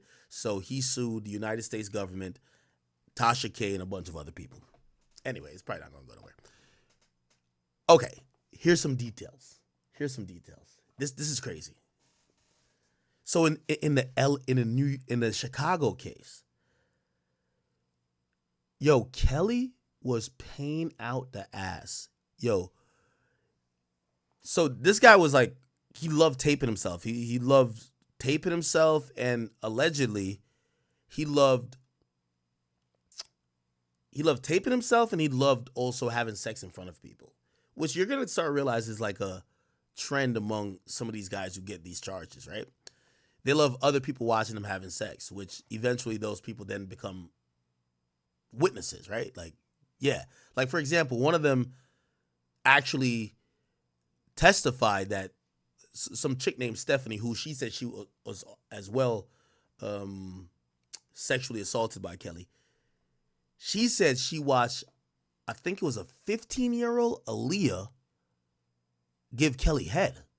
Like, you know, yeah, Aaliyah's name is mentioned in the two. She was like, yeah, like Kelly would just have these people watch these women to suck him off. And they would look at him and just be like, bro, like, are you good? So anyway, the nigga was just wilding. At one point, he used to be on some shit. He used to tell the girls, like, he said one time he brought somebody, I guess he had a boxing ring in some spot, like in Chicago. He brought one of his homies there. I think the nigga name is Lewis. And then he had a girl hidden under the boxing ring. And he told the girl to come out and just suck the dude off. And the guy was like, what the fuck? And like, he was like mad. Like, these guys are like kind of perverse in like their fetishes. He'd be like, yo, say his name while you suck him off. And suck him off like you suck me off. And I'm like, God, like these niggas are really like, they're out there with it. Like, I never really even like peeped into the R. Kelly case that much until I read it. I'm like, nah, R. Kelly was a sick nigga, bro. This some other shit. Okay, so that was happening. Oh yeah, so apparently there's about like 5 to 6 videotapes. 5 to 6 videotapes of R. Kelly having sex with these underage women, right? And somehow, like, you gotta imagine, these are like VCRs or whatever it was. If that's what you're into, and you don't think you're above the law, you're not supposed to have everybody with the tapes. He would pay a wild amount of money. He paid $100,000 to one chick. He paid $250,000 to another chick. He paid like, he would be paying out every few months, starting like, I can't remember the year. He would be paying out money for them to return the tapes. And I don't know if he thought this was a library where he was just like lending the tapes out. And when he realized that he was going to get in trouble, he started paying for everybody to return the sex tapes. So like the nigga literally had VCR tapes of like him just fucking kids. And he let people just take them, right? Or I guess some people probably stole them too. And then he would pay for them, right? The nigga would literally just pay for them. And he would pay for people to return them. And then there's a whole section in there. Remember I told you like most of these niggas be having herpes? There's a section in there where the reason why he didn't get 20 years and he got 30, there's an enhancement for him. It's called the Mann Act, which means it's actually called it's a White Slave Act law, which means, you know, people who transport people for deplorable things and things that could cause them severe damage. And essentially the prosecutor said that you were fucking all these girls and giving them diseases, right? And R. Kelly starts to try to defend it by saying, yeah, I gave them herpes, but that shit ain't lethal. Yo, this shit is like some crazy shit. I'm reading to them like, what the fuck? You know what I mean? And then there's one of the defenses that R. Kelly tries to do. He says, yeah, but I fucked them while I took my Valtrex. Once I took my Valtrex, which I guess is like the medication for it. So once I took my Valtrex, I'm good. Yo, I'm telling you, it's crazy shit. I'm reading the shit and I'm like, what the hell? So yeah, so apparently he would literally just like be spreading these diseases to these women, right? And even in court, he's not denying it. He only said that, oh, I didn't have to tell them. Even though he got diagnosed, he said, I didn't have to tell them because, you know, a little bit of herpes ain't, you know, it's not lethal, you know what I mean? And then the judge came back, not the judge, the prosecutor came back and said, yo, that shit fucks up people's lives. What do you mean like you don't got to tell them that you're fucking them up? Yo, the whole case The one in Chicago is crazy. The niggas paid out $1 million for sex tapes to get him back. Paid $1 million for people to change their testimony, right? He paid for one girl to change her statement about his herpes thing. And then he still got indicted. They indicted him on 13 charges. He beat 7 of them. And then they finally get him with the big one, which is RICO in New York City for him having a sex organization. And that's pretty much how they got that nigga, man. Now, I can't foresee anything with Diddy to be that much, but I'm not going to put it past it. But we're going to see what this RICO case really has to deliver. Somebody said, no, the case won't be on TV. Federal cases are not televised ever. Yeah. Yo, if I read you some of the shit that they have in there, bro, like they would say that R. Kelly would be just interested in these girls at like 13. And like the parents would bring them and then R. Kelly would just promise, like it was just weird, bro. I ain't even gonna lie to you. This shit was weird. Yeah, no, R. Kelly's some other shit.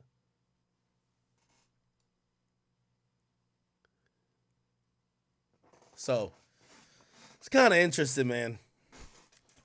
Which, by the way, and then he had to pay out. Let me see. He had to pay out $250,000 and then $100,000 and then $900.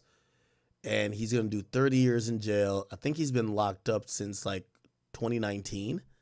So if we think about 30 years, 85% of that is about like, let's even give him the benefit of the doubt and call it 25. Yeah, say 25 years. So around 2045, Kelly will be out. So like in 19 years, 20 years, he'll be out. But they had that shit detailed. And by the way, all those women testified against him. All of those women testified against him, even the ones that took money. And I think that's going to be the very crazy thing about the Diddy case. Shit, if Diddy paid Cassie off, we're going to see probably women that Diddy paid off. They're still going to testify against his ass. So the majority of this is to come.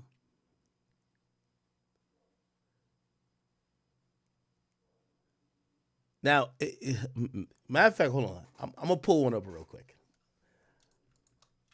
I just want to show you some of this shit. Yeah, this shit is crazy, Chad. Like, I never looked into the Kells case before.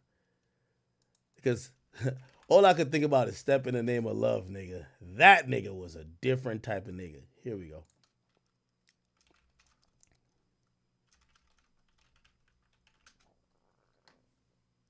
I've never seen some shit like this before. Here we go.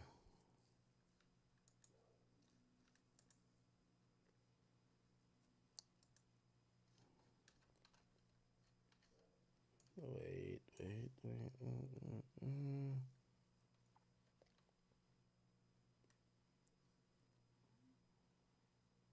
Hold on. Is it this? No.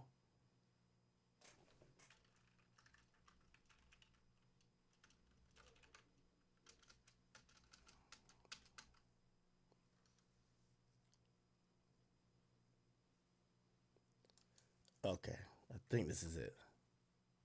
I don't think it is.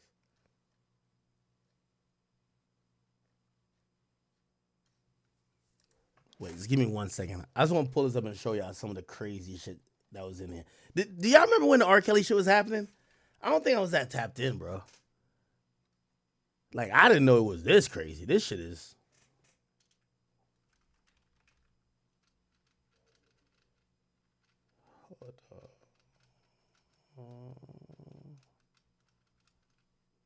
Oh, here we go. Okay. Motion for neutral. Okay, here we go. Yeah. This shit is crazy.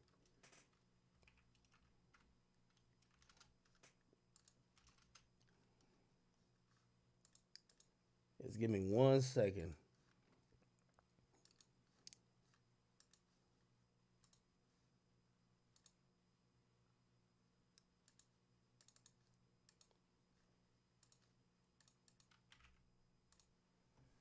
I think I think I'm gonna put it on the blog site too later, so you guys will be able to see it. Okay, watch this shit.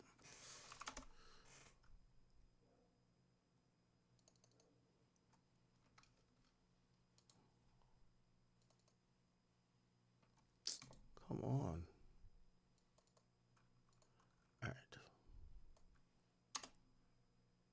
All right, watch this. Here we go. Look at this shit right here.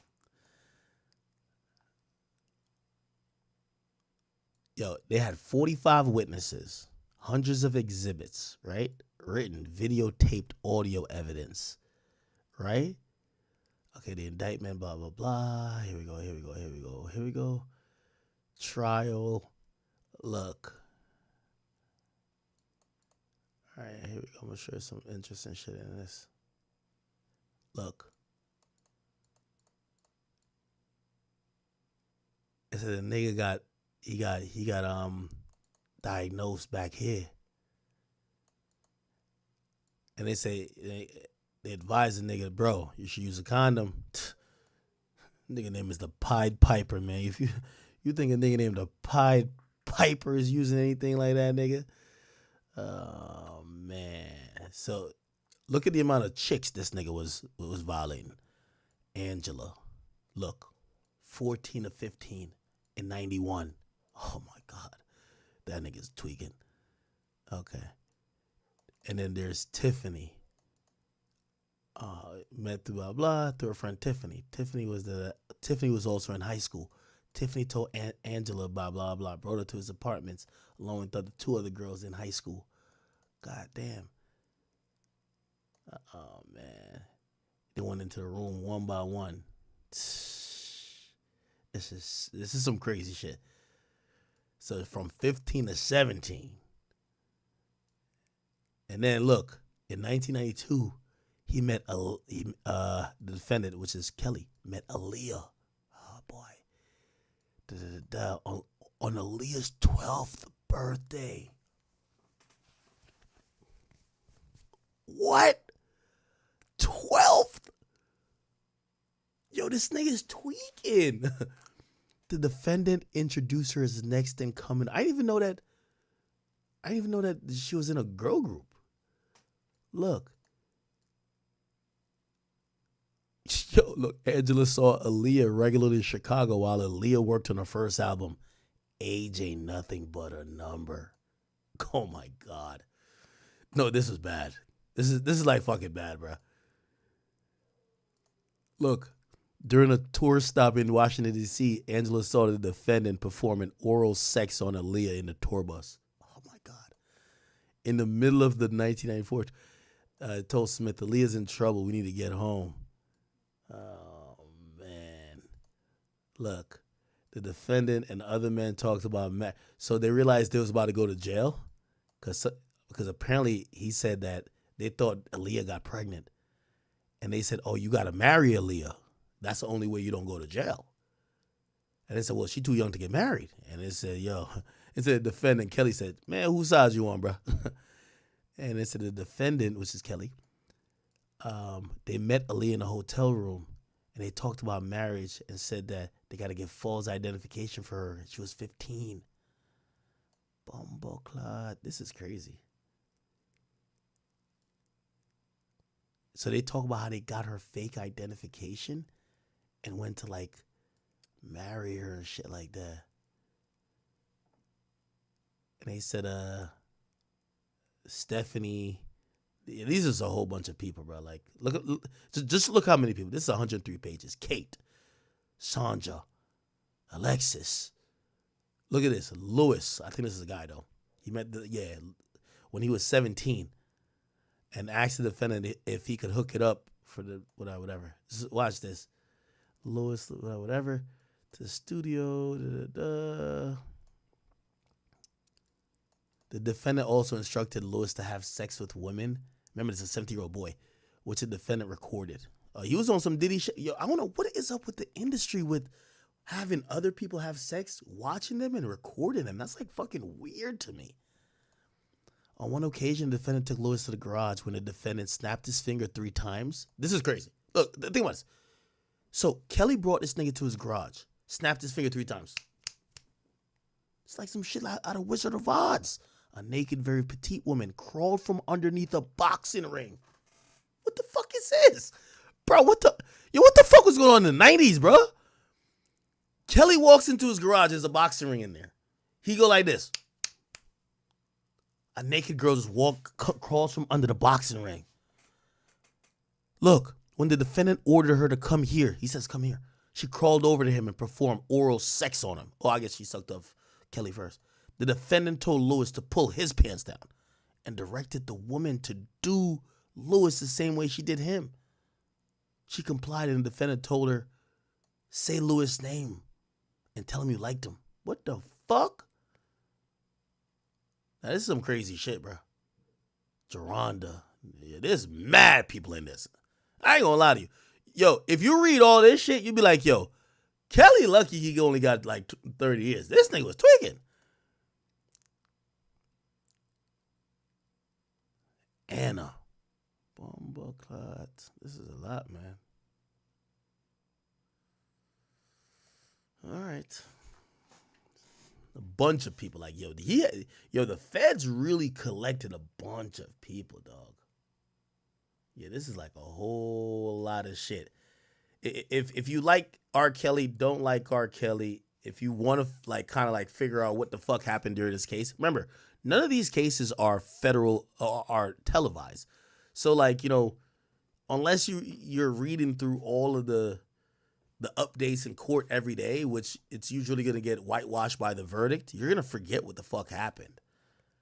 But I was reading through this shit. This is crazy.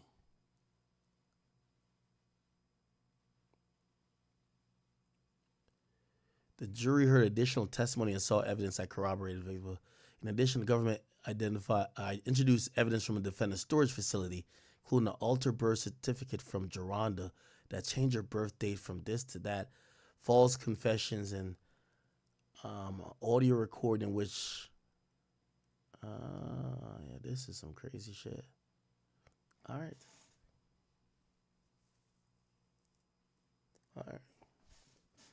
Enough of that.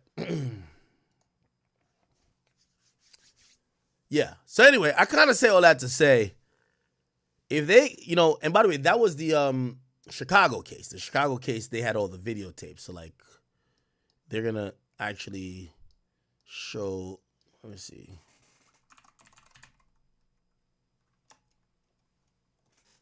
Stephanie videotape. Like, you can just find, he placed the videotape in front of the shorty. There's a lot of videotape. Look, the government introduced video and photographic evidence of these encounters. Like, bruh, all of these, like, they have videos of it. Sometimes he forced a Jane Doe to make videos as punishment. Look, the defendant got his iPad he had used to record them and masturbated while he watched a video of himself having sex with other women. A video of himself and other women having sex. Look, she testified that the filmman filmed her using a VHS tape. This is an old school freak, gang. An old school freak, a VHS type nigga. You know what I'm saying? There's a lot of videos, bro. They found so many videos of R. Kelly, bro.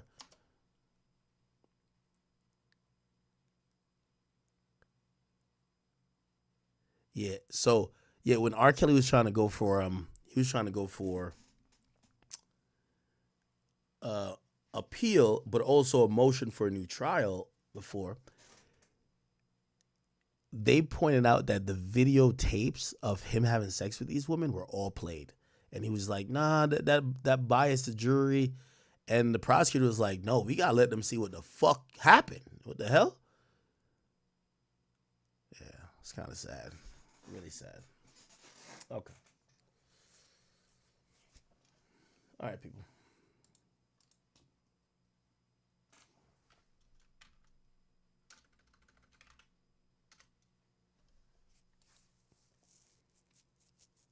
didn't we talk about yet?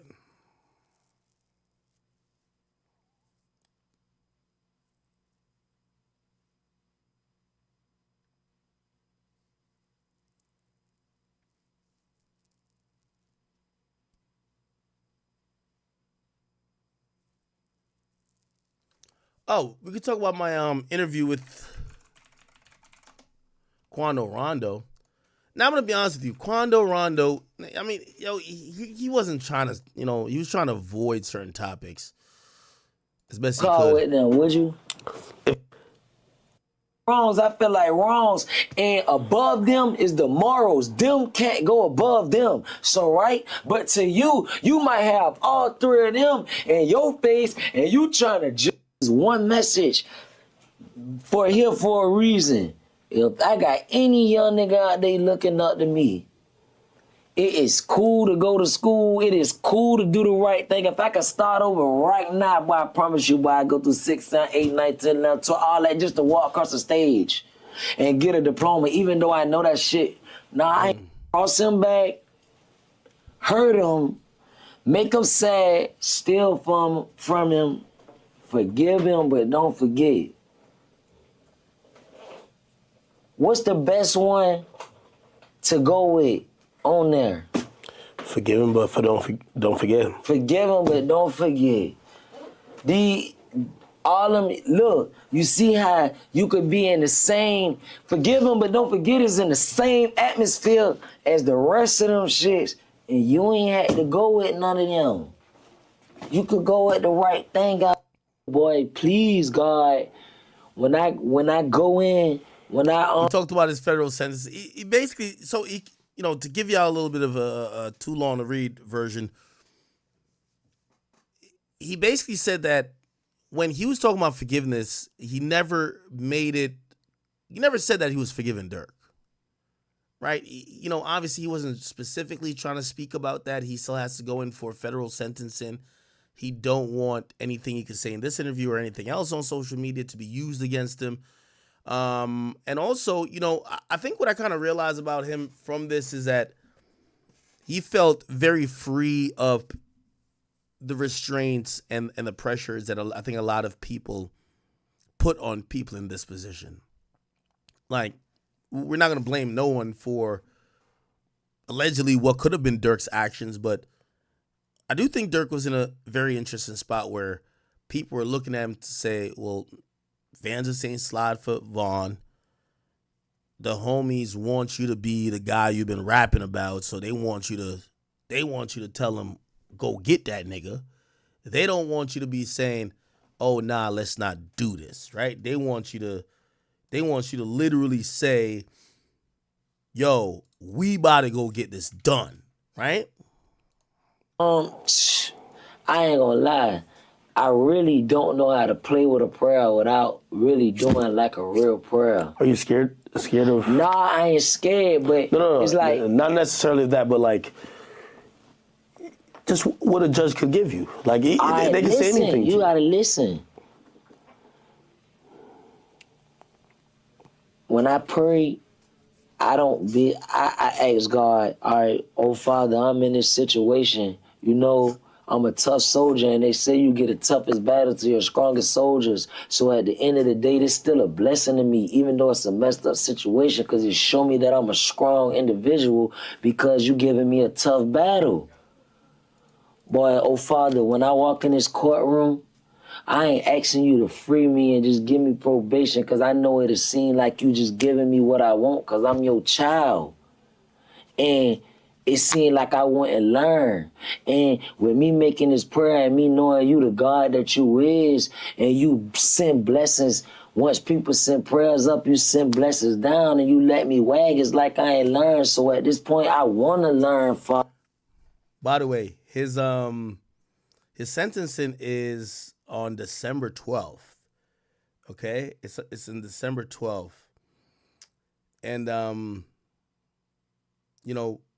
I think he's doing the appropriate things to get the least amount of time as possible, right? Now, his plea of guilt was to conspiracy to possess and distribute marijuana.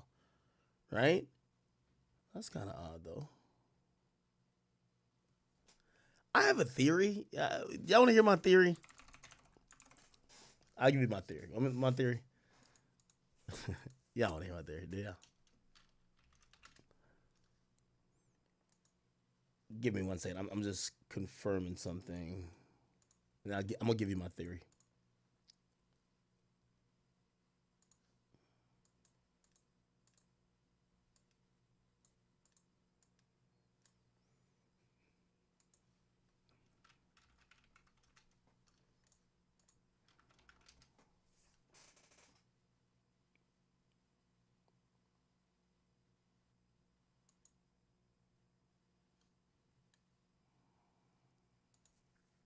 Just hold on 1 second.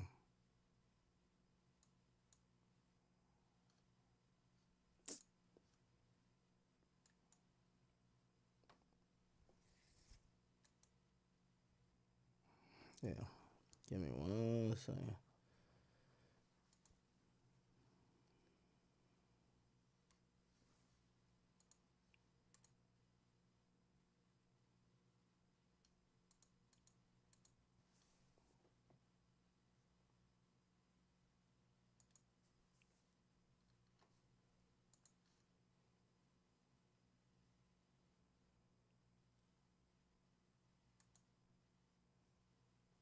Okay.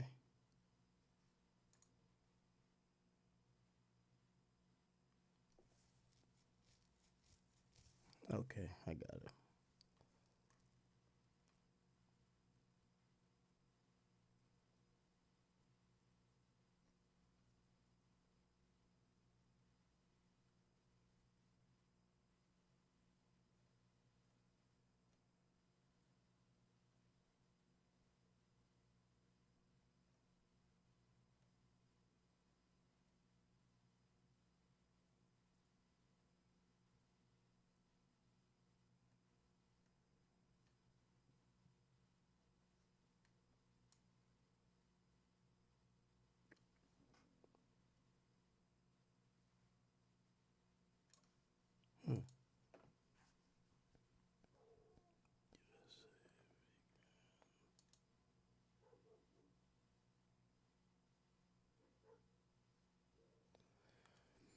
Yeah, it's interesting how his case is. I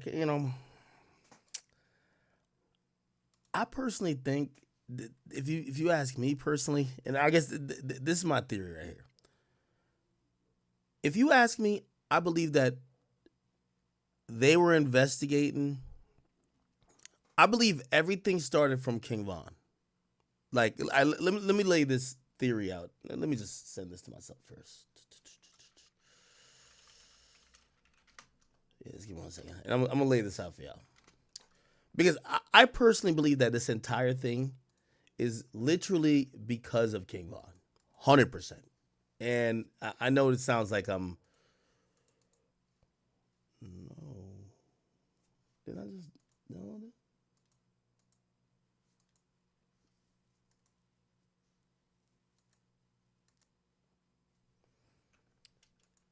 Man. Give me 1 second.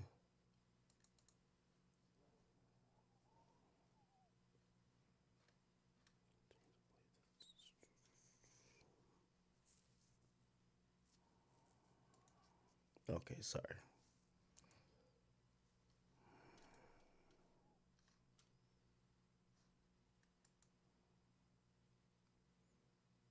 Just give me a few seconds.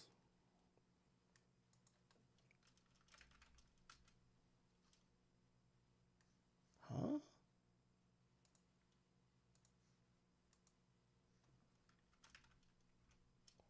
Oh, all right. All right. I'll pull this up and then I'll give you my whole theory on what I think is happening with Quando, right? So, and I do think Quando is being very smart.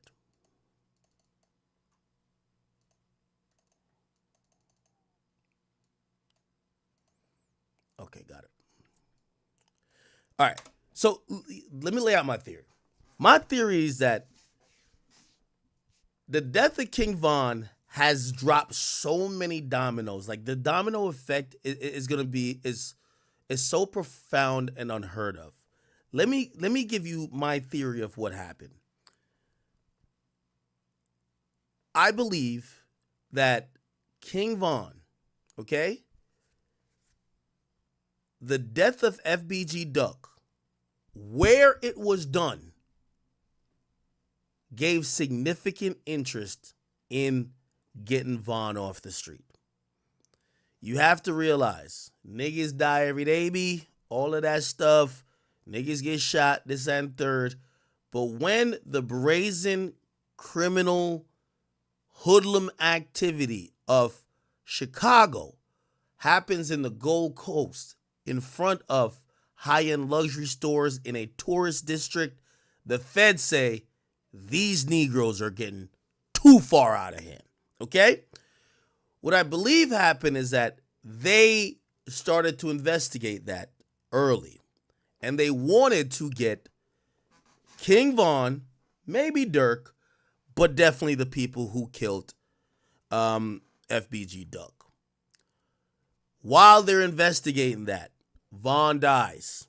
And this is what I'm talking about, the dominoes.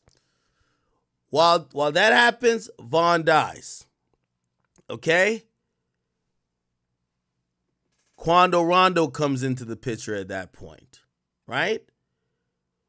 Now, they're kind of still sorting it out, but they're focused on this O-Block situation. What then happened is then Lil Pop dies.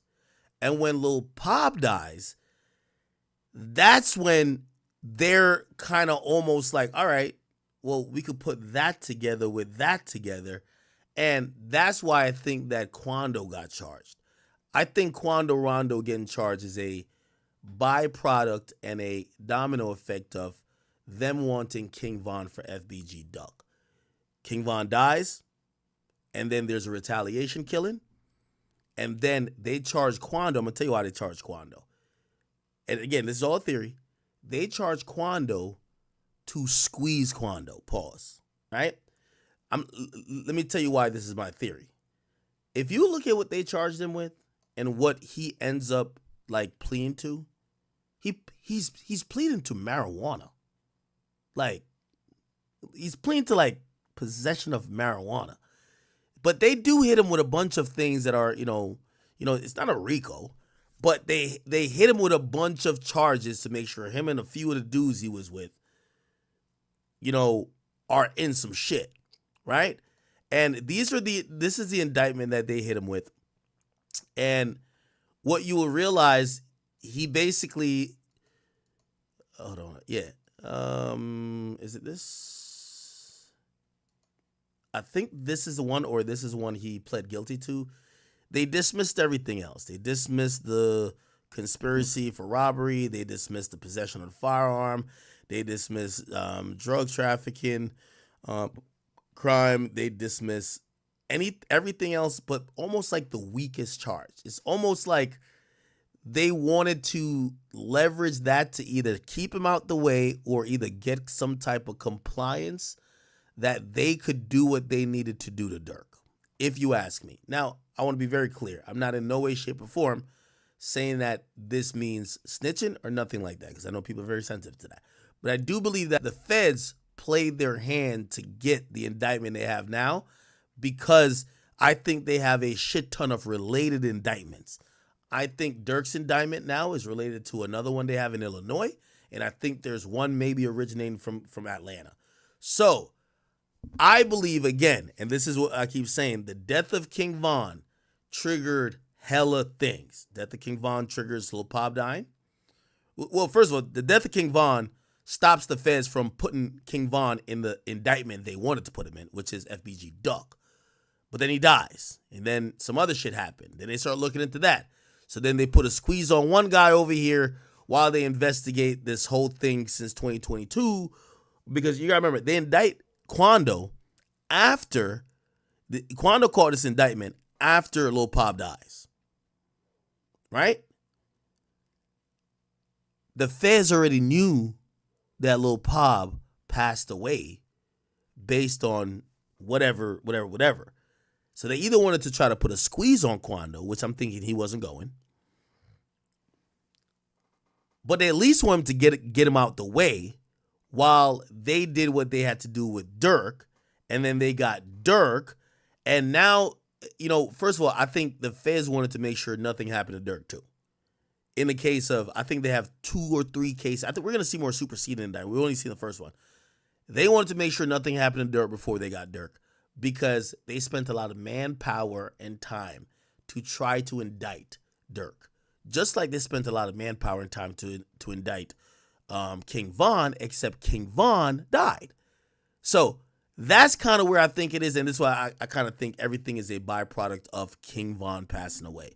King Von passes away, leads to, and I mean, it's kind of clear, him passing away leads to Dirk indictment, but I think Quando getting charged too is the thing as well. If you read through this case, and I won't read through it like completely right now, number one, there is a lot of redacted situations here, right?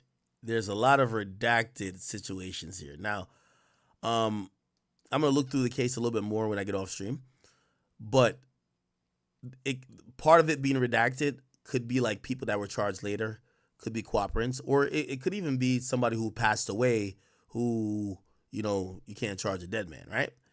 So we don't know, but this whole thing was super interesting how this kind of came down. And I'm sorry if I'm just blaming everything on King Von, but I do think King Von is to be blamed for all this. Or he set the wheels in motion. I just ask you, if I can't walk out this courtroom today and be free, I just ask you, whatever time that I catch, let it be some leniency from the judge, oh Father, and let it be something so minimum, by the snap of the finger and the blink of the eye, I'd be back out. I mean. When did you drop that song? Okay, so now, this is when we were trying to get to talk about, like, the Von thing. Like, he was doing a good job of avoiding a good amount. But then, because he was acting like, he never, like, contributed to sparking anything with it, which he did. You trying to be funny. Nigga, I ain't trying to be funny. Here we go. Man, last story. Hold on, I'll Google it. Yeah, I forgot it was called End of Story. Not you specifically, but hold on. Oh, okay, cool. Same thing. Come on now. You try last story. End of story. Oh, okay, cool. Same thing. Come on now. You try to be funny. Nigga, I ain't trying to be funny. I ain't dropped no song called Last Story. You asked me a question, I gave you a real honest answer. So put it like this. That situation happened. The people going to say whatever they're going to say. Whatever. When is you gonna close the door and leave the situation alone? When the people involved with it leave it alone. And of course, when everything gets resolved. All right, I left it alone. When did you drop that song? You see, that's why I'm like. I'm laughing because you getting drunk in this. No. I'm always on point. So. Nah, you see, Quando thought I was going to give him that softball interview. I'm like, nigga, I came here for answers. I got on the plane. I went to Savannah, nigga. I came here for some real answers. I'm going to have to ask you the same question 15 times, but we're going to get to it. Always on point if you drunk. That's true, too. I get that one. But with my... You know what's so funny with him saying this? Quando was a little bit slick, too. He was saying a lot that you got to read between the lines. Just that statement, you ain't always on point if you drunk. I'm gonna go back to that night and figure some shit out. Facts. I got what I came in for. But hold on. But I'm always on point with my facts. Right? The meetings we probably about. Cause I don't even feel like hearing all out. Go ahead. It's crazy when I drop in the story. Cause I don't even feel like hearing all out. Go ahead. Know the motive of what you got to say. All right, I want to hear you. When I drop, remember earlier we was talking about how strong my intuition is, and I said the way I think and I live spiritual shit so crazy. It's like shit don't even be on purpose with me. It That's be not like it. That ain't true.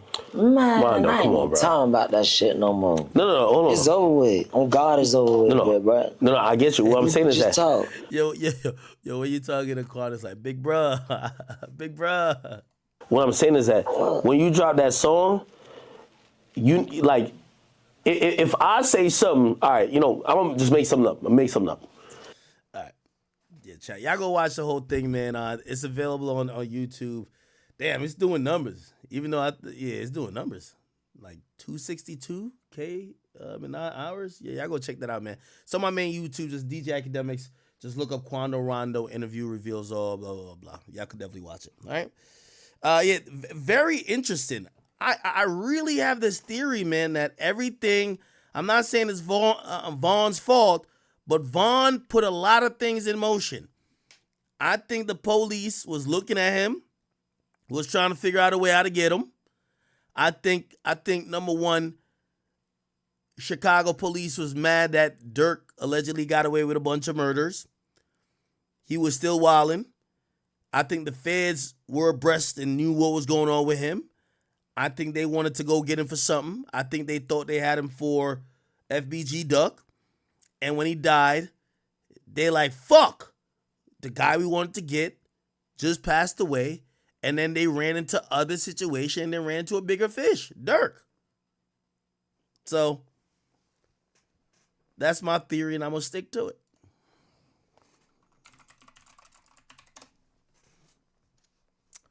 Okay. All right. Oh, did y'all see this shit? What's up?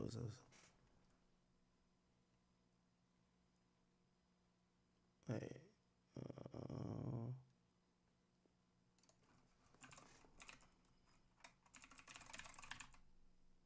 Is it? What am I looking at?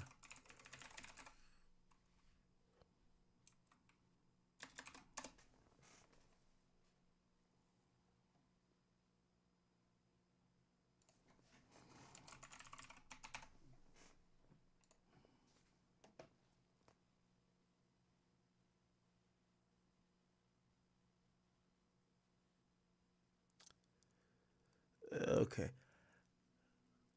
Yo, I seen Joe Budden interview this chick, man. This chick, I don't even know why I care about this.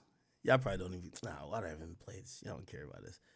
Joe Budden interviewed like this girl. Her name Bernice Burgos. She's like big on the East Coast. Shorty said she was making wild money. Listen to this shit. Wait, hold on. She said she was making like $30,000 a month. No, a night. Am I tripping?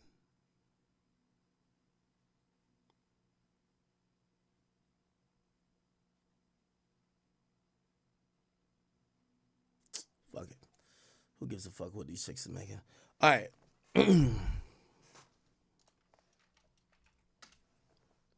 Chat, what other topic did I not touch on? I feel like we've only been rocking for 5 hours.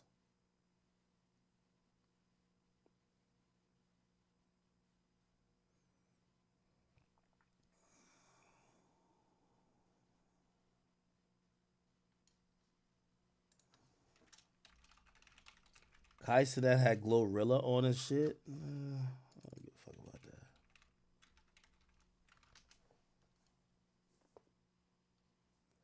Oh, Kwani versus Boston Richie? Do y'all care that much about it? All right, I'll cover it. All right. Anyway, yo, two guys who I like. Bro, let me tell you this, man. Chat, do y'all just, somebody told me today, they say, yo, act, man. Why the hell most of your friends are flawed people? And I'm going to just say flawed to keep it nice. They're like, yo, you like all the people that people got something to say shit about. And I'm like, what you mean? They're like, yo, you friends with all the people who told. You friends with people that people said did A, B, C, or D. And I'm like, I kind of judge people for who they are with me.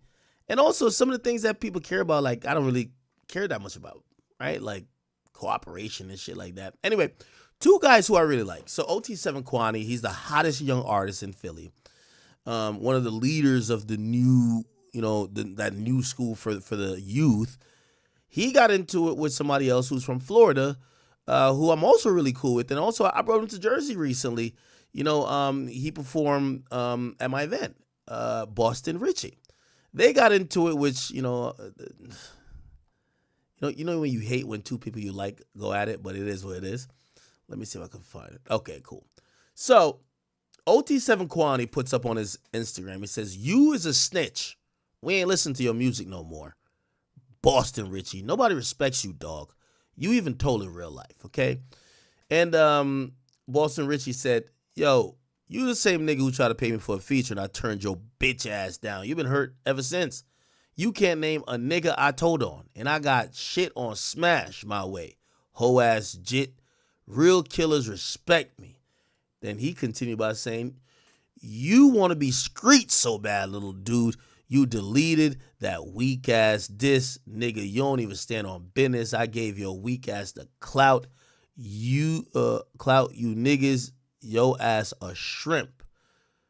Then OT7 Quando put, "Yo, this dude probably reported me. The world really know." And OT7 Quando says, "You could say whatever about me, but I never told." And then Boston Richie said, "How they play my music in your city more than they play your shit. You dick ride every rapper in the game, gay Anna." And they said, "Ain't never dissed a nigga, then deleted it. Jit a bit." And then Quando says, "I don't got no snitch activity attached to my name. We nothing alike." And then Boston Richie said, I'm a god in my city. Y'all niggas just hating. I went through what I did and still running shit, bitch ass niggas. I gave you and that bitch ass drill rapper that keep getting robbed for his shit. Who that? The clout y'all wanted, even knowing y'all can't even fuck with me on a bad day, Jack. Who's he talking about? Who keep getting robbed for this shit? Who he talking about? Let me look up this song. OT7 Quando diss Boston Richie song. This is a song? Let me hear the song. Is it this? Oh, he said Rowdy. Oh, wait, Rowdy got robbed? What the fuck? Seen overkill. Oh, that's the line.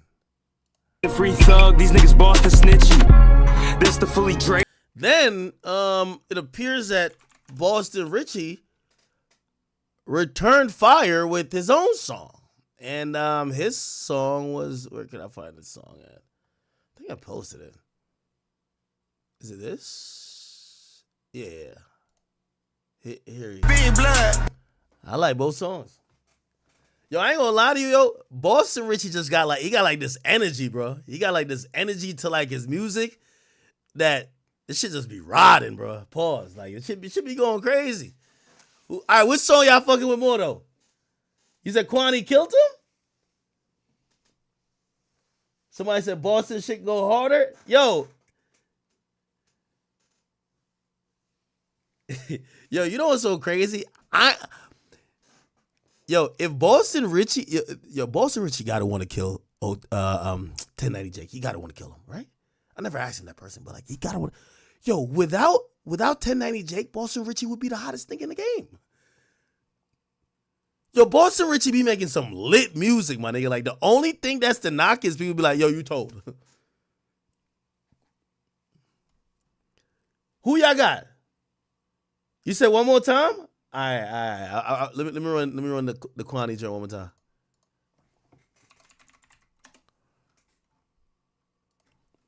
I like both guys, you know what I mean?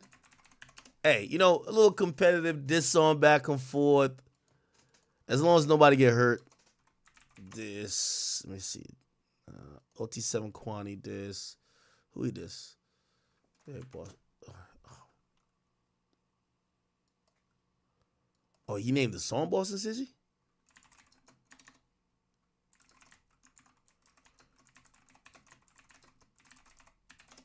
Let me see. I don't know if that's a bar no more. My son like Bronny James. Yo, shout out to Bronny, but I don't know about that one. Boston switchy. Okay. We just doing a snippet of both. I ain't trying to get flagged. And yo, why this nigga just got a belt in his head? Yo, niggas just got a belt. Hey, man, yo, I like both artists, man. Hey, I want to give both of them props, and I want to speak out for both of them. I know Kwani's going through severe blackball, and I want all y'all Philly radio stations and everybody from Philly, man, show Kwani some love. I've had talks with him because, I don't think they had him at Powerhouse in Philly, and he the hottest nigga in Philly. They told him, they say he too violent, which, obviously he's a young artist, so, like, it's a little bit confusing. How y'all gonna say his music is too violent, and then some of the other people y'all got on the lineup has gotten a RICO charge and all type of shit. So, I hope, if he's being blackballed or, people are just trying to hold him back because they think, like, he's just a bunch of violence. I hope he can get past that. And, of course, Boston Richie, too. Man, Boston Richie's making hot music, man. I ain't gonna lie to you. Boston Richie should be going. Like, Boston Richie music be going. I ain't even gonna lie to y'all, dog. And, obviously, people gonna always fall back on, you told this and third, which, I mean, I don't really think he did, but I'm not no street nigga, so I can't really say nothing. But I like both of their music, man. And I hope both of them just keep grinding. And I hope this doesn't turn into anything but the music, That's it. All right? Somebody said Kwani hit way harder. Who else? Oh, good. Y'all got a poll. Nah, 70% went up for Boston right there. I ain't gonna lie. Well, he had a music video too, so all right, whatever. Okay, cool. We jacking for topics at this point, chat.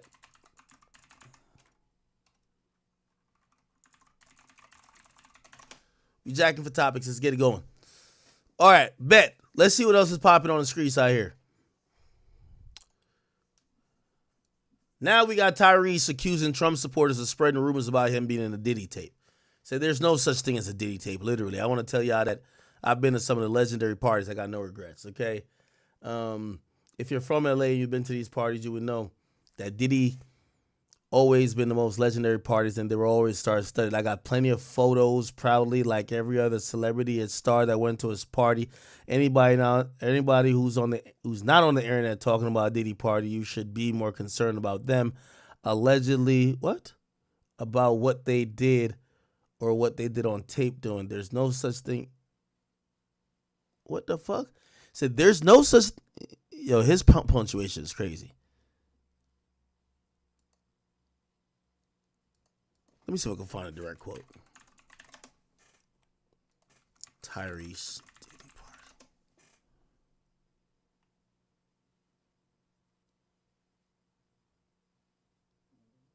Where'd he address it? Oh, right here. There is no such thing as a Diddy tape. I ain't gonna lie to you. If I'm him, I would not be saying no shit like this, man. I think all y'all on tape. If you party at Diddy's house, you on tape. Now, are you getting freaky on tape? That's one thing. It's clear Diddy has some secret tapes. He has secret tapes, secret surveillance, shit. The nigga was whacking off to probably all type of weird shit. Like, respectfully, like, I wouldn't say there's not a Diddy tape, right? If you've been to the party. Literally. So, allegedly, whatever that brother is dealing with, whatever reasons he's in jail, whatever the FBI and the law is dealing with, allegedly pertaining to Diddy. I want to tell y'all that I've been to some of the most legendary parties. I got no regrets. I think some of the best parties in LA, and if you're from LA and you've been to these parties, you would know that.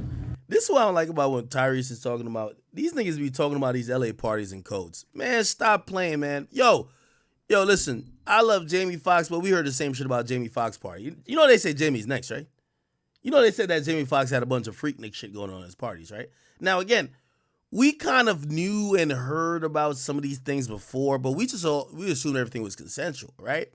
It's only now niggas is talking about GHB and the baby oil and, you know what I mean, people just passing out. Like, again, which you could make up your own mind in the court of public opinion about these things right now. But,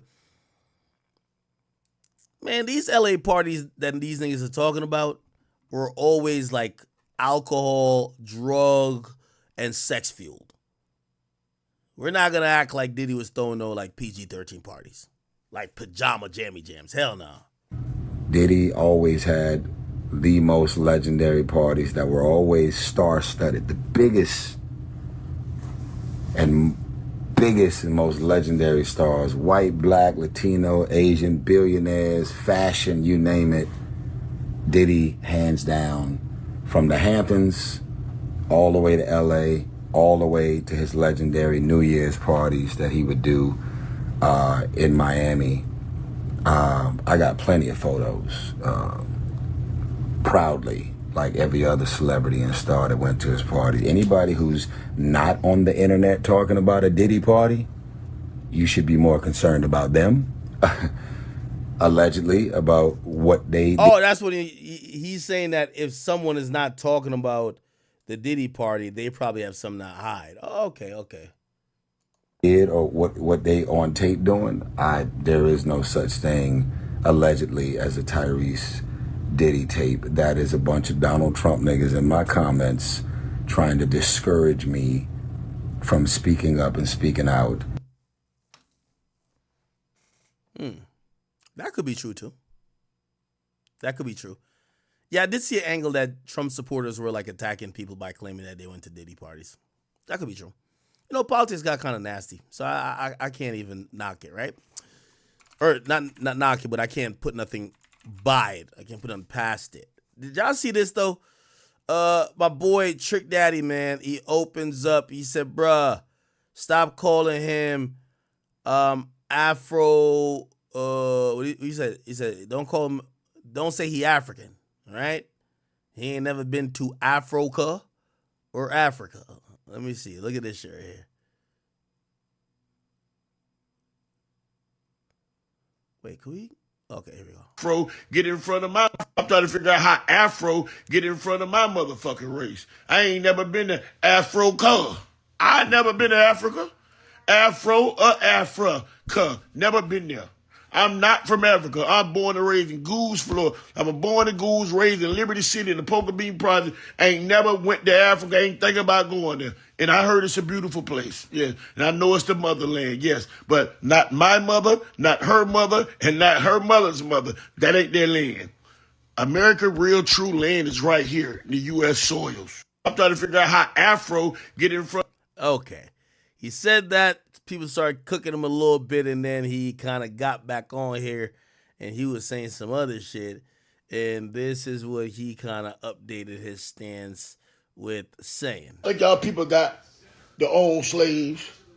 How y'all think y'all people got to trick millions and millions of Africans to the United States? They sold their ass. They betrayed them. They bamboozled them. They lied to them. They hoodwinked them. That's what they did. Ain't no white man come all the way from Spain nor Europe, travel all the way to Africa to get all these niggas and bring them to the USA with no problem. They tricked niggas. Niggas was sold by other niggas. And that's what y'all arguing over? Y'all arguing over niggas that was sold by other niggas. That's what y'all arguing over.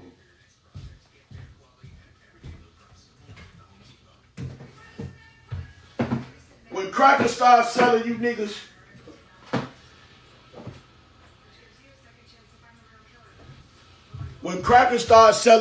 guess what?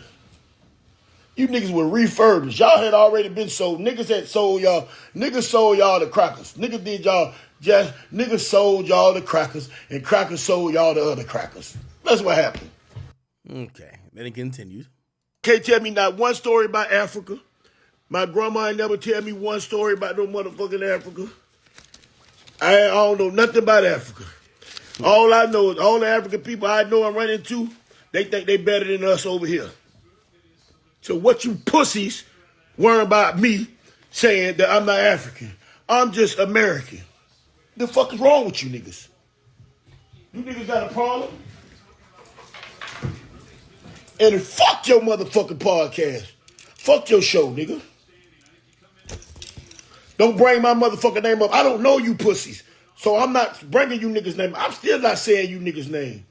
So what the fuck you mean this your show you can talk about? You got my name in your mouth, pussy. Both of you looking like ass pussies. And I'm with the shit. I don't care how old I am. We about the same age, nigga. Oh, y'all, Africa this. Ain't there one of you motherfuckers trying to go back to Africa? Who you talking about? Who trying to go back to Africa? Everybody come over here to America, talk about, cause back at home, cause back in my country, take your ass back to your country. I'm from America.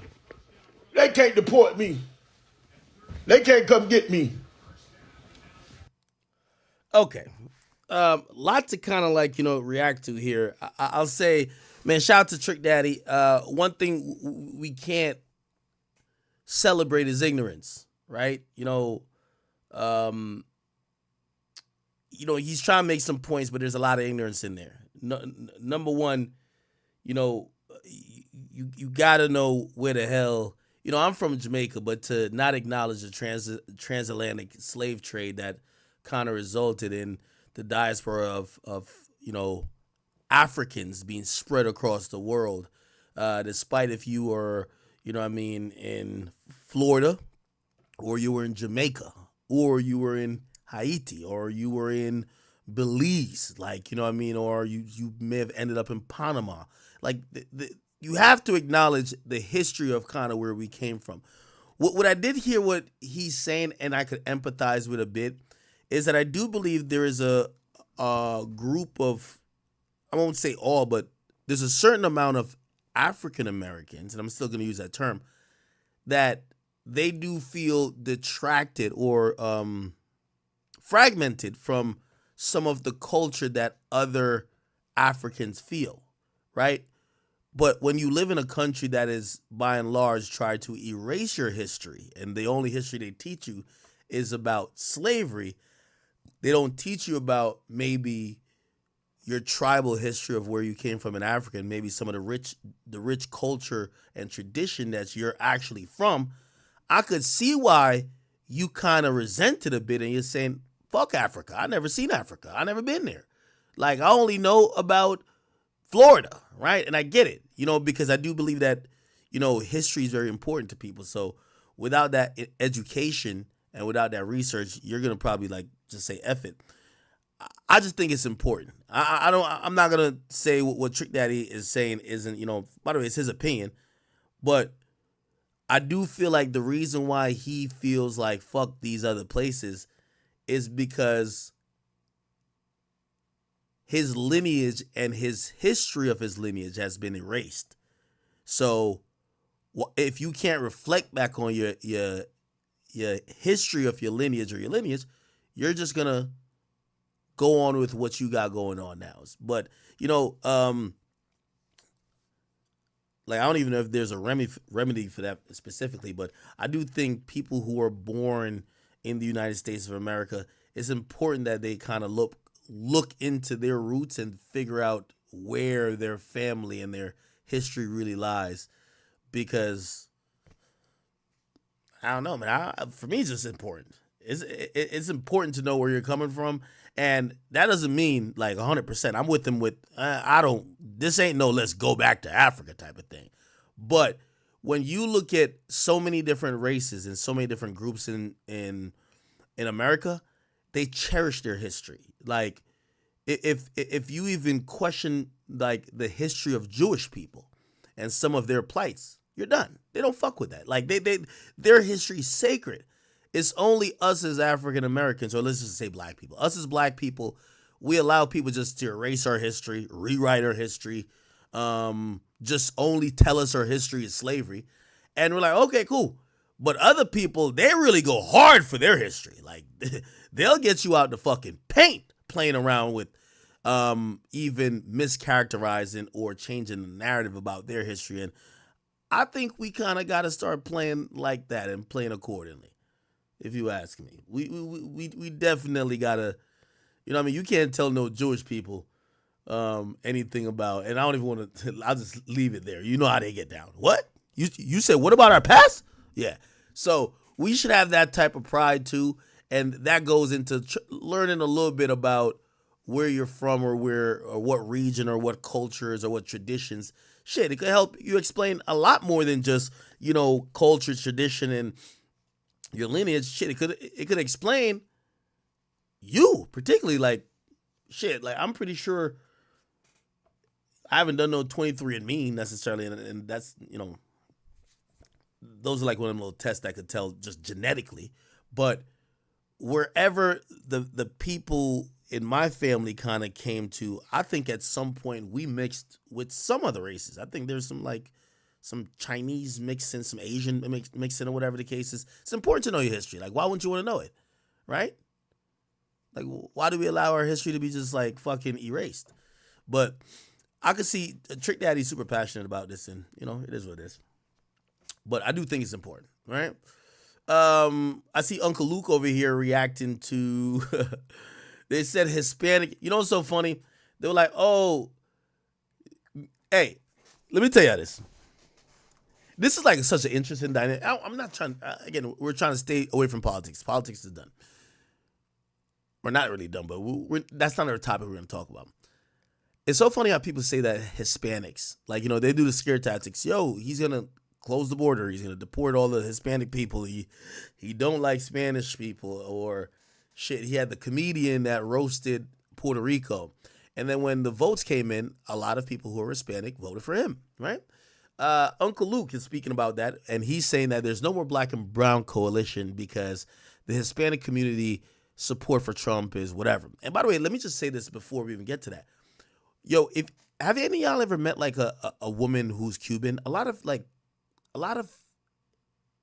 Cubans and a lot of Hispanics actually really identify with, I would say half of them identify with conservative politics, right? And the other half of them like kind of identify for whatever reason or either yearn to be white, period. Like, you know what I mean? Half of them like the politics and half of them like, yo, I think I've told you this before. One of my boys, he white. He married to a Cuban, or he got a kid with a Cuban chick. She act like she more white than him. Like she don't like niggas. Like he like niggas. She don't like niggas. You know what I mean? Which we do see the Hispanic community or the Latino community is fragmented in how they see stuff. Not all of them see it like, oh, we're all illegals. No. A lot of them look at it like, hell nah, fuck them illegals. Like, you realize that they're definitely not a monolith, and a lot of them go conservative, and a lot of them go against certain things you would think that as a group they would care about. Anyway, let's hear what Uncle Luke had to say. Parade. It was not a parade. Y'all having marches and shit already. We are not going out there to march. Black people are not going to march for you. I'm sorry. We will not be marching. There's no more such thing as black and brown people. It's black. We will not be marching with you. I'm sorry. If you hey, look, the line got drawn last Tuesday. The line got drawn last Tuesday. Now, this is the interesting thing, and I'll give you another piece of context towards like how demographics works. Hispanics in Florida usually go conservative, honestly. Hispanics in New York, Bronx, they're usually Democrats, 100%. You get what I'm saying? And they usually really don't fuck with Republicans. So it's kind of like where you're at. I think Florida, for whatever reason, they love it conservative down there, bro. Okay?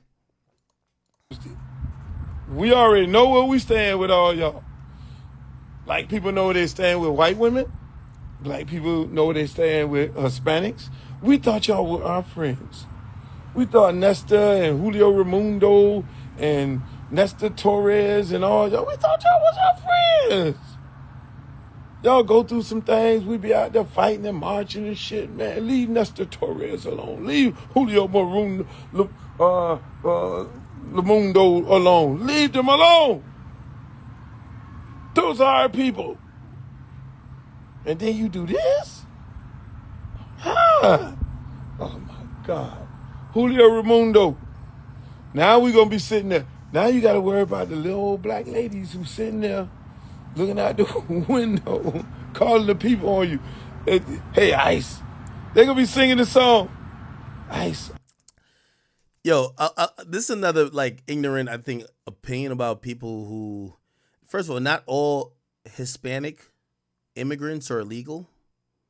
And not because you are an immigrant means you are okay with illegal immigrants, right? There's a lot of people, like, you know who dislikes the illegal immigrants the most? The legal immigrants. I promise you. The legal Hispanic immigrants hate the border jumping niggas way more than white people. Trust me. Like, yo, I think they did a poll and they were like, yeah, all the Spanish people who voted, they wanted to lock the borders. Yeah. Like, it's kind of crazy. Anyway, they say my boy Kai broke the sub record on Twitch. Wow. Nigga did it in like 10 days. That's kind of crazy. That nigga is super popular. Let's watch this shit. He had what's this guy name again? Marshmello on. Here we go.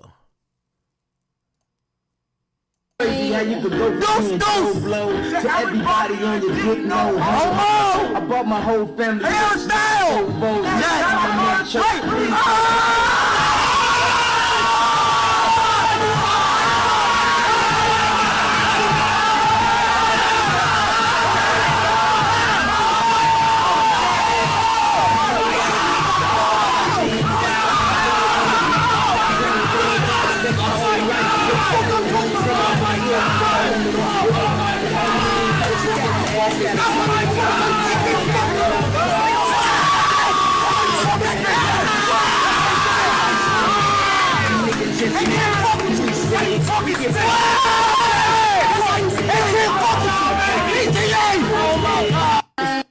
Nah, salute to Kai, man. Deserves it. A guy who is just taking this entertainment shit to another level when it comes to streaming. I had a bet that he was gonna be at like 412 by the end of the subathon, and it's not even halfway there, and he's already broken the record. He's at 326. Yeah, I could see him getting up to 500. He's definitely gonna pass 400. We just got to see how close he gets to 500. But my boy's going crazy. Good for him. Again, congratulations, Kai. You know, he's continuing to lead the charge. I can literally smell my family when they're here. I can smell my family. What the fuck? Where are you from? You from like Nigeria? You smell like jollof rice, nigga? Can I smell my family? If I do smell some real good oxtail, though, I know what's going on.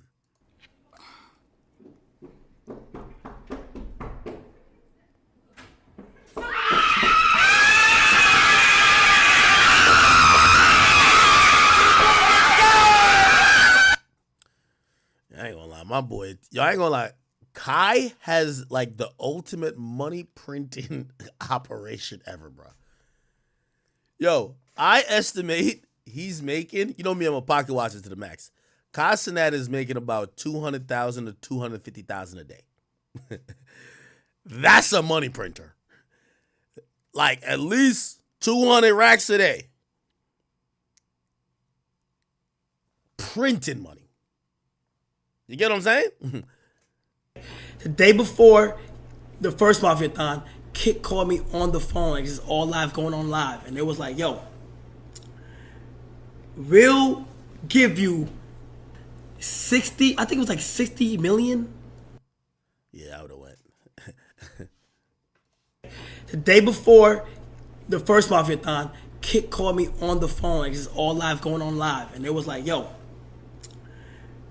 we'll give you 60, I think it was like 60 million or however much millions it was. I think it was, I'm pretty sure it was 60.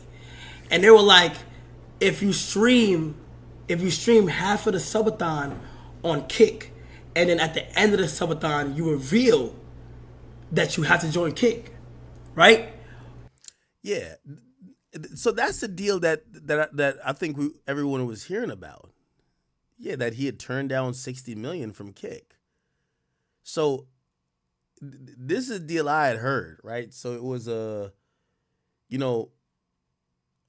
which supposedly Aiden got like 60 million. That's the first deal he got. And then, no, I had heard that Kick wanted to give Aiden, Speed, and Kai, $50 million each. It was going to be $150 million for them to all come to kick. Nobody but Aiden came, so they gave Aiden like 60 or 75. And these guys never took it. And I think they went to Rumble, and I think Rumble gave him like 15 each, which I'm still saying, bro, I ain't gonna lie to you. 60, and by the way, this is for a year. This ain't for like 2 years. That money is for a year. If you look up think about how life-changing money that is, right? How much money is the highest paid NBA player making this year? Let's want to see for this year. So this year, Steph Curry's making $55 million.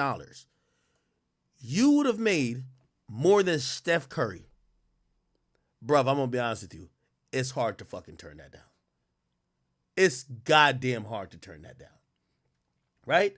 Now, obviously, when you look at Kai's influence and you look at Speed's just international, global dominance, you look, obviously the millions up front sound great. And this is the thing about, I was just telling you about how I'm enjoying now not signing to nobody, right? Or not taking deals. You get to realize if anybody could offer you this money, you could make more. And I'm pretty sure these guys are whatever. And by the way, like me personally, again, I don't know his business, but I think Kai has like a pretty good deal with Twitch. I think, Kai downplays everything, but I think Twitch, Twitch ain't gonna give him $60 million. But trust me, it's gonna add up. And I think there's probably some exclusive shit there. Like, again, there's some exclusive shit there. It's no way Kai doesn't have an exclusive with Twitch. It's just no fucking way. You know what I mean? Now, it won't be $60 million, but it might be like 15, 20 with the best ads possible and whatever. But shit, Twitch is still the mainstream of streaming in relation to like Kick, right? Or even like, say, a Rumble, right? Now, YouTube is his own thing. YouTube just ain't going to give you that because YouTube is like, everybody come here. Why we need to pay you, right? But Twitch, I think Twitch will cough up like a nice 15, 20 for Kai. I would hope. Again, I don't really know. I would hope. Anyway. But I hung up the phone and I realized this is real.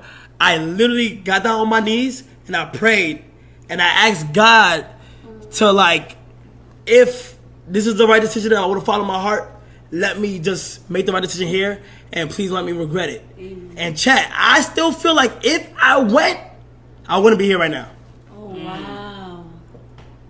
Like, no cap. Like, chat, I feel like if I had switched, I would not be here right now. Like, no cap. Like, 100%. Like, it was supposed to be a whole I don't believe that at all.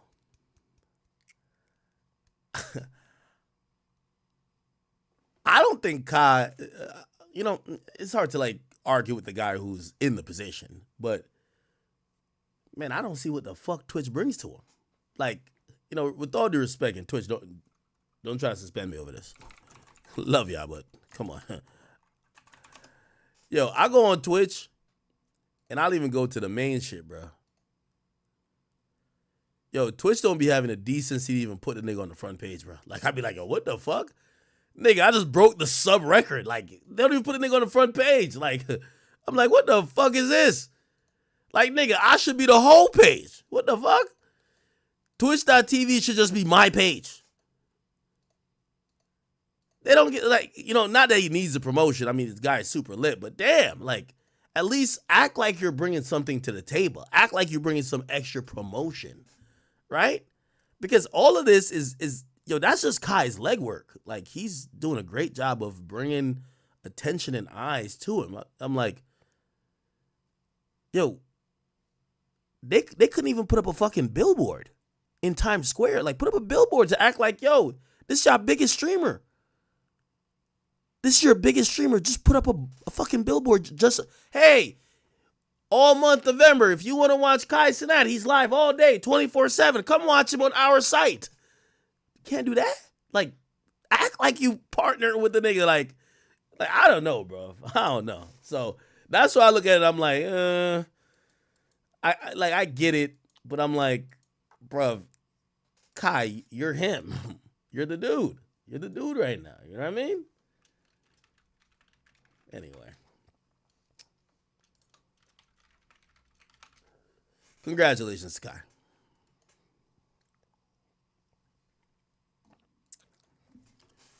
Did y'all see the face-off between Mike Tyson with Jake Paul?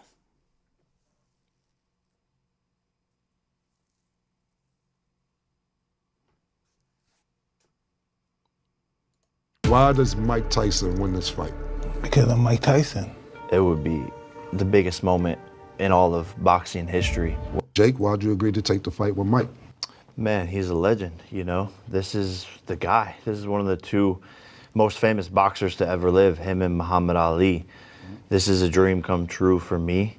I am inspired by Mike, his story, you know, what he's persevered through. And to be able to fight him and to share the ring with such a legend is a special moment for me, and it's historic. And the fact that we did it with Netflix, it's the biggest fight of the century, and that's what I love to do. Make history, have fun, and go to war. Well, to add on top of what does it mean for boxing? Everything, man. You know, this all came from an ayahuasca ceremony. When I saw this happening, I saw the butterfly effect of every kid going into the gym the next day wanting to be like me or Mike. 700 million. I'm going to be honest with y'all, man.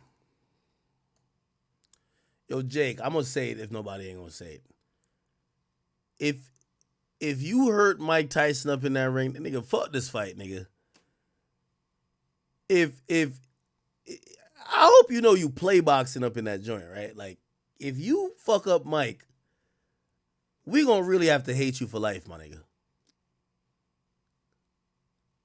For whatever reason, bro, like, I get it. It's Mike Tyson. Bro, Mike older now, bro. He's older. Like, I know y'all think that he's like, bro, Mike is older now, man. They've been dropping, like, let me see how he been. Mike look good when he ain't fight nobody. We ain't see no sparring footage. Like, he just be swinging in the air. One more time before. Like, the reality is that how old is Mike Tyson? Bro, the dude's 58 years old.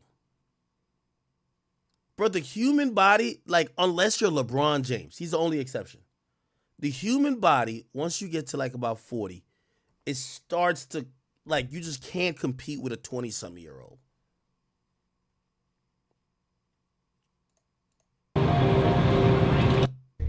So when the first fight? Start of, About this night. To rest, but to change ideas. We're here to push in as much as we can. Excited after the week, and here we are, ready. Now, reportedly, from what I heard, is that Jake Paul is gonna get $40 million. Mike Tyson's gonna get about 20. Okay, so they're saying Jake Paul will get $40 million. Mike will get 20. It should go right. It's a lot of money still, right? It should go. I ain't gonna lie. That do look kind of, huh? Yeah. Go right should go. That do look scary. Yes. Yeah, how much is this guy getting paid? How much is this guy getting paid right here? Bring it on. Low. Yes.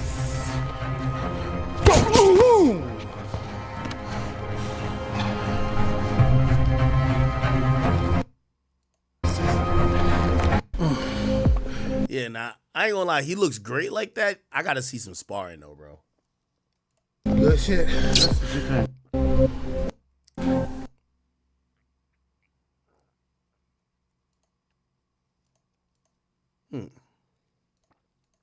Anyway.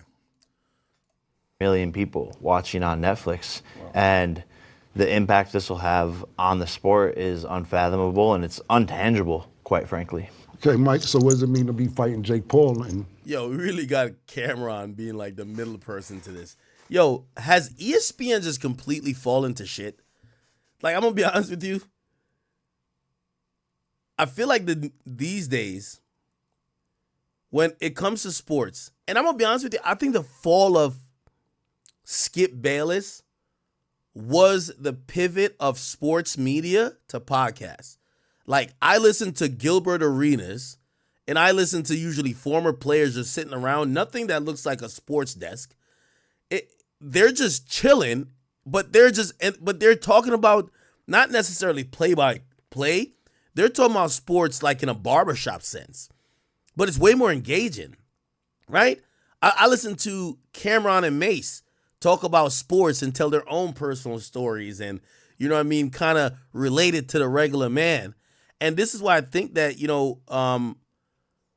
have somebody like Stephen A. He's been pushing his podcast a lot, and you see him a lot more commenting on, politics. I think he wants to get to late night eventually, but it does feel like sports media is kind of dead, bro. Like, nobody wants to just sit around with highlights playing in the background and whatever. It's like, yo, watch the games on your own time if you want to watch it, or just come watch our conversation about the game. And I do think that Cam and Mace are a part of that, because I'm shocked that this face-off didn't take place at ESPN. Like, back in the day, could you imagine this not being at ESPN? Could you imagine some of these boxing guys not being a part of it? Yo, it's Cameron Giles with the jewelry, my nigga. same question to you. What does this mean for boxing? To be honest, boxing's never seen nothing like this in the history of boxing. Since it began 250 years ago, it's never seen anything like this, and probably never will. Well, Mike, let me ask you this. What does it say about Mike Tyson if he knocks out a 27-year-old Jake Paul? Mike just knocked somebody else out again. This is going to be big. It's just, it's not like it's just some 27-year-old. It's Jake Paul. And Jake, same question to you. What does it mean if you knock out a 58-year-old Mike Tyson? Yeah, when it happens, it's going to be a little bittersweet because Yo, again, yeah, right. You said shout out to you two. Let me ask you a question. Whether for politics or whether for sports, have you found yourself more and more finding a program that kind of just relates to you so much that you don't go to these traditional outlets? Meaning, you're not putting on ESPN. You're not putting on Fox Sports to hear the updates or hear conversations about, these players or teams. You're just going to your favorite podcast. You're going to Cam shit. You're going to Gilbert Arenas shit. You're going to, there's a few other ones, right? You're going to All the Smoke, even though they don't necessarily talk about sports all the time, but still. Shit, when it comes to politics, like, I see, like, PBD going crazy. I see Tim Pool. I see these other, like, entities. Like, no one even goes to, like, CNN and Fox no more. Like, I feel like I have my list of channels or list of YouTube channels for everything. I have love for him, but at the current moment, we're Nightcap, right? Meant to go to war. Yeah, thank you. Twitter's news, right? So you're on the timeline, you see something. Now, sometimes you gotta watch out for fake news, right? Like, you see something, you're like, what the fuck? From there, you go find whatever news source you go to in terms of that. Like, if it's, maybe if you see some shit about UFO, you might be like, oh, let me see if Joe Rogan talked about this. You might have seen some shit where it's like, might be football, and you'd be like, oh, let me see what Pat McAfee was talking about. You know what I'm saying? You might be like, oh shit, let me see what all the smoke guys are talking about. Gilbert Arenas. Gilbert Arenas has done an amazing job. It's so interesting as I watch Gilbert Arenas in the new. Yo, you know what interesting time? Me, Gilbert Arenas, and Joe Budden is at Complex. I think no one's getting paid over like $20,000 a month to do what we're doing. We're doing it every day. They brought him in for the sports show, me and Joe doing a hip hop show. And I remember kind of like doing it because, and even when Joe used to have this like mentality saying, we could do it ourselves. But back then, it felt so far-fetched to be thinking about doing a whole production yourself. Now everyone does it. Club Shay Shay does it, right?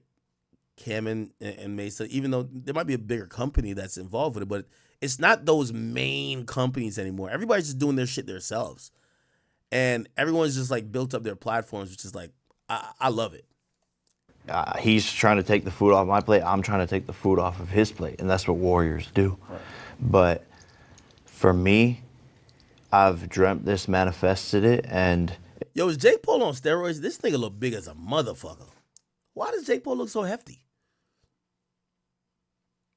It'll be the start of, you know, what has been a 12-year career for me in entertainment and acting and working and all the things I've done now into boxing. This is finally my moment and my time to shine. And I'm going to show the world who the fuck I am, because everyone's doubted me. Everyone's had something to say. Nothing was ever given to me. I've had to work for it all. Suppressed by everyone, kicked off of YouTube, kicked off of platforms. You should see the difference from there to now. Gotcha. Me at my worst, to me at the biggest event in the history of events right now. There's never been any bigger than this. So what they have to say about that? What you feel about that? Yeah, I mean, that's what critics do. They sit on their couches, they sit in their homes, and they have so many things to say because they're unhappy with their lives themselves. They'll try to rip people apart like me and Mike, who are actually going and fucking doing something. He had 11 pro fights, 1 amateur fight. All right, man. Yeah, I'm going to watch the fight. It's going to be on Netflix. I don't know what to expect. I don't think I'm going to see a knockout. I think a knockout either way won't make us feel good, which is that's the trash part about this type of fight. If you knock out Mike and Mike is 58, we're gonna kind of look at you and be like, yo, bro, did you just knock out our fucking legend, my nigga? When he probably shouldn't be in the ring. Like the fight got rescheduled because of his health concerns. And if he knocks out Jake Paul, like we're looking at Jake like, bro, did you really get knocked out by a nigga who's like 58, bro? Right? So I'm almost positive it's going to be like a competitive fight with some good shots back and forth, maybe a knockdown. I'd be shocked if there's a knockout, right? But again, $40 million, Jake doing his thing, man. He printed money too, so we'll see what it is. We'll see what it is. Okay. Anything did I not touch yet? I feel like there's... Hold on. What did I not get at? Yeah. We did that. We did that. Did that. We did that.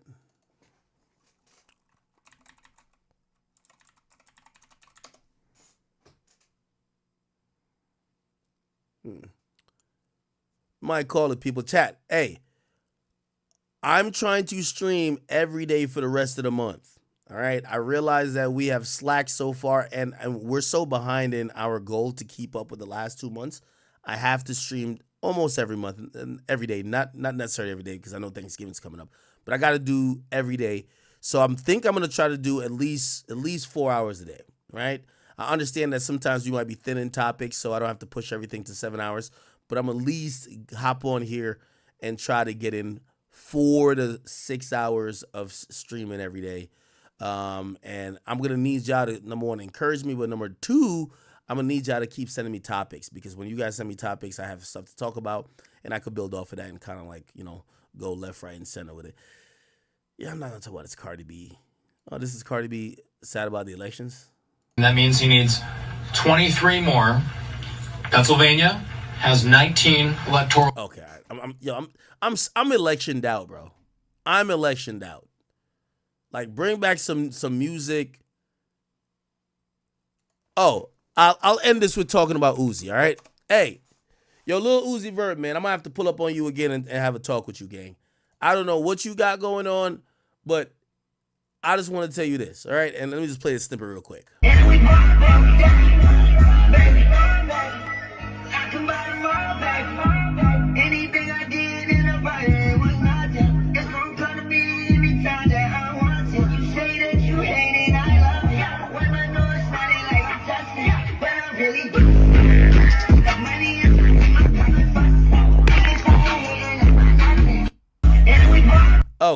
So Uzi, after selling 60K, basically dropped a snippet because people were saying that Uzi, might have fell off.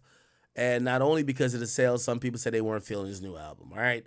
Uzi, like he's done multiple times before, even did it with the original EA, he basically hastily put something up to change the taste in people's mouths. Pause. And he put up a snippet. Now we don't know if he's going to drop new music or deluxe or whatever. We know what he did with the first one. But he put something up immediately and people are like, oh shit, nah, this is what we want. Now, this is my gripe with Uzi. Yo, I feel Uzi knows all along what the fans want. Because as soon as the fans reject something, he comes back immediately with exactly what they want. And I wonder, is it just him experimenting or him bored of the shit that they like?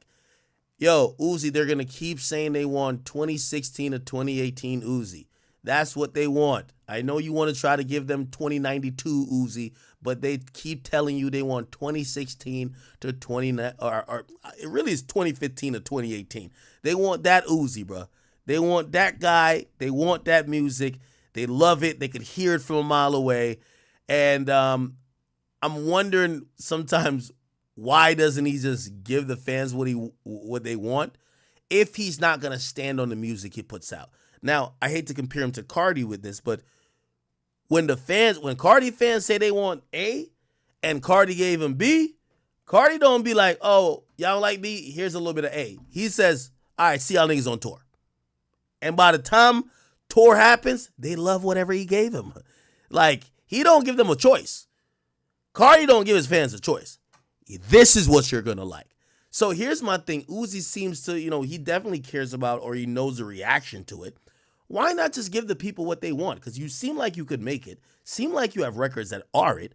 Just give them what they want. Just make the music that they want then, and you'll get the best reaction. Or maybe just, I know artists want to be, experimentative and shit like that. Drop one or two, or maybe drop, or do a double disc or something like that. Put 4 experimentative or, ones that you're like, all right, let me see if I can get them onto this wave. But you know exactly what they want. All right. Now,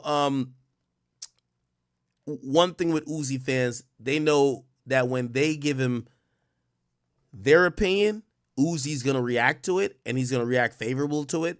So I'm excited to see what Uzi's going to drop after this. By the way, I still don't think his album's garbage. Some people are trying to put that on him. It's not garbage at all. That Chill Bass song, that is my joint. However, I'm going to see how he kind of navigates the storm, because I do think people are now trying to, the thing with sales, sometimes it sobers people's, expectation. Like, wait, damn, maybe we thought Uzi was bigger than he was. Now, I do think Uzi is really still one of them big dogs, even though he's sold under 100K. But he has to really show it through actions. He has to show it through, I said last time, artists have to realize when the mystique shit is wearing off. I think for Uzi right now, he needs to do a rollout. He needs music to work, because right now the mystique isn't, right? The difference I was making with Cardi is that Cardi still is using the mystique, so that's why he doesn't need a rollout, right? Or whatever you think a rollout is just him, keeping up the mystique. 2024 music, right? But with Uzi, maybe he needs to drop a single. Let that shit work. Let that shit go crazy for a while. He's done that before, He's done it with I Wanna Rock, a new Paddock on my, he's done it before. So I'm excited to see what he got coming up, but I will say, man, Uzi, you clearly know what the fans want. Why you always be giving the fans what they want after the album drop? Just give it to them on the album, my brother. Anyway. All right, chat. I'm about to get out of here for the night. I will be back on tomorrow. Again, 30 days of streaming. Or not 30 days. 20 days. Wait, how many days left in the month? 19? Oh, 19 days of streaming. We could do that. We need to do 19 days of streaming to keep up with the pace that we got going on. And, of course, to make up for all the days I missed so far. So, appreciate you guys. Chat, I love y'all. Thank you guys for the subscriptions. Also, the 2 memberships that we got on the King Academics page. Rico Pino, thank you for the donation. Queen Celeste Jones, she says, y'all, I'm dead. We're just 24 minutes in and Aqua's cooking. Yeah, I tried to start off hot today. Thank you. Hemi, what up? He says, John Doe, you hurt. because we monetize. Well, they mad at you, Hemi. What you do? Kelly Anderson, thank you for the gift to sub. Bozo said, respectfully, if your son is ever in the streets, you failed as a father. You know who they want me to interview? They want me to interview Big Tut. Big Tut, this guy right here, man. No, wait. Michael Irvin Big Tut. Yeah, you know what I mean? You know. Should I? Utmost respect for my father, bro. Like, so it's like a lot of shit that I might have wanted to do, bro, I might have held back because, like, I don't know if it's gonna fuck up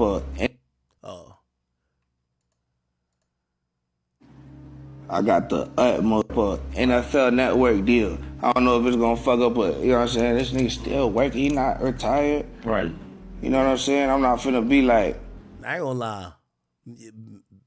Big Tut a real street nigga, man. Promoting. I'm still gonna be doing what I'm doing, but I never promoted that my dad was Michael Irvin because I genuinely did not want my father to get in trouble for the shit that I was doing. It's been niggas around me that have known me for years before they figure out who I am.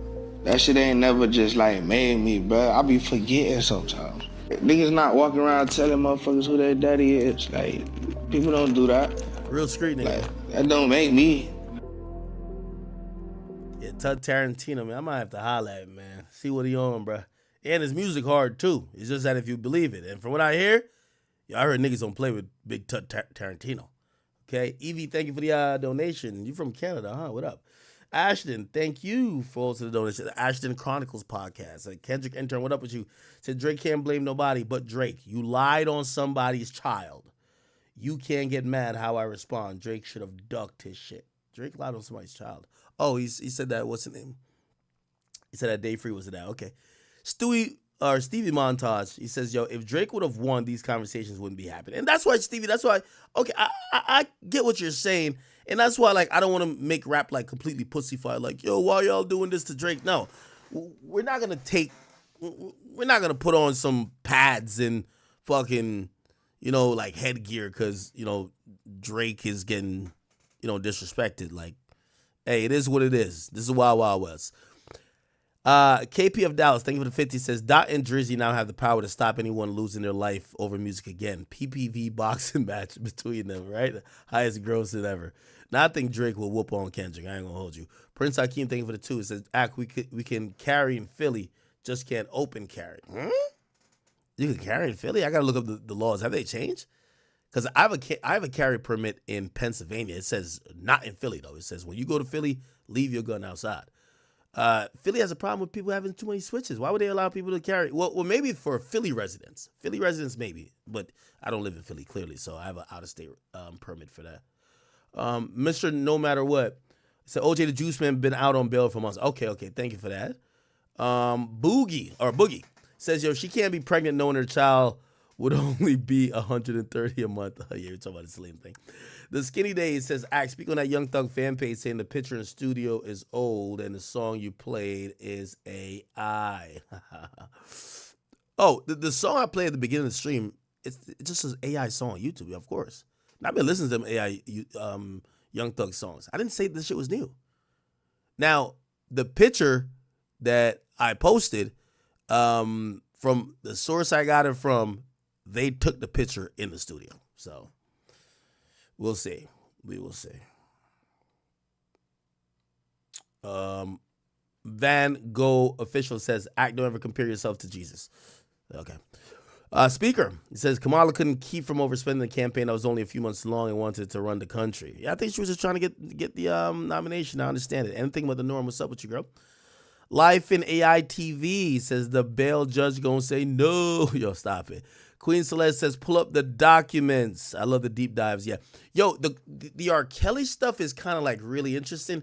I'm gonna put the R. Kelly stuff and the Quando Rondo stuff on the site. So yeah, I have a bunch of documents for the yo, you know, when I was looking into it, so I found Tasha K is getting sued by 5 people though. This shit's crazy. She's getting sued by some nigga named Bishop Whitehead. She's getting sued by R. Kelly. She's getting sued by some other people. Then I also realized, you know why, like, nobody, like, I ain't even trying to beef with Shorty, like, Tasha K. But apparently this is like Tasha K's second time filing bankruptcy, which is kind of crazy. Anyway. Queen Celeste, I'm glad you like the deep dives, though, okay? Vincent, thank you for the 2. It says, stream Dead Doves Don't Sing. Whose song is that? And Asian people, thank you for, what currency is that? It says, DJ Ack, I'm your die-hard fan from TW. Is that Taiwan? Oh, wow. That'd be cool. South Dudan, thank you for the 2. It says, at go on JBP clips. The Bernice clip is there. Yeah, I don't think, with all due respect, Bernice Burgos is like an East Coast person. Well, or like if you're into strip clubs. Joe Budden and them like idolize and like praise these little, I don't call them whores, but these women, nobody gives a fuck who Bernice Burgos is. Like, respectfully. Like who gives a fuck? Like, you know what I mean? Like, at least, what's her name again? Ruby Rose has like some modern cultural relevance. Bernice Burgos, yeah, she looks good, but she's just like the chick that all them older rappers used to want to fuck. Like, nobody gives a fuck about no Bernice Burgos, bro. Like, come on. And yeah, I ain't gonna lie, most of these girls, they're rich as fuck. Like, they work the clubs, they got a name, they're rich as hell. Like, there's a few of them. There's one I follow. She got a Rolls Royce. Like, you ever heard of Jissy doll? She's cooking. You know what I mean? Nigga, one time she went to the club. Nigga, she took out like 18 garbage bags of ones. I'm like, how much money is that? That's a lot of fucking cash. Yeah, these chicks is taking home a wild amount of money. Okay. Southwest Connected says, thanks for showing them love to the Mexicans. We are chat fools. Appreciate you guys, man. Appreciate you guys. Listen, I got to tap in with my real Mexicans when I go down to Mexico, because every time I go down there, the goddamn cops find some way to extort me, and I got to have some real Mexicans with me to make sure this shit don't happen no more, all right? Love y'all, chat. I'm getting out of here. I'll be back on tomorrow. Oh, we actually did make it in 6 hours. Oh, shit. All right. Yeah, I'll be back on here tomorrow, and yeah, just hold me to it. Also, send me some new topics that I could make sure. I'm going to try to get on for an early stream. I pretty much got nothing going on but streaming to y'all for the foreseeable future. By the way, if y'all loving them vlogs, go make sure you comment on them and give me some ideas to keep doing the vlogs. I'm trying to keep filming as much of my life as I can, especially when I go outside and have fun. I want to bring y'all with me, all right? Chat, love y'all, love y'all, love y'all. I will see y'all tomorrow. Appreciate y'all for tuning in. Thank you if you watch on the Academy page or King Academics or on Twitch or on Rumble or on Meta. Appreciate you all.